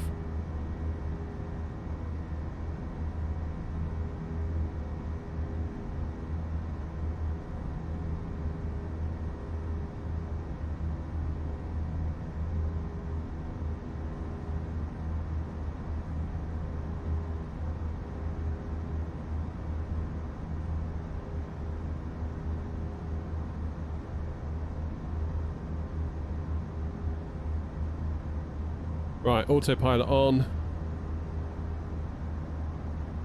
Just let those wings level a minute. Passengers out. Right, so Irish Wheels in chat's made a good point. Very good point. Talking about doing an Airbus setup. Obviously worried about your chair arms, and yeah, mine aren't ideal, but they are. It's doable. Can you fit everything on the drop down, like radio, TCAS, throttles, RMP, AGP, MCDU?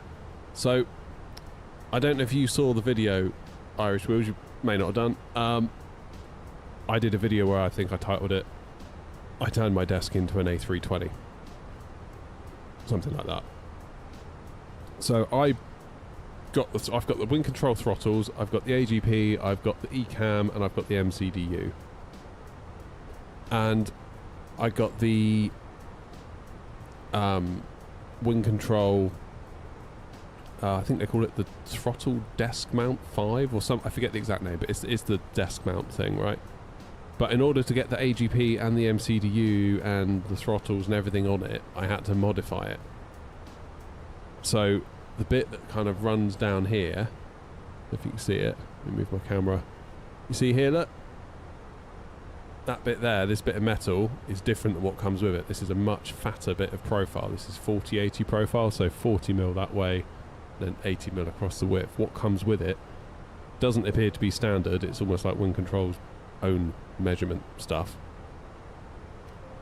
So I've got 40-80 that goes from top down to bottom, and then off of it I've screwed in a bit of 40-40, which comes off sort of like that.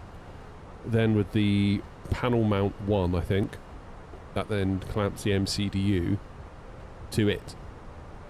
But I don't know if I can move my camera off a minute. Can I? There we go. So there's my throttle, yeah? There's my MCDU, ECAM, AGP, and that's the end of it. Trouble is, can't get anything else beyond this. So you, in its current form, I can't do RMP, I can't do TCAS, I can't do anything else. So I'm a little bit stuck. I've sort of reached the limit of what I can do with this setup. But what you can do is use the desk mount expansion system. I could basically put this one back to its stock setting, so get rid of this fancy profile that I bought and just accept that I probably wasted my money on that. Go back to basics on the throttle bit, then get a desk mount expansion system, and then I could do MCDU, RMP, TCAS. I know TCAS is on the wrong side, but really, does that matter? That's probably going to be my plan. Then I've effectively got a pedestal, or everything I would want from a pedestal, without needing to have built a pedestal. Because if I was to build like a full, like this, like what do I really need from this side? Like it's only I fly on my own, okay? I'm famous for being antisocial among my actual friends in real life. Lo and behold, I enjoy flight sim. So what do I actually want from this right side? Well, I don't need a second MCDU, do I? That'd be pointless. I don't need a second RMP because we've got one over here. I don't need a second one of these buttons because we've got one over here and we don't have a physical one of those yet anyway. Only thing I would want from this side is the TCAS panel. So I think my plan would be to have one WinCtrl throttle desk mount doing this centre bit. So we'll have the ECAM panel, the throttles, and then obviously the you know, speed brakes and flaps, whatever. Parking brakes. And then on over to the left I'll do MCDU, RMP, TCAS. And that'll probably be about it, I reckon. The only thing is if I want to use the little plates that came with the speed brake and the flaps lever, that would be the only thing, because then the parking brake bit could sit right in front, right behind the throttles. That would be the only argument for having a third one to put down the right hand side. I suppose I could like bury my Stream Decks. I could make like a 3D printed mount for my Stream Decks. Possibly even a little mouse pad. Decisions. I don't know, but I think that's probably going to be my plan anyway. That's my plan. For now. Until I look down one day and think, I need to build a whole pedestal. Then I'll go down to Wix and buy a load of MDF, and then before you know it, we'll be deep into it again.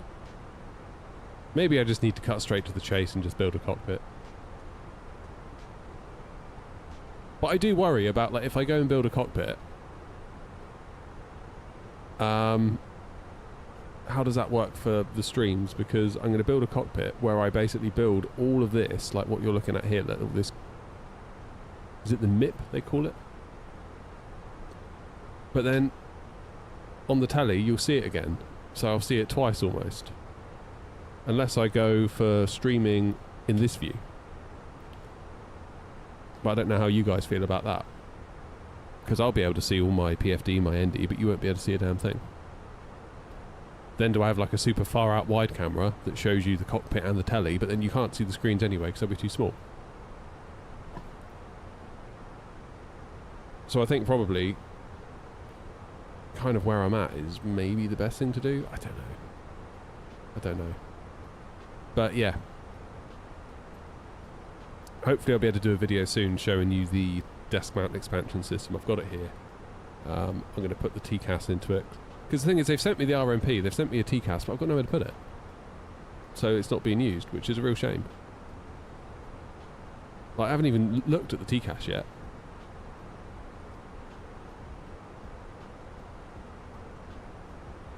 I think this is it here, actually. Oh no. That's the box for the RMP. Where the hell's the TCAS?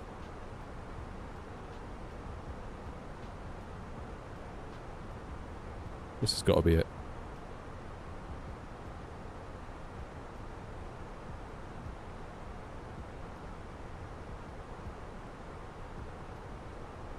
Hey, here it is. It's only little. Look how teeny tiny that is. So if you pop it down here, you see that doesn't take up an awful lot of room. Look, and you got the RMP as well. RMP by contrast is a bit bigger.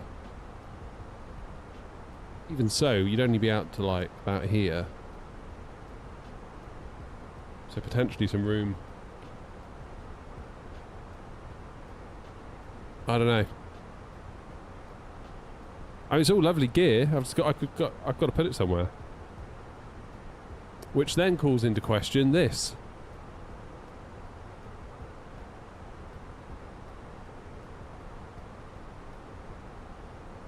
My, this stuff here. What do we do about that? Oh man, there's so many questions to answer and I don't have the answers. Have I seen CSD's setup? No. He said about 20 grand. It's a lot, isn't it? Like, where do you stop? I mean, thank God for WinCtrl, really, for, like, doing it at whatever price they do it at. Like, Tiller. 85 quid delivered. From the UK store. It's crazy, isn't it? Like, RMP.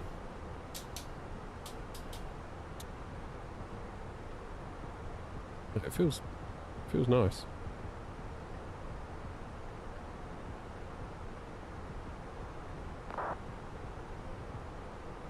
It does feel nice. So yeah, keep your eyes peeled on the channel.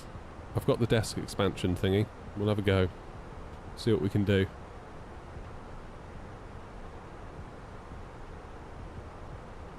I'll let you into a little secret. They did also send their FCU and EFIS the other day. So we'll have a look at that as well together. Can't help but think they sent that because they were like, shit, Moser have released their stuff. Send those to her, not maybe we'll do a video. Fair play to them. Like, can't argue with that logic.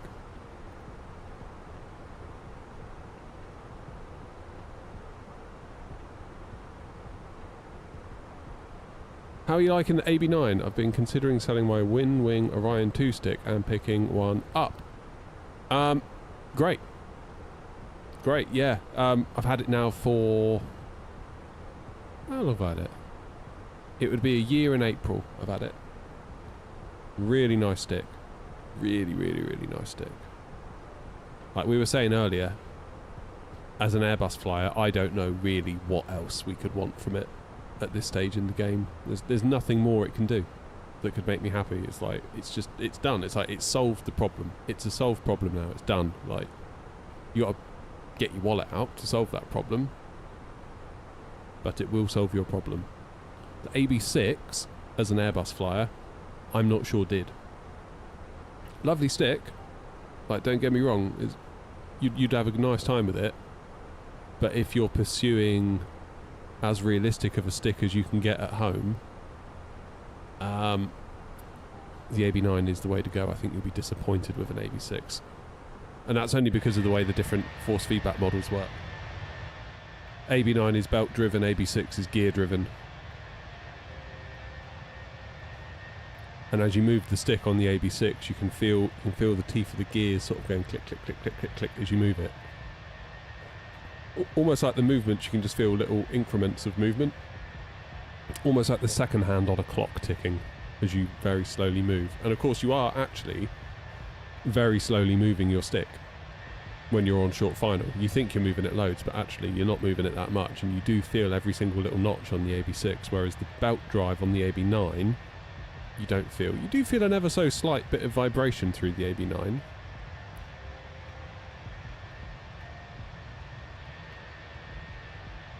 X52, my normal desk and Velcro is my setup for the foreseeable future. Hey, if it works, it works.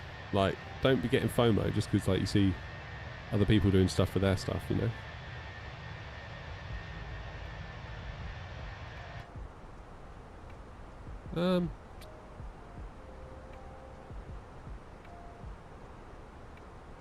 340, that's where I need to be.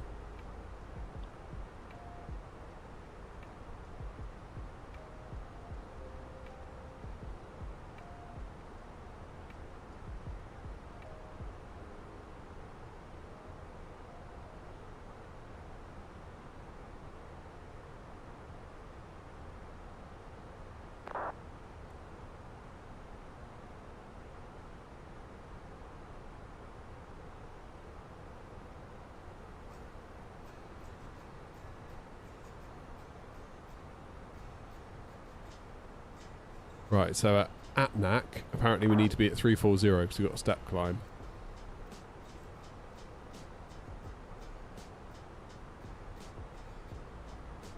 I'm going to go do that now. Hello, Philip. Excuse me, I'm losing my voice here, Philip. I think the aircon's drying me out. Dan says I need WinCtrl to send me a bigger shed. I think I just need to rearrange the shed. I think if I'm a bit clever with it, I think I might be able to get away with it.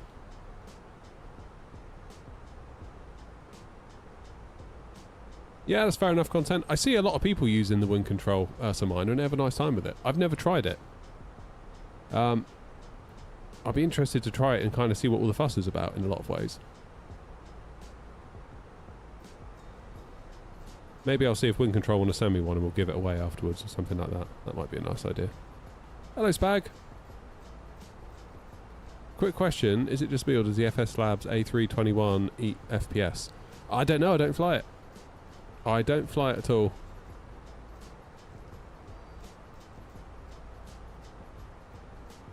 I couldn't tell you, mate.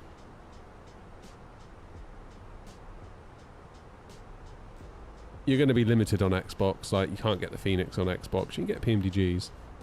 But there's just lots of things that you, like VATSIM, you can't do on Xbox. Fly-by-wire, you can't get on Xbox. PC is the way to go, really. I would imagine like Xbox is kind of the gateway drug to flight sim, as opposed to a permanent place you'd want to do your simming. Of course, it's got really cloudy, isn't it? Look at that.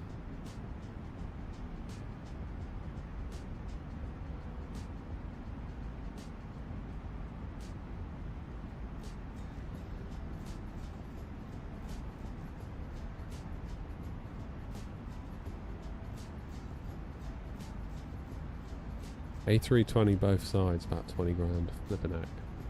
It's a lot of money, isn't it?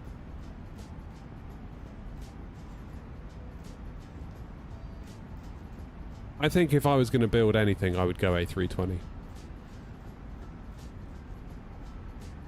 Where's Barton, Philip? Barton Aerodrome, where's that? Is that local to you?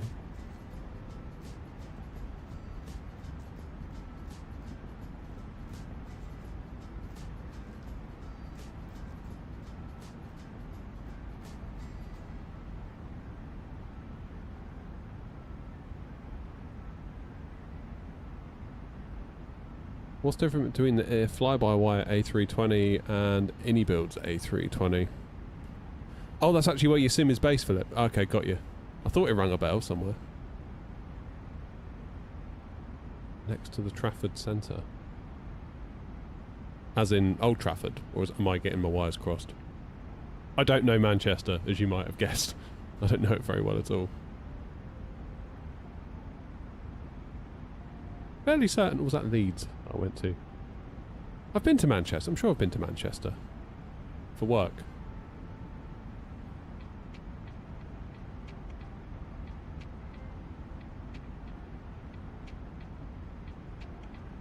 Sure I have. There's a radio station I had to go there. Something to do with a radio station in Manchester. We had to go and do a bit of maintenance work on it.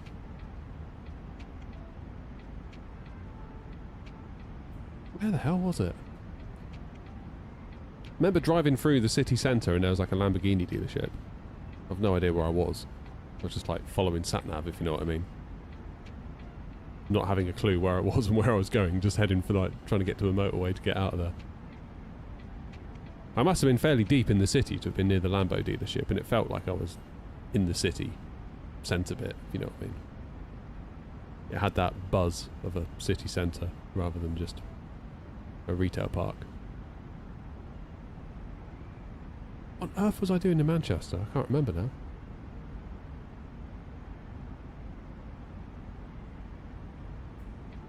Morning, Mark.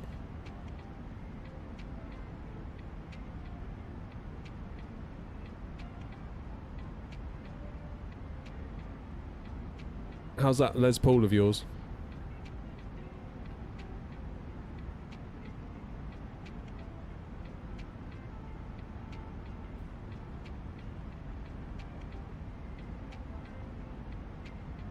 Joseph says it's definitely cheaper not to go down the setup rabbit hole. Yep. But we're here now, Joseph, so we've got to make the best of it. God, like looking back when I said, I remember I got that Logitech radio panel and I was like, I think my setup's complete. Don't need anything more, do I? And someone was like, yeah, you don't know what you're talking about. Like, it never ends. And I was like, no, surely. Surely not.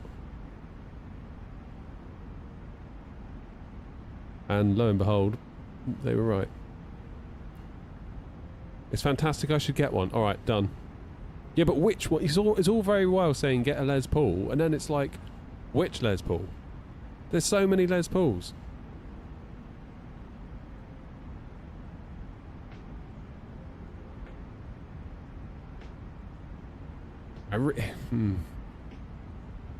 It would have to be it's got to be a custom. It's got to be a Les Paul custom. I've ummed and ahed over it for so long. It's almost got to be a custom. White Les Paul custom. But then it's like, do you get the standard one or do you get the Matt Heafy one? There's a bit of a Met lead. The Heafy one might be just the ticket. Oh, I don't know. But then you got the white 84 Explorer as well. I'd be tempted to start with the Explorer because I don't know exactly how long that's going to remain in production, and if it goes out of production and I didn't get one, I'm going to kick myself. Because that is like my perfect guitar. Don't get one with active pickups or a Floyd. The customs are very good. There seems to be a bit of a thing about that, isn't there? Like, you put active pickups on a Les Paul and people get angry. Is that like a purist sort of thing? Like, you mustn't spoil the Les Paul.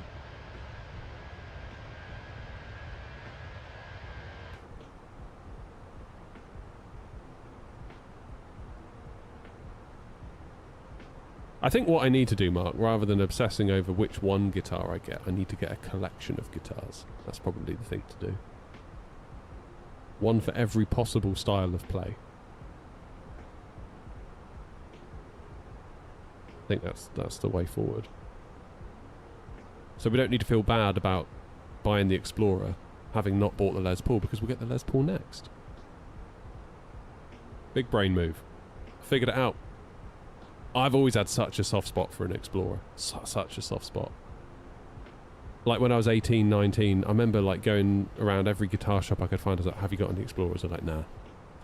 One had a Jackson, and they said it was an Explorer. I looked at it, I was like, that's not an Explorer. Like, okay, I get it. It's got a bit that sticks out, but it's not an Explorer.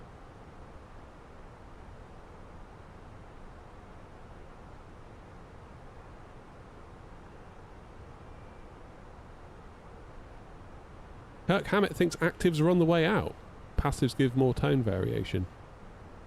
I must admit, like, I've been sort of going down the YouTube rabbit hole of, like, listening to people play, like, EMGs versus not EMGs versus this versus that. And more often than not, if somebody, like, plays the, I don't know, solo from November Rain or something like that, if they play it on a passive, you know, Epiphone Gibbo, it really does sound like it's got some tone. Whereas you play it on an EMG, it sounds quite scratchy.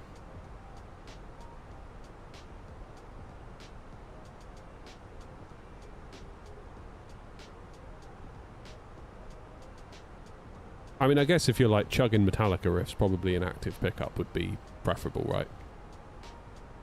Will I fly the Horizon Sim 787 one day? I mean, I suppose. I wouldn't really know how to. I'd have to learn the plane. Your Jackson. Is that the red one?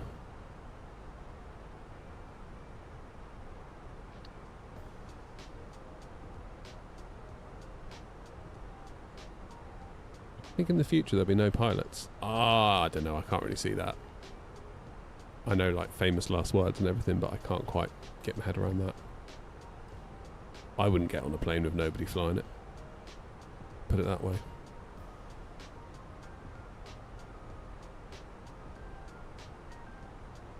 Everyone in chat's like, why are Mark and Dave talking about guitars? Why aren't we talking about flight sim? Didn't come here for guitar talk. But guess what? You're getting it anyway.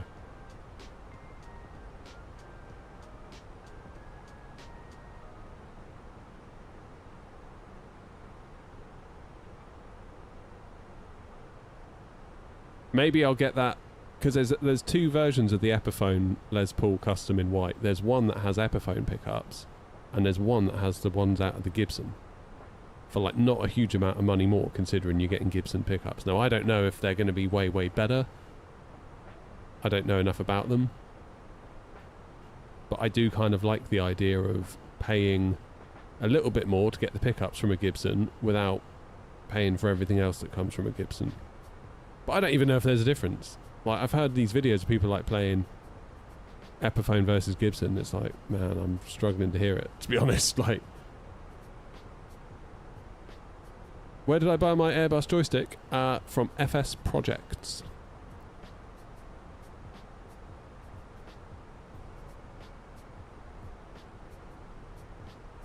Is there a big difference, Mark, would you say, then? I mean, if we're talking about tone and, you know, tonality, surely that's the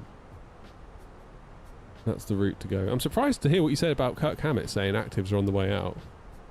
Is that the Inspired by Gibson? I believe it is, yeah. Let me find it. Hang on. Hold the line, caller.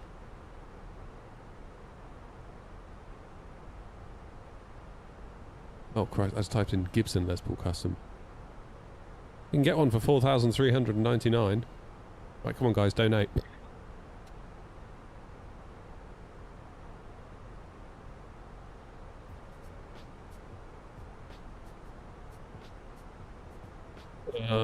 Is it? Where is it?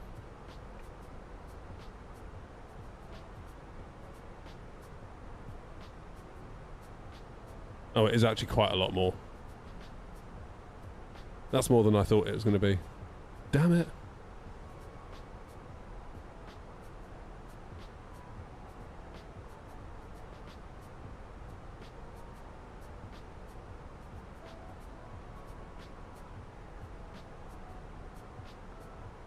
Ah. Okay, so...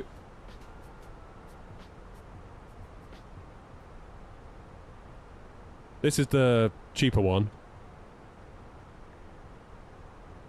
For 649. Allegedly it's on sale, but it's always that price. If we go back... you go 1199, which I didn't think it was that much more. I believe that gets you...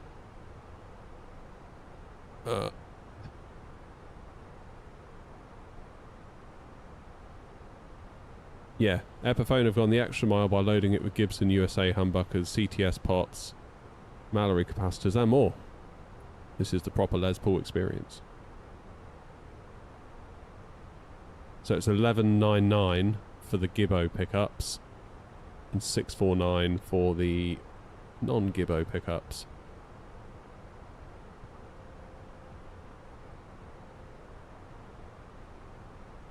Epiphone's Roebucker custom humbucker, which are based on Gibson Customs custom bucker humbucking pickups. God, that's a mouthful, isn't it? Yeah, so this one is the Epi. I mean, maybe that's probably the way to do it. Who knows? So that's a good chunk of change difference, isn't it? It's almost getting off for double. Is this the A380? No, 320. What MCDU? I'm using the WinCtrl one. Do I think WinCtrl will send me the overhead or the yoke? No idea, to be honest. Content? No idea whatsoever. Like, if they want to, great. If they don't want to, that's fine. Like, I don't expect anything.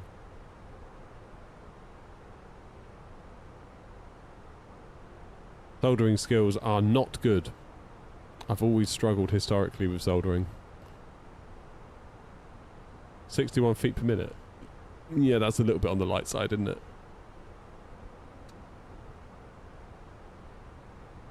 How are ground and radar online?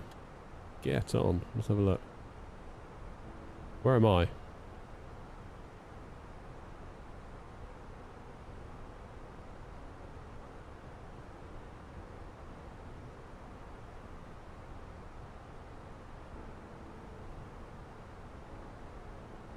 What's their speed? 444, what am I doing? What altitude? 37. Okay. Anyway, what's going on at Heathrow? That's the question. Oh, look at this! We're going to get London Control Centre. We're going to get London Control South. And we're going to get Power, and we're going to get ground if they stay on. They may not, of course. They may not. We've got a fair old way to go yet. We're all the way up here, aren't we? Sort of level with Denmark.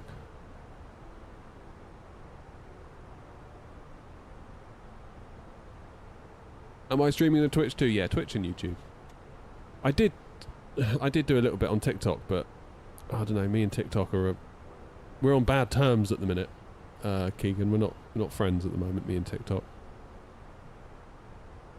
I keep getting in trouble for hate speech on TikTok, because you know what the Airbus says just before you're about to touch down. I won't say it in case I happen to upset YouTube or Twitch or anyone listening, but TikTok takes great offence to that, and it tells me that I'm violating their code of conduct and that I'm doing hate speech, and then I go to appeal it and they immediately say no.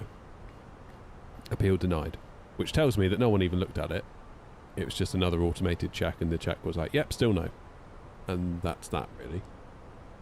Now, I was talking to BT Whistle the other day. Some of you might know him. He's a controller on VATSIM. He also streams to TikTok and all that stuff. He said they've got an auto bleep feature now, which he started using, which actually solves the problem for him.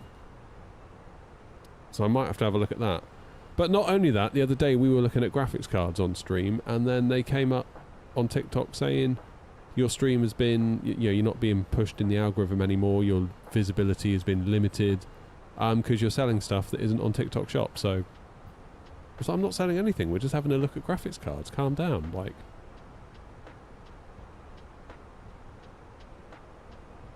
can we not look at graphics cards and just have a little chat about them? Turns out we can't.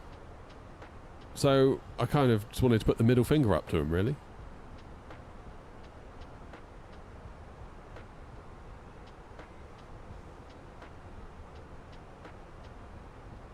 Maybe we'll give it another go again soon. Although for whatever reason, my machine is struggling a bit to stream to TikTok, to TikTok as well as Twitch and YouTube.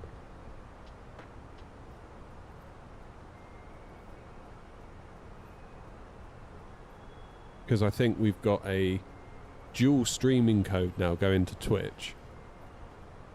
And we've also got a separate vertical one going to YouTube vertical, and we've got a horizontal YouTube stream. So actually my video encoder on my 3070 is tapped out, so I haven't really got room for another video encode, which TikTok requires, because I can't just send it what I'm sending YouTube vertical. Can't do that. I have to install TikTok's Studio app, which is its own set of problems. That also then requires another encode session, even though I'm encoding the exact same thing that I would have sent to YouTube. So I could do one encode, send to YouTube, send to TikTok. But no. So annoying. So it's almost easier not to. It's a shame though, because there's some good guys over on TikTok, like British Steve Ways. He often comes in, says hello. Mag, AG24, like some of those guys, they're all good guys. And it's nice to catch up with them on their Welsh dad. Shame, really.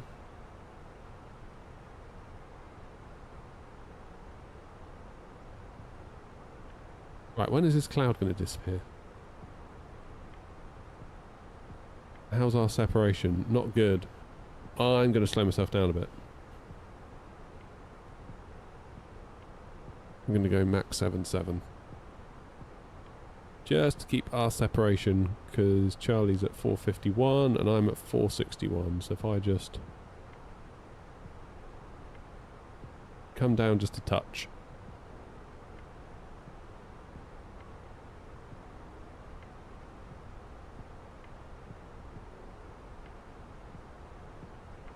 Should do us nicely. Hey, we're through the cloud. We can see. We can see again.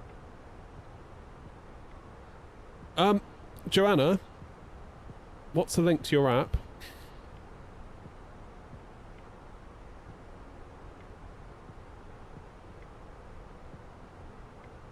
That's alright, content, I'll slow down.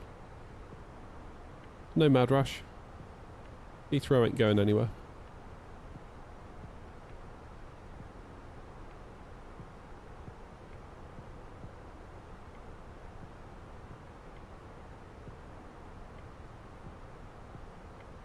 Where's Discord gone?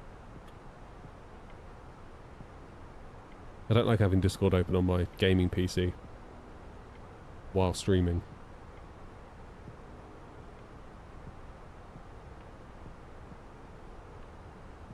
I feel like it slugs my machine up a little bit.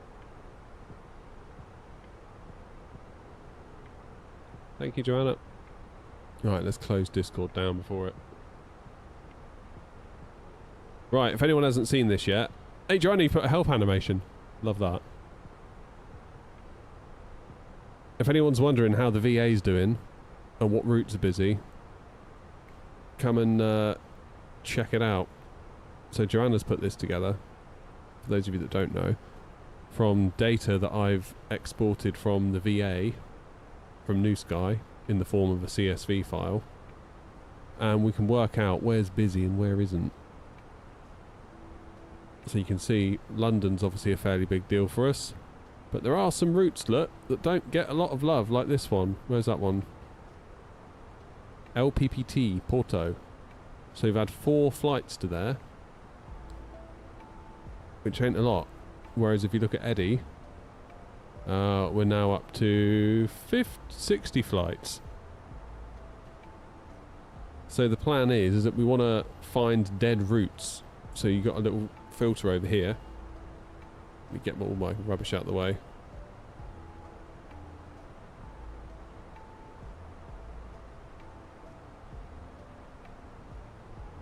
See these ones here, look. These grey routes, which I appreciate is a little bit hard to see, grey on grey, but you get the point. These routes have not been flown once. 0 routes. So, really, it makes sense for us to delete those on the VA, because for every route we have... I'm in Chrome, Joanna.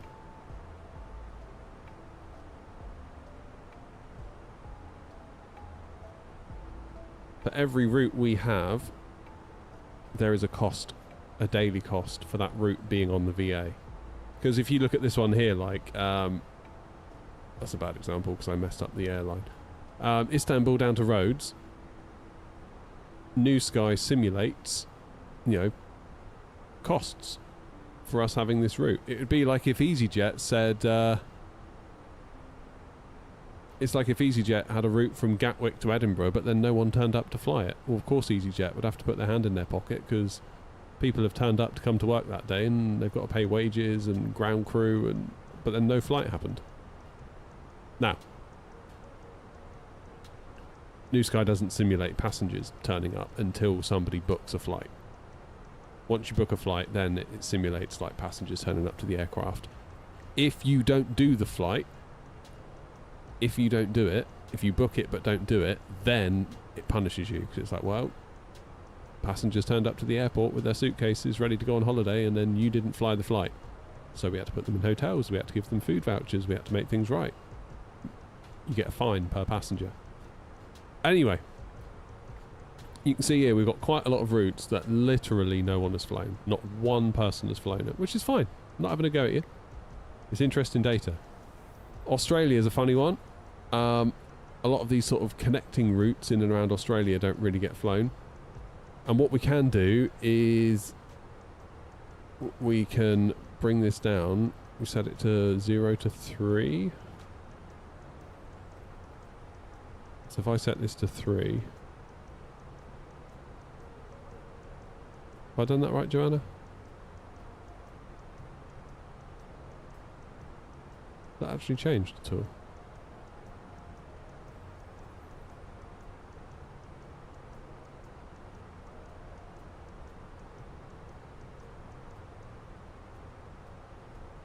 Zero to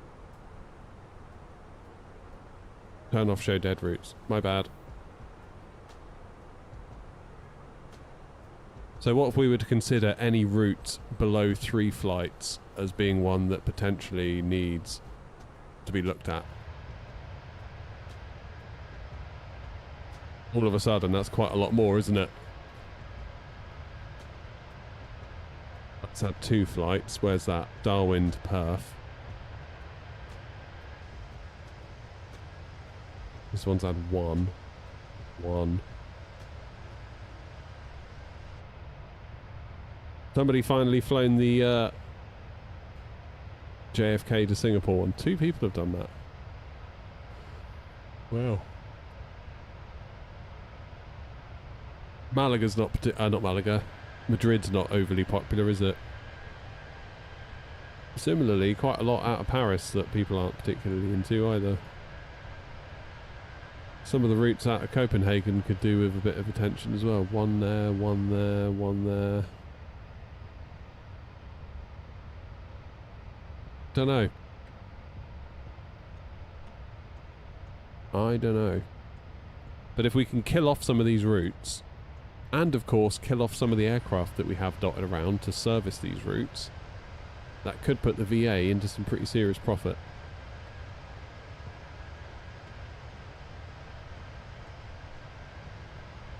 But where are the planes?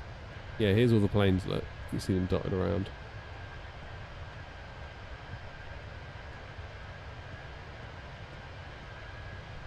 So maybe we've got one or a few too many planes. So at Perth at the minute, we've got an A350 900, an A350 1000, and a 320.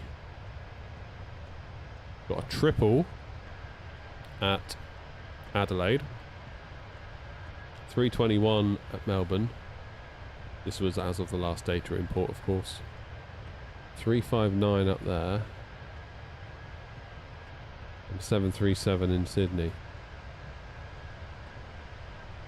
And what's over in New Zealand? 3:21.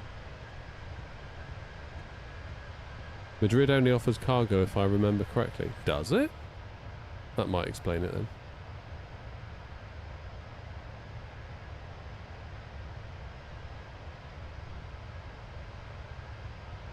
Fairly certain there's a passenger route. Yeah, Madrid to Paris. In fairness, that is only one route. Maybe we need to do a Heathrow-Madrid route. But yeah, this is amazing. Like, Joanna's worked really hard on this. I didn't quite expect Joanna to go quite as to town on it as she has. But if you're having fun, Joanna, don't let me stop you.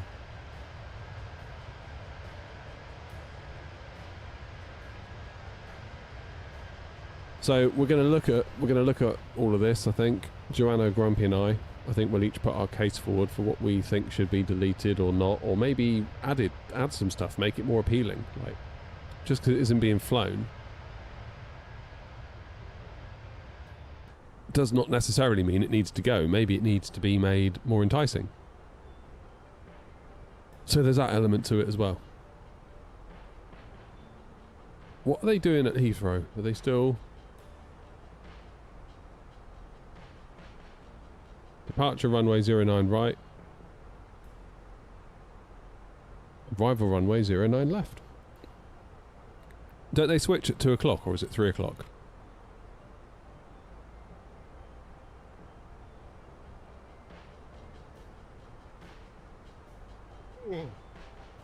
Yawning.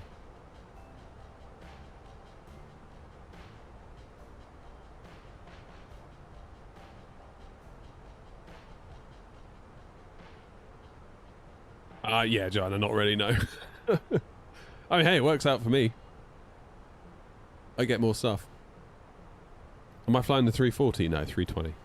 We should fly the 340 next week. I'd like to fly that next week. See if we can get to grips with that plane, because that is it's a handful, that one. Big, confident flare in that one. Yeah, we need to get it on the website, really, Joanna, don't we? I was thinking I'd do like a map.airnot.com and just point it there. But what I also might do is surface some of the data from the database on the website as well.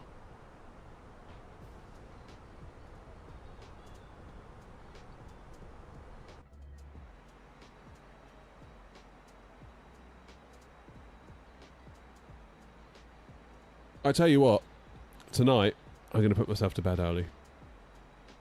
I'll make that commitment to you all now. Just feeling so bloody knackered. I think it's a combination of the heat and staying up for the football and... You know what I mean? Cumulative tiredness. The thing is, my wife and I, we're quite bad. We encourage each other to stay up late. Like, we'll finish working, which is generally quite late anyway. She'll be doing her stuff, I'll be doing my stuff. We'll finish sometimes 10, half 10, quarter to 11. Then it's like... She'll put the kettle on, be like, oh, do you want a decaf coffee? And I'm like, yeah, go on then. It's like, oh, do you fancy watching something quick on TV? Just something short? Yeah, okay, fine. And then, oh, what if we just... There's nothing short we can watch. Oh, we'll watch something big then. We'll just watch half of it. Yeah, okay. Oh, we might as well finish it now. Yeah, alright. Do you want a snack? Yeah, go on then. Oh, God, it's 20 to 1.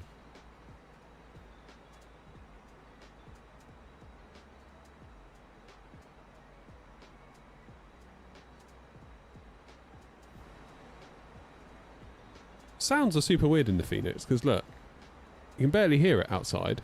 If I go inside, wait for it, now you can hear it.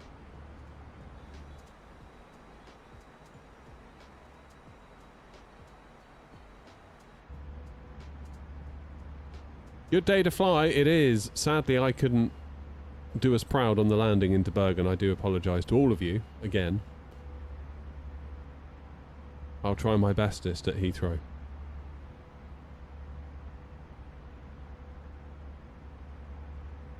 I will. It's always a pleasure to fly on a Thursday and a Tuesday. I always look forward to it. Look at Birmingham getting some coverage. Birmingham radar and tower. Look at that.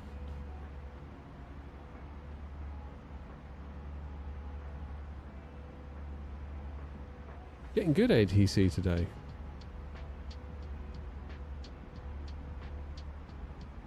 So 09 left will be the one we landed on the other day.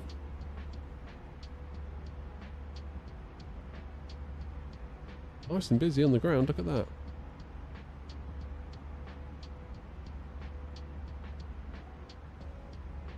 Oh, I want to fly the 340 now you've mentioned that.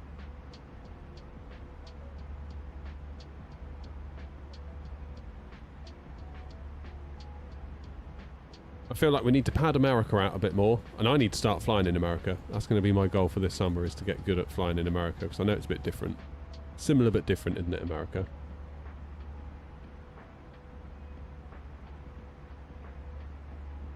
With no ATC, does it become a bit of a free-for-all? Very much so. Oh, shoot, Mark. Yeah, you're right. Thank you.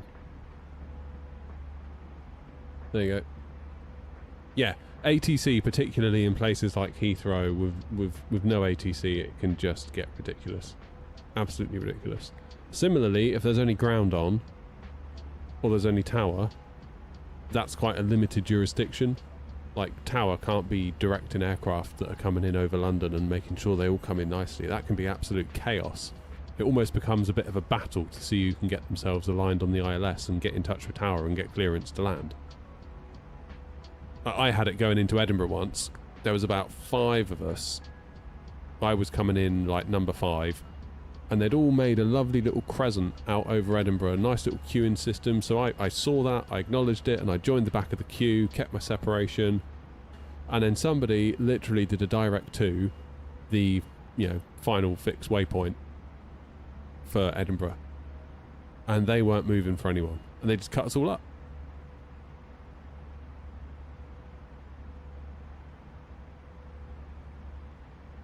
I imagine probably for the last 300 miles they had that set as a direct to. Which is annoying when that happens.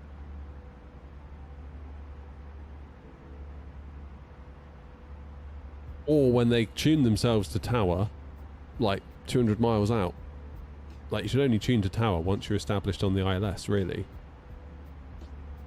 Like, I had somebody that was tuned to tower while they were over the Isle of Wight coming into Gatwick. So we're like on Unicom trying to contact them, being like, what are you doing, what are you going to do, what's your intentions, because obviously we're going to clash. No response.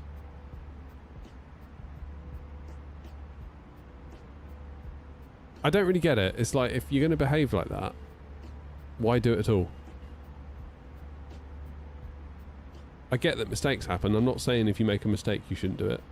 But if the whole, like when Grumpy had all that trouble at East Midlands, just somebody spawned mid-air in front of him and totally messed him up, offered no apology, and then started even calling Grumpy a unicorn warrior. Like, never mind name calling, how about sorry?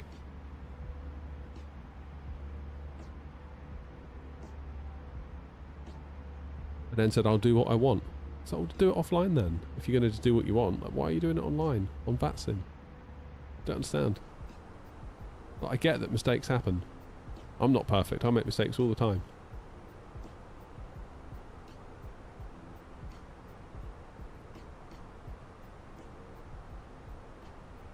But surely you have a...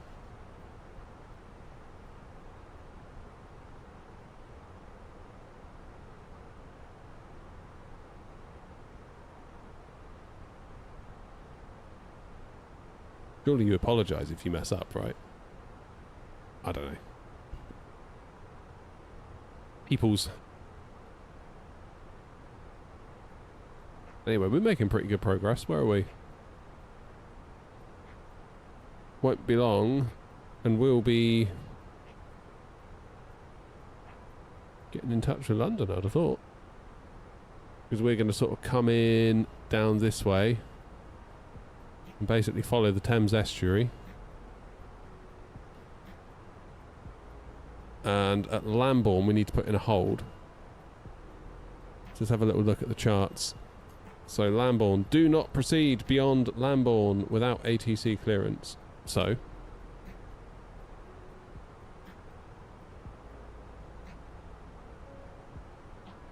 we'll have a little look.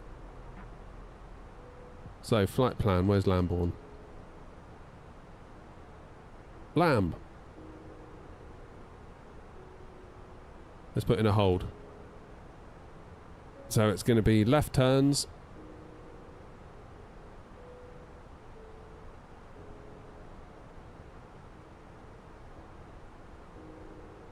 Got us down as right turns, whereas the charts want us on left turns. But 262 is correct.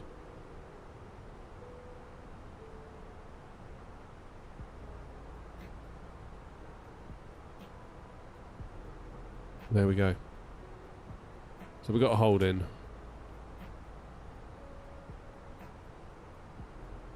Is the speed brake lever still having issues? No, I've got it armed at the minute and it's okay. It's when it's not armed it seems to have a problem. Which is a bit weird. Someone said I need to recalibrate it and they had the same thing and that solved it. I really hope it's not gone again because WinCtrl replaced mine when it went wrong last time.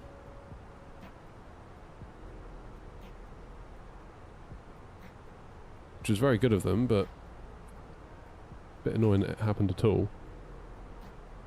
There's always like a bit of a background thing. It's like, are they just going to replace it for me? Because I stream. Like, would they do the same for others? I hope they would.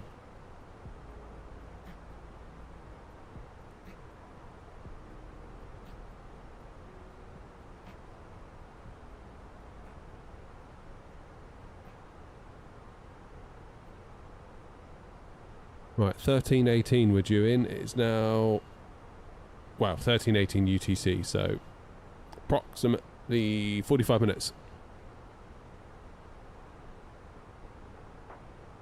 How far out are we?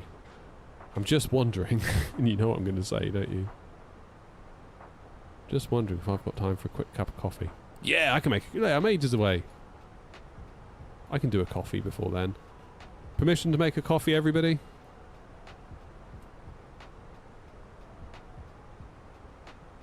I'll take that as a yes. See you in a minute.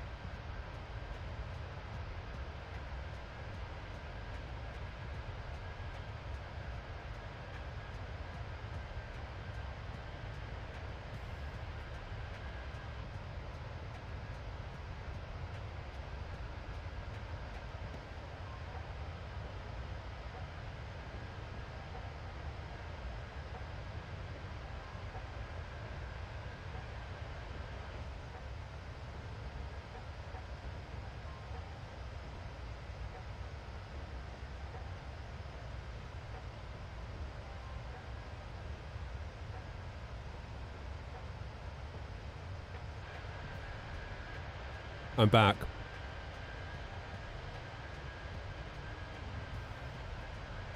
No mini cheddars in the house, Joseph, I'm terrified to say. Bang out of order, that is. Am I looking forward to the release of the A220? Sort of. It's a plane I don't know a huge amount about, to be honest with you. I know there was the whole hoo-ha when Airbus took it over from was it Bombardier?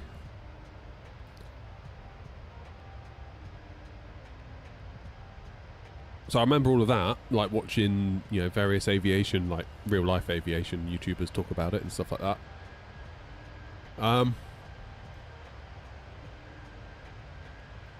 So yeah, I'd be keen to have a look. See what it's like.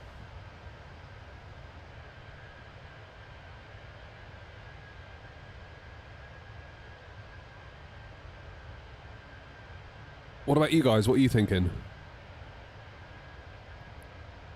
I will just say this coffee is bloody excellent. That coffee machine I bought was such a good buy. Do I watch any Wimbledon? No. No, I don't really do... To be honest, I don't really do sport. I'm not really a sporty person. Obviously, I watched the football. I know you don't want to talk about it, but I did watch the football, and... Yeah. I can get myself into an England match, but I do struggle with anything more than that, really. I used to watch a bit of the F1 when like ITV had it, or BBC or Channel 4 had it, but now it's just like, oh, I just don't watch it. It's all on Sky, isn't it? You liked the stream yesterday, but chat was dire. Honestly, Harold, I always come away from any stream like that, whether it's the A350 preview streams, whether it's the A340, sounds like what you're saying now. I'm always like low-key disappointed with like just chat. It's like, really? The amount of like entitledness and rudeness that goes on in the chat, it's like, come on. Like, is that because it's not that's not the flight sim community that I know. I don't know where the hell that lot turn up from every time there's some sort of plane release stream, because I never see them. Like, you guys are good as gold, except for Grumpy, except for Joseph, except for no. You're all good as gold. Like, I see it on my tech channel. Like the comments that I get with my tech channel, some of them are like really quite nasty and rude, and like I get similar vibes whenever there's a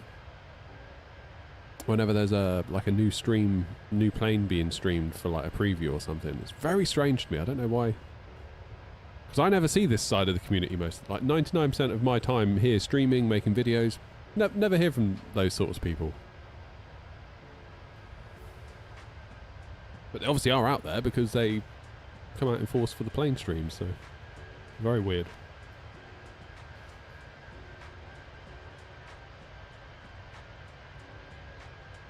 What exactly were they doing, Harold? I'm guessing just spamming the chat being like, price, release, when release date when? And then progressively getting ruder. I would have thought, but I could be wrong. You really want the 100 variant, able to fly into London City. Their Discord is also fun. Oh, God, yeah. Honestly, it's a mystery to me sometimes. It really is.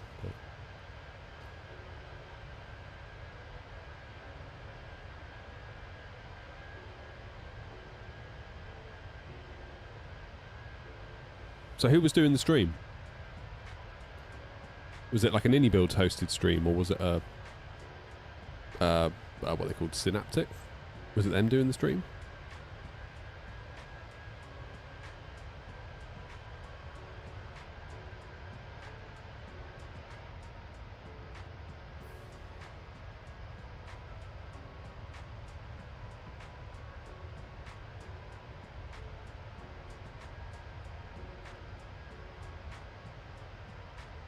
Chewy hosted. Okay, cool.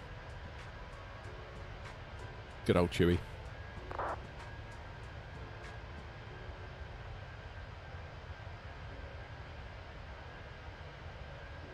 I remember one of them, I think it was the A350 stream, it was like, all of a sudden it was like pitchforks at PMDG. It's like, where did that come from? We're here to enjoy the A350, and now all of a sudden it's like, PMDG are cooked.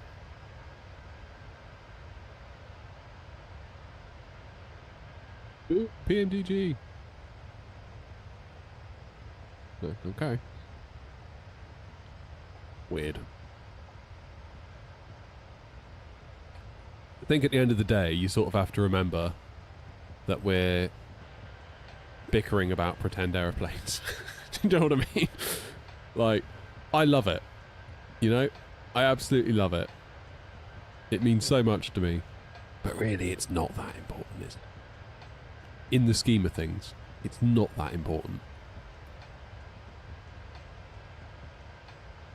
Will I be sad if, like, the Phoenix turned bad with the next update? Of course I'd be sad. But life will go on, I assure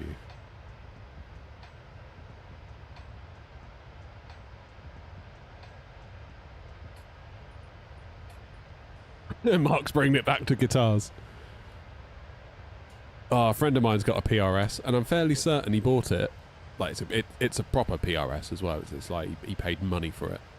As far as I can tell, never played it, except for a few little strums here and there. Has no real ability to play it, from what I can piece together. Fairly certain he just bought it as a piece of art. And I can kind of get behind that in a weird way. I can kind of get behind that. Okie dokie, how far are we from... What flight level are you at? 37.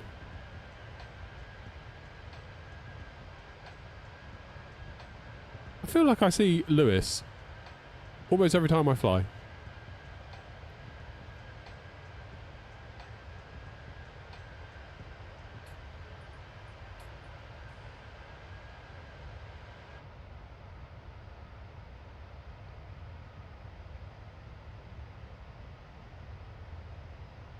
Right, better give London Control a buzz, hadn't we? 127. 105. Because stuff's about to get serious. It's my notepad. He says about getting serious.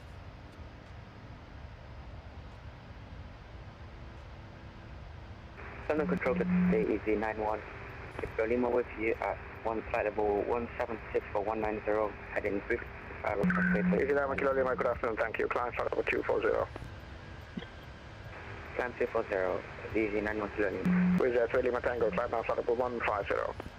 This control is busy. We have feelings here. This is in 14, climb flight level 230. 230, this is 14. Check 70 Yankee uniform descent to after 3,000 feet, distance to QNH 1020. 301020, Channel 70 Yankee. So 420 for London 129 430. 313 is off my level 6000. Freebird 420, contact London 129 430. 29430, Freebird 420, thank you, boy. Word Express Freebird 843, descent flight level 160, level by Sabre. 160, level by Sabre 8, Freebird 843. Express 313 is off flight level 8000. Well, Express 313, hello, you were supposed to maintain 6,000 feet, not climb all the way up to your cruise level. You can stop the climb flight level 90. Declining flight level 90, you said? That's the one, 90, do not climb above 9.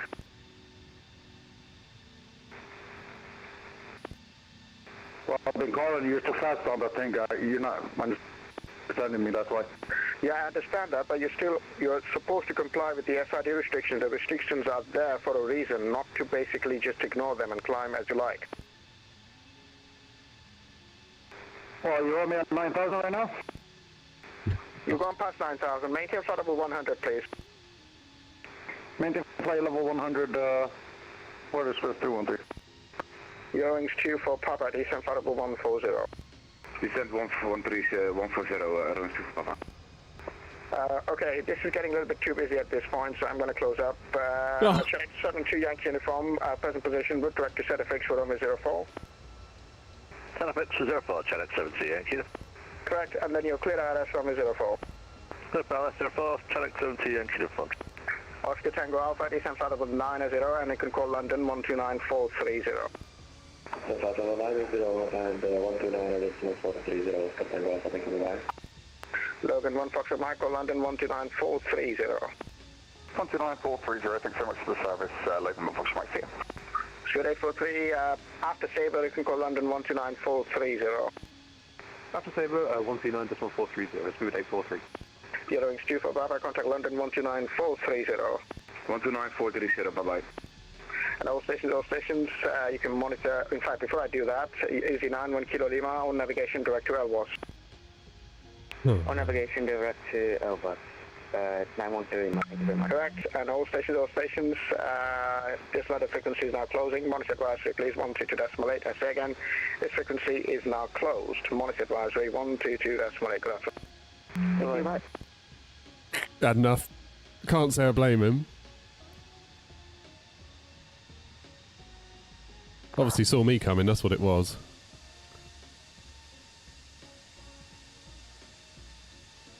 Yeah, all those air knots, he's like, screw that. I've seen those idiots before. Wasn't born yesterday.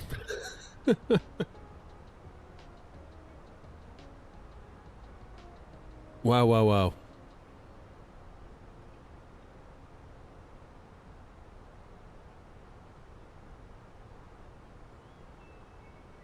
You can see why people just get fed up though, can't you? It's like, yeah, you know what, I'm done. So 129430 is going to be our next one, providing that London South doesn't decide to go offline as well now.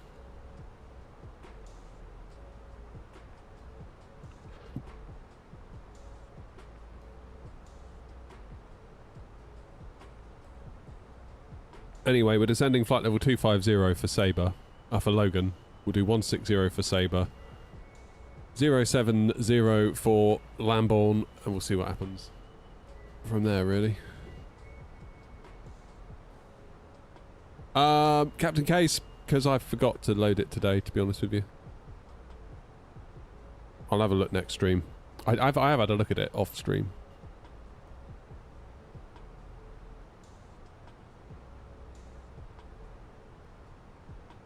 Darn. What's my speed brake doing again, look?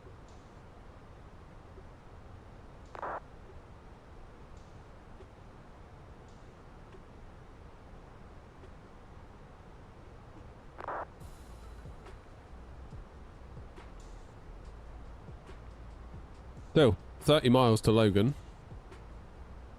We've done alright. Oh, I really want FSLTL to do an update. Mark, will you have a word with them for me? Because as soon as they do that, everyone's going to be able to see us. Like, everyone will be able to see us. Controllers, other pilots. As we're trundling around on the ground, people will see an air knot fuselage rather than a plain white thing. With some person shouting air knot onto the frequency, being like, who's that?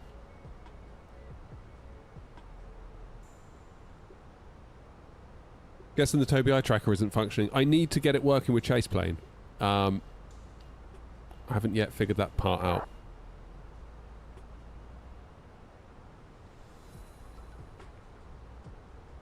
Ever since... No, we had it working with Chase Plane, then Sim Update 5 absolutely knackered it.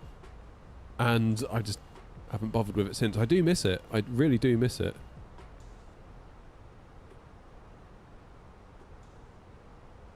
It's a good bit of kit, particularly on the ground, and particularly now we've got the tiller.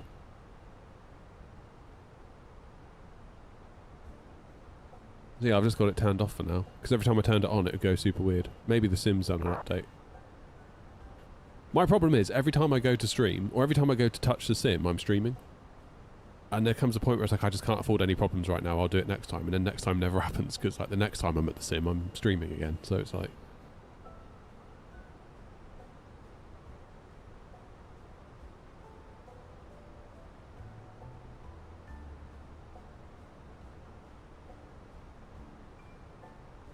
I am very much enjoying this tiller though. They've done a good old job with that.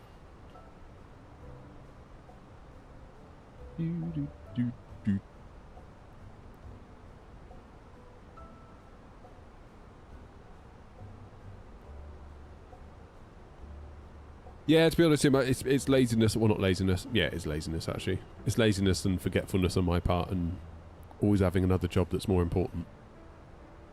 I must fix it.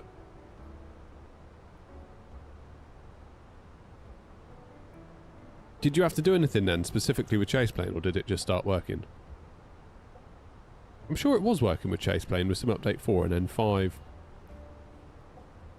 That's what alerted me to the fact that I'd been upgraded to 5 without realising.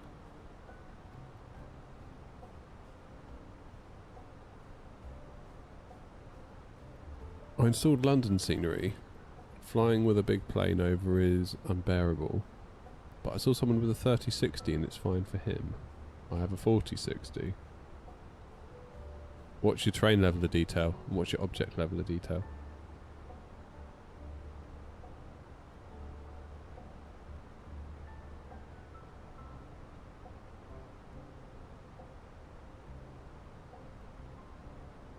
$100-ish. Okay.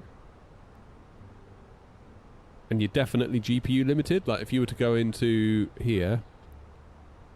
Like, right now, I'm limited by my main thread. My processor is what's slowing us down. We could be getting a lot more if it weren't for my processor. I could put in a 5090 right now. Wouldn't help us. My processor's holding us up. See, it says limited by main thread. What does yours say when it does that? Alright, Jim, I'll have a look later.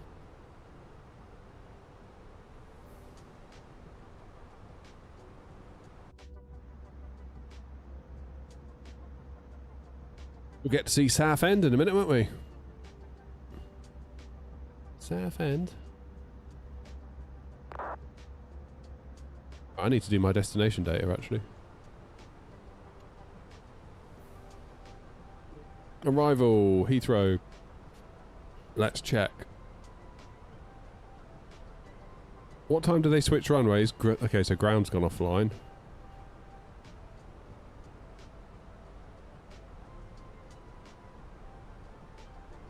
Arrival runway is still 09 left. Is it 3 o'clock they change?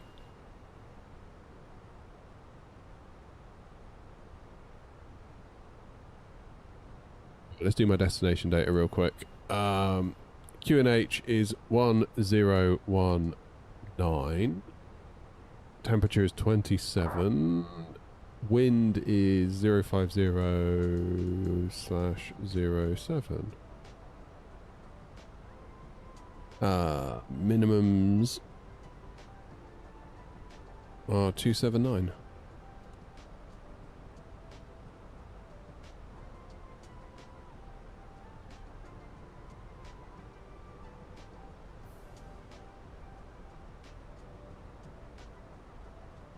Also, you'll probably have 2 Toby eyes on the sim controls page. Only change your hardware settings on the bottom one.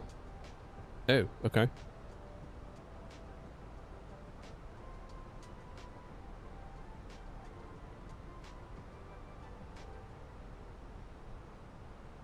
We are bang on 64.5, which is the limit.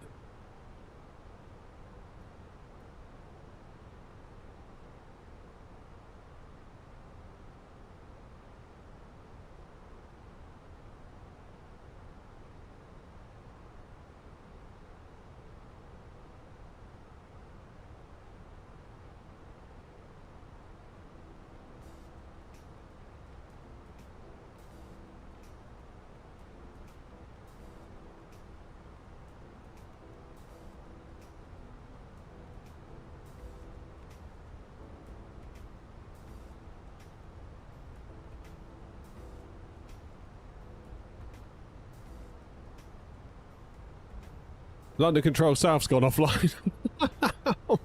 Oh my god, has Heathrow gone offline as well? Ground and tower. Unbelievable, Jeff. Literally.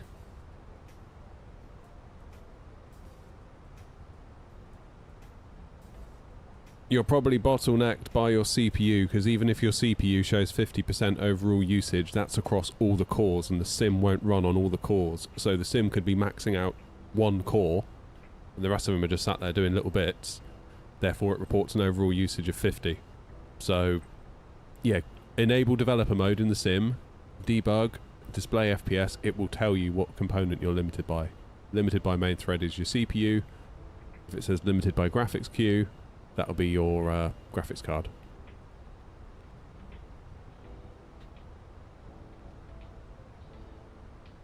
Inconspicuous cardboard box. Good day to you. Love the name.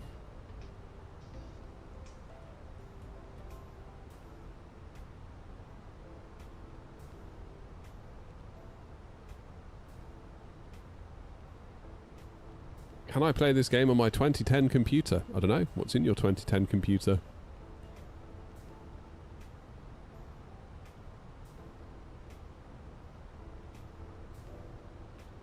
Probably not.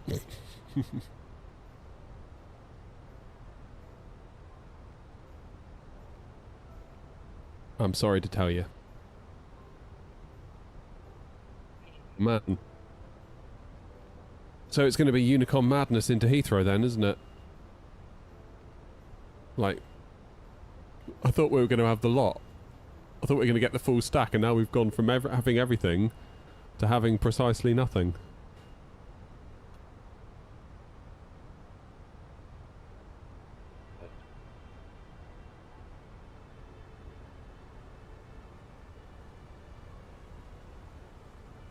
Favourite Vatsy moment when Owl screwed up programming into Denver and then the conga line followed. Oh no!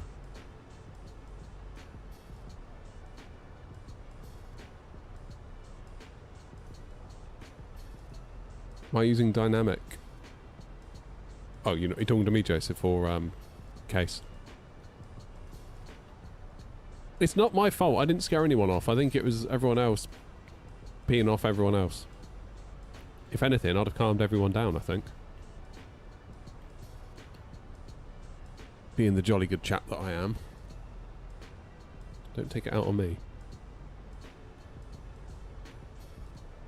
Maybe I need to like direct message him beforehand and be like, look, we're coming, but don't worry, we'll behave.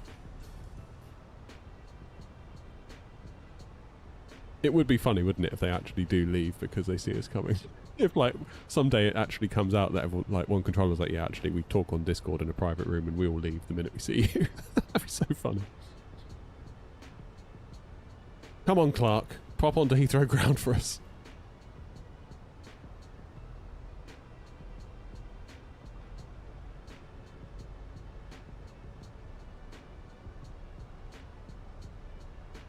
Anyway. Ding. I know. There's Southend. There's the airport. Where's the pier? The pier's going to be down here, isn't it? Pier renders a bit funny sometimes, I find. Fairly certain the pier would be... Oh yeah, there it is. You can just see it. There's the pier. And that's where I worked. Just there, next to the pier. The guy we were doing the job for wanted the council to give him the pier. They wouldn't do it.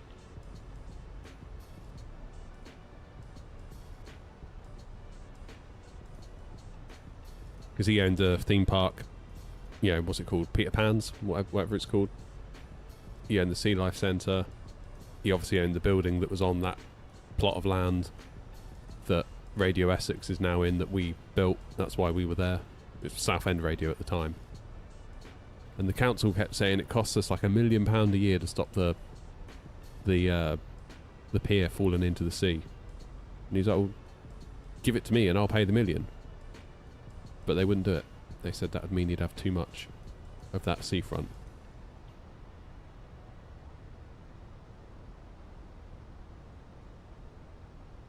About 300 hours on VATSIM, would it be bad to start clearance ground ATC? As in, start training to become it? That sounds like a great idea.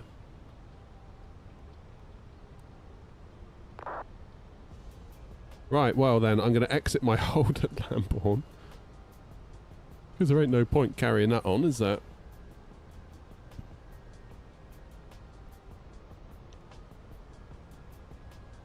Still 17 miles between me and Charlie.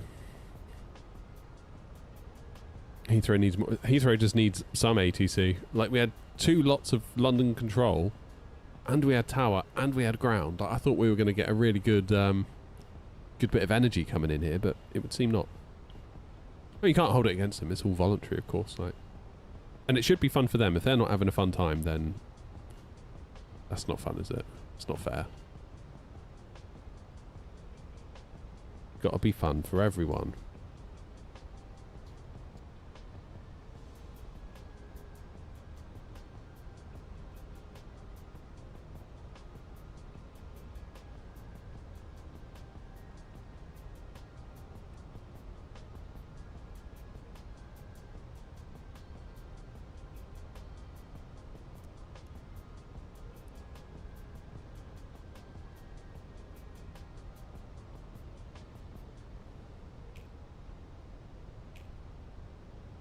We were talking about, weren't we, like a paid-for VATSIM? Like, would that work? But I don't think it would. Like, where the controllers are employed by, even if it wasn't VATSIM, if it's some, like Pilot Edge is one, isn't it, that just does a small area, I think, in America or something.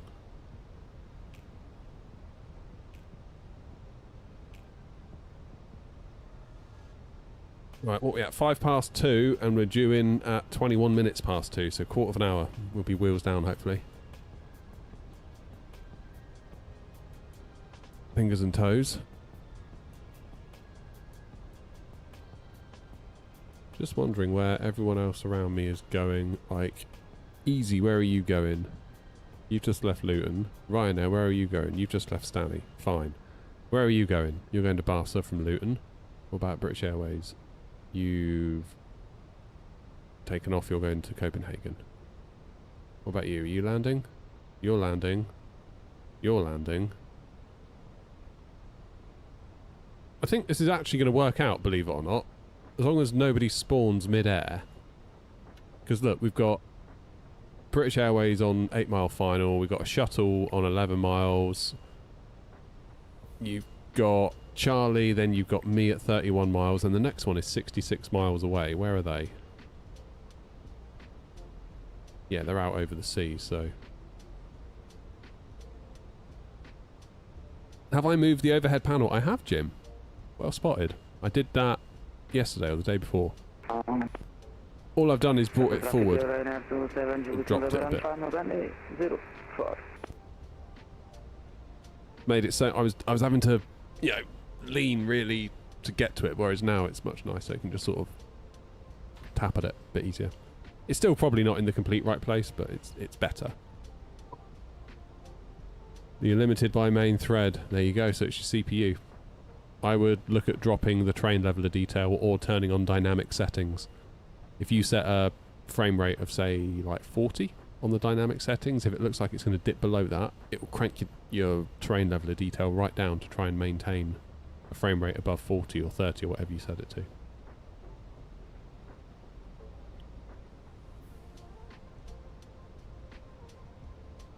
Yeah, fingers and toes content, eh?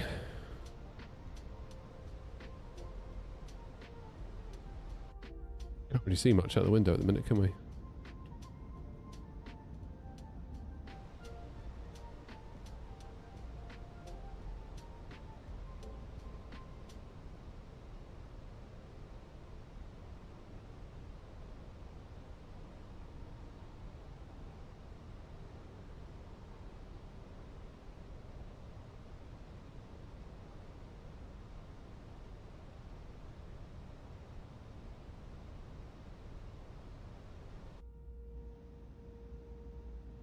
Where is actual Heathrow? It's ahead of us still, isn't it?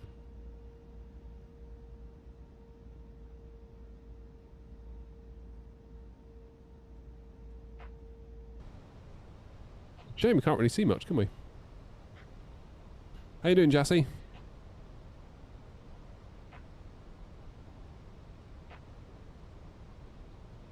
New Sky will be happy, yeah. New Sky will be thrilled. I'm going to have to do a really good landing now, aren't I? To make up for Bergen. Not that I think I did an awful lot wrong in Bergen. I think, as per usual, everyone in New Sky overreacted, but... fine. It's alright.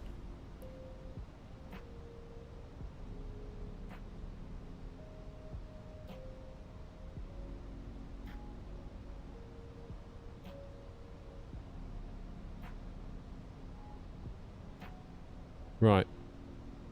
Where is it? There it is. Was it Hounslow International? Some people call it. It's like some people call Gatwick Crawley International. Yeah, enjoy that, Jim. That'll be a right treat for you, I'm sure.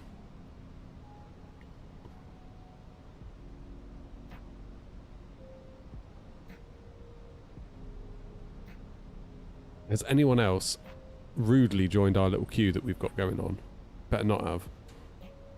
We've worked hard to build this queue, and by worked hard, I mean gotten lucky that this queue has taken the shape that it has without any input from us. Where are you going? Menorca. Loads of people going to Barca. What's the best scenery for Barcelona? I feel like I might like to go to Barcelona someday. Get a bit used to Barcelona, but... because that's just the right distance in a lot of ways, Barca, for a little flight. We could do like Gatwick Barca return on a stream. Those are the sort of destinations we want if you want second legs. And Lord knows, you all like the second legs. Heathrow traffic. Shuttle 6 Yankee pushing back onto Yankee, facing east. Heathrow traffic. Am I flying a right downwind now or a left downwind? I'm right of the airport, aren't I? So that's a right downwind. That is right, isn't it? Somebody tell me I'm right in chat, please.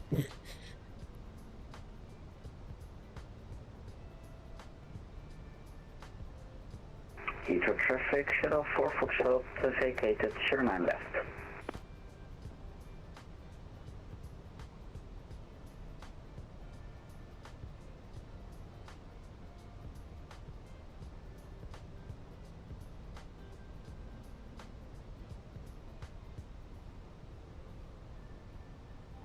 I need to do more streams to and from Bristol. Don't tempt me.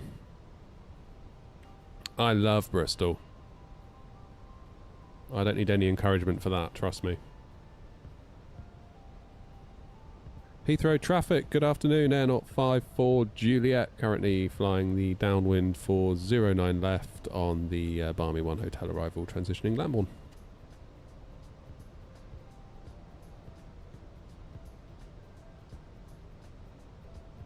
I always get confused, Mac, to be honest.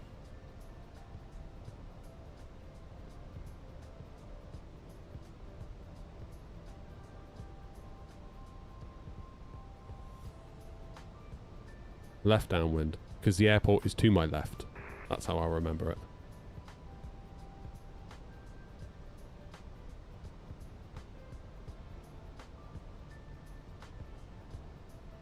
Whichever side the airport is to you is what you call it. I can do that.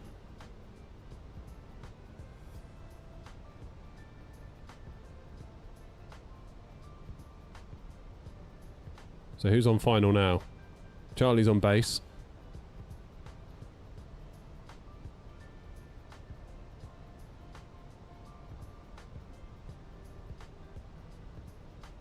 Oh, big yawn. I'm going to bed at like... I'm going to go to bed when the kids go to bed tonight. I've decided. I'll put myself to bed and fall asleep.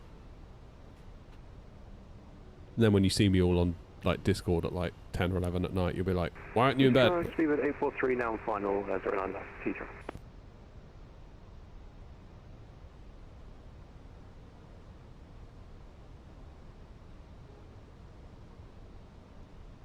We go flaps 1.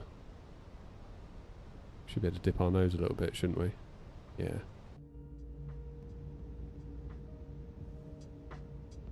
No point making the plane work harder than it has to.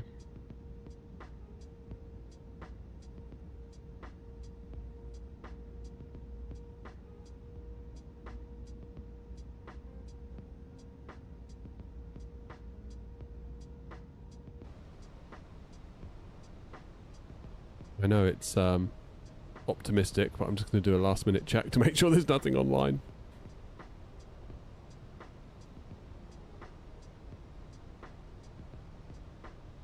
You're getting sleepy as well, Spin, are you? Yeah. I think it's been the heat. It's just been relentless, isn't it? Just constantly Heathrow traffic, shuttle 6 Yankee, fighting tiredness. runway 09, right, holding point, November 8 via taxiway Bravo, link 51, Heathrow traffic.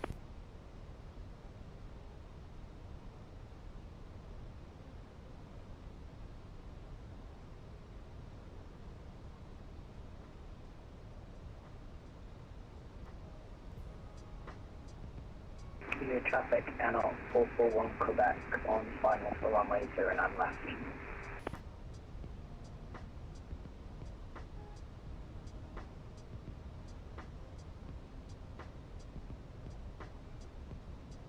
ATCs are starting to come online.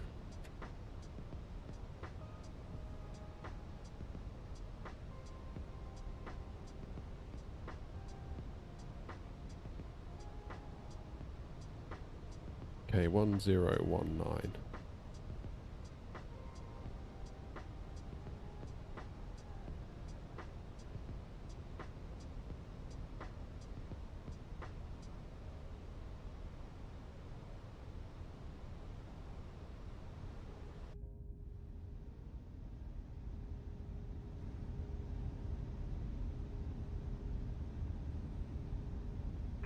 Heathrow traffic, Scribbit 843, vacated Alpha 8, 09 left, and taxiing to stand 506 via Alpha, Heathrow. And Heathrow traffic out 54 Juliet on a left base leg for 09 left.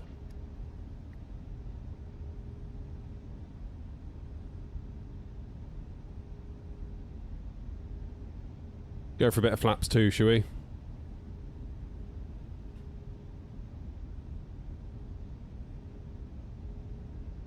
Like 0 knots would be nice if we can maintain that for a minute. Heathrow traffic, shuttle 6 Yankee, lining up, runway 09 right, via November 8.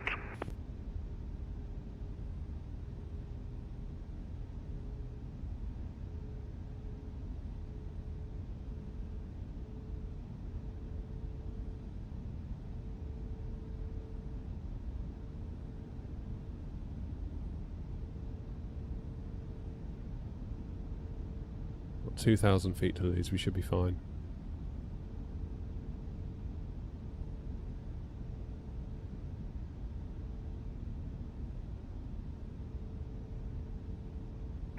Heathrow traffic, shuttle 6 Yankee, taking off runway 09 Nice one, right, Harold. via the Utila 1 Juliet, or departure, Heathrow traffic.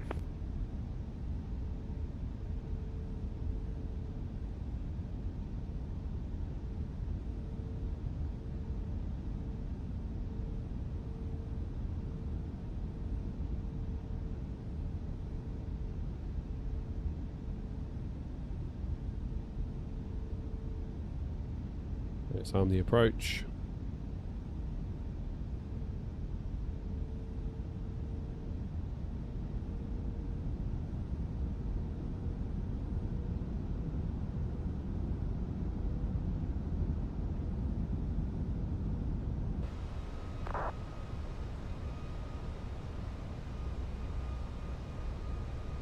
Heathrow traffic for 325, pushing back out of stand 224 via new facing west. Heathrow traffic, shuttle 6 Yankee, passing through 1,500 feet.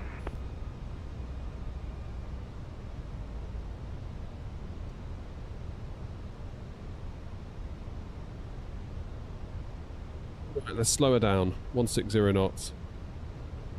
Heathrow traffic, air knot 54 Juliet, 10 miles for 09 left, slowing to 160 knots, which we will maintain until 60 ME Heathrow.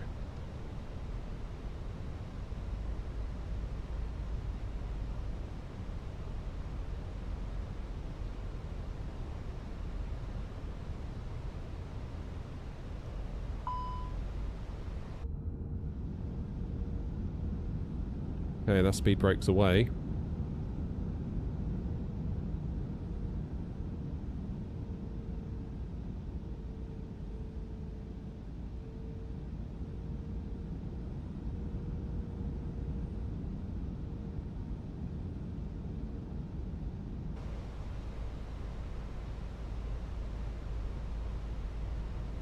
Looking here. Good.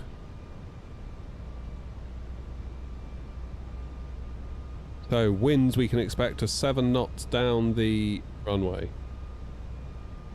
Allegedly. Gear down. Help slow us down.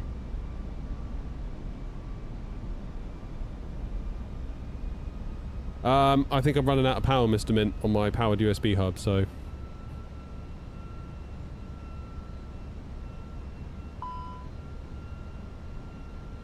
My spoiler's now not arming. Something's gone with them, I tell you. And all 441 Quebec, vacated runway around left, Heathrow traffic. Heathrow traffic, air naught 54 Juliet, final approach speed and 6 miles, 409 left. Heathrow traffic, good morning, pushing back down the 834. Right, I feel like I owe you a good landing after Bergen. Alpha heavy. I'll hold my hands up, Bergen was not good. I will do my best this here. Basic west, 7 Alpha.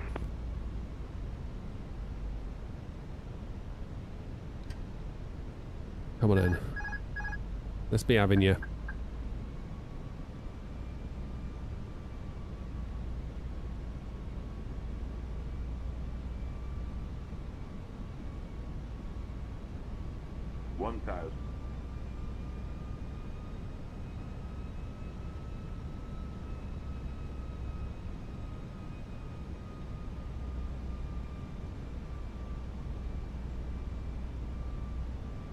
A little bit windy. Nothing too much.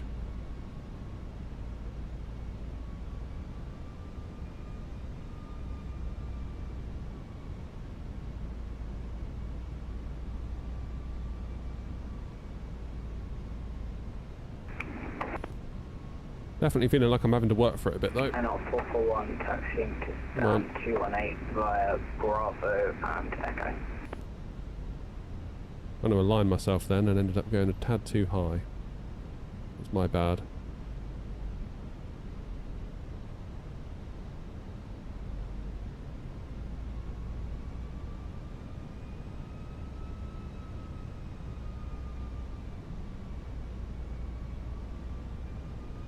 Above.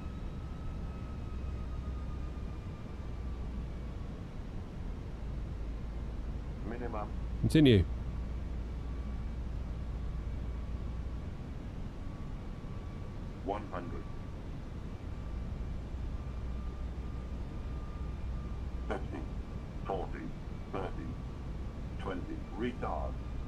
Retard.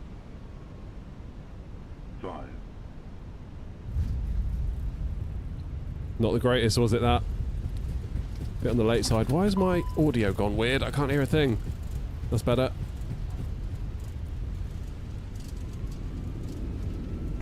Absolute butter. Don't know about that. I don't know about that. That was a bit on the late side, frankly. I came in a tad too high over the numbers. But we don't really have time for a go-around. Because I've got to leg it after this, otherwise I might have done. The traffic was 325, taxiing waypoint runway 8, runway 09 right by Bravo and Alpha.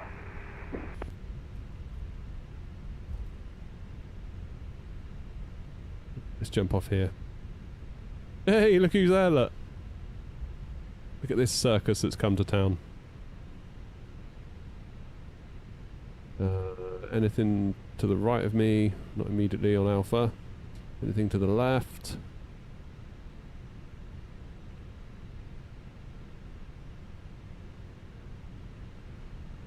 Heathrow traffic, air naught 54 Juliet, 09 left vacated. Okay, I'm going to go stand 243 right via Bravo and Lima. Heathrow traffic, air naught 54 Juliet, taxiing to stand 243 right via Bravo and Lima, Heathrow. Okay, lights off, strobes are off. Let's start that. APU. It's nice that I can kind of steer with my hand.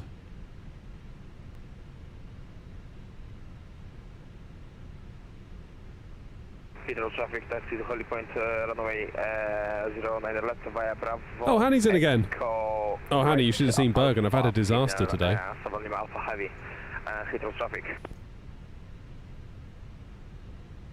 Absolute disaster in Bergen.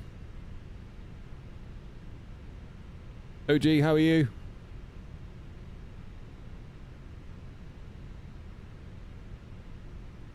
Oops. Yeah, a little bit on the late side, that, wouldn't it? Don't really have time for the go-around, though, sadly. I would have liked to have had another go at that, truth be told. But there's always a problem trying to squeeze two longish legs in on a day like today. Generally, the last one, I don't like doing it, but I've sort of just got to land it and then leave, which I never feel great about, but that's okay. Oh, OG, the tiller's great. Really great. Really enjoying the tiller today. I still haven't gotten used to not steering with my feet. I keep trying to steer with my feet, and then it's like, why isn't it doing anything? Like, I went to taxi onto the runway at Bergen to come back here, and yeah, it wasn't great. I had to quickly like grab it, and it'll come. It's muscle memory. It will come, I'm sure. Engine shut down. Yeah, engine 2 shut down for me. Don't know why. Well, I do know why. It's Sim Update 5. I feel like maybe I could do with a little maintenance session in here. I feel like I've got lots of little gremlins in my sim at the moment. It might be worth just spending an evening going through them all. Like the Tobii eye tracker, like the Phoenix shutting down the engine, like my USB hub situation, like my cable management situation under the desk. Maybe we'll have a good look at that.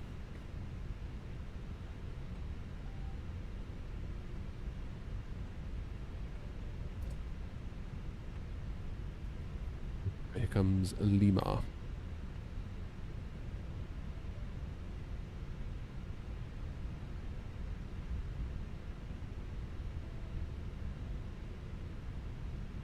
Maybe just do it when I move my room about. Well, yeah, that's it. Like, it'll be the summer holidays in a week or two, which will mean I might get freed up a little bit to do some more, which might be the time to do it.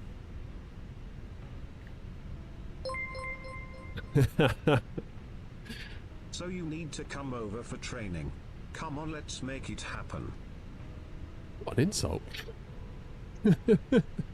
Honestly, if you saw Bergen, Hannah, yeah, that was not good. We did a go-around, and then we did not land it very nicely, even after the go-around. But at least we did do a go-around on the first go. But I couldn't agree more with your statement. Thank you again for the super chat. British traffic, Swift 325, lining up runway 09 right, via November 8.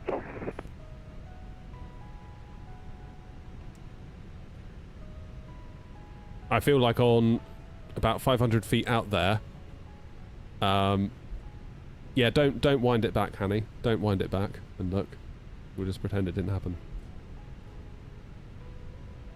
I was trying to align myself with the runway, and then I let myself go too high. And then I came in a bit too high over the numbers.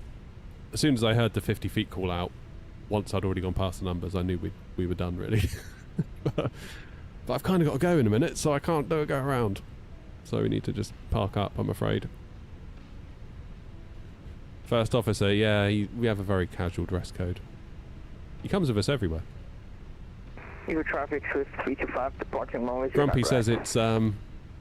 says it's Ken Dodd. Whoever that is, I've no idea who that is. Traffic, departing Swift Just sort of nod and smile. I think he says it's Ken. Is it Ken Dodd? I don't know. Couldn't tell you.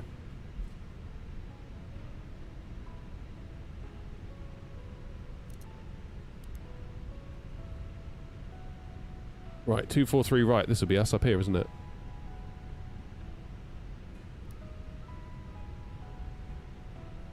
You're expecting a 10, Murray?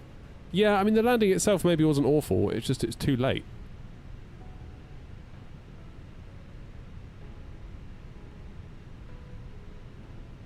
on the brakes too hard there.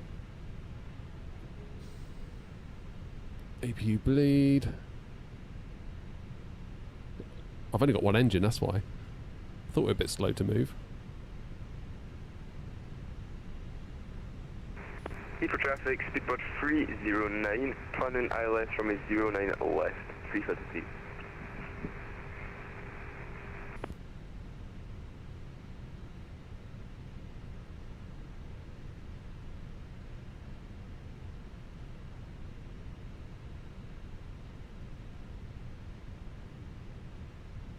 Right. Right back where we started. I wouldn't say it's been a terrific day, to be honest, in terms of my quality. I don't know what's been wrong with me today. These things do happen.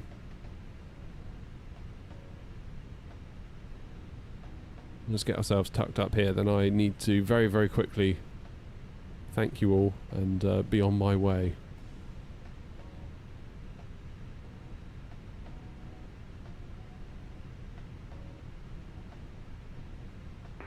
Heathrow traffic, speedboat 309, fully established, runway 09 left, on a 7.5 mile flight.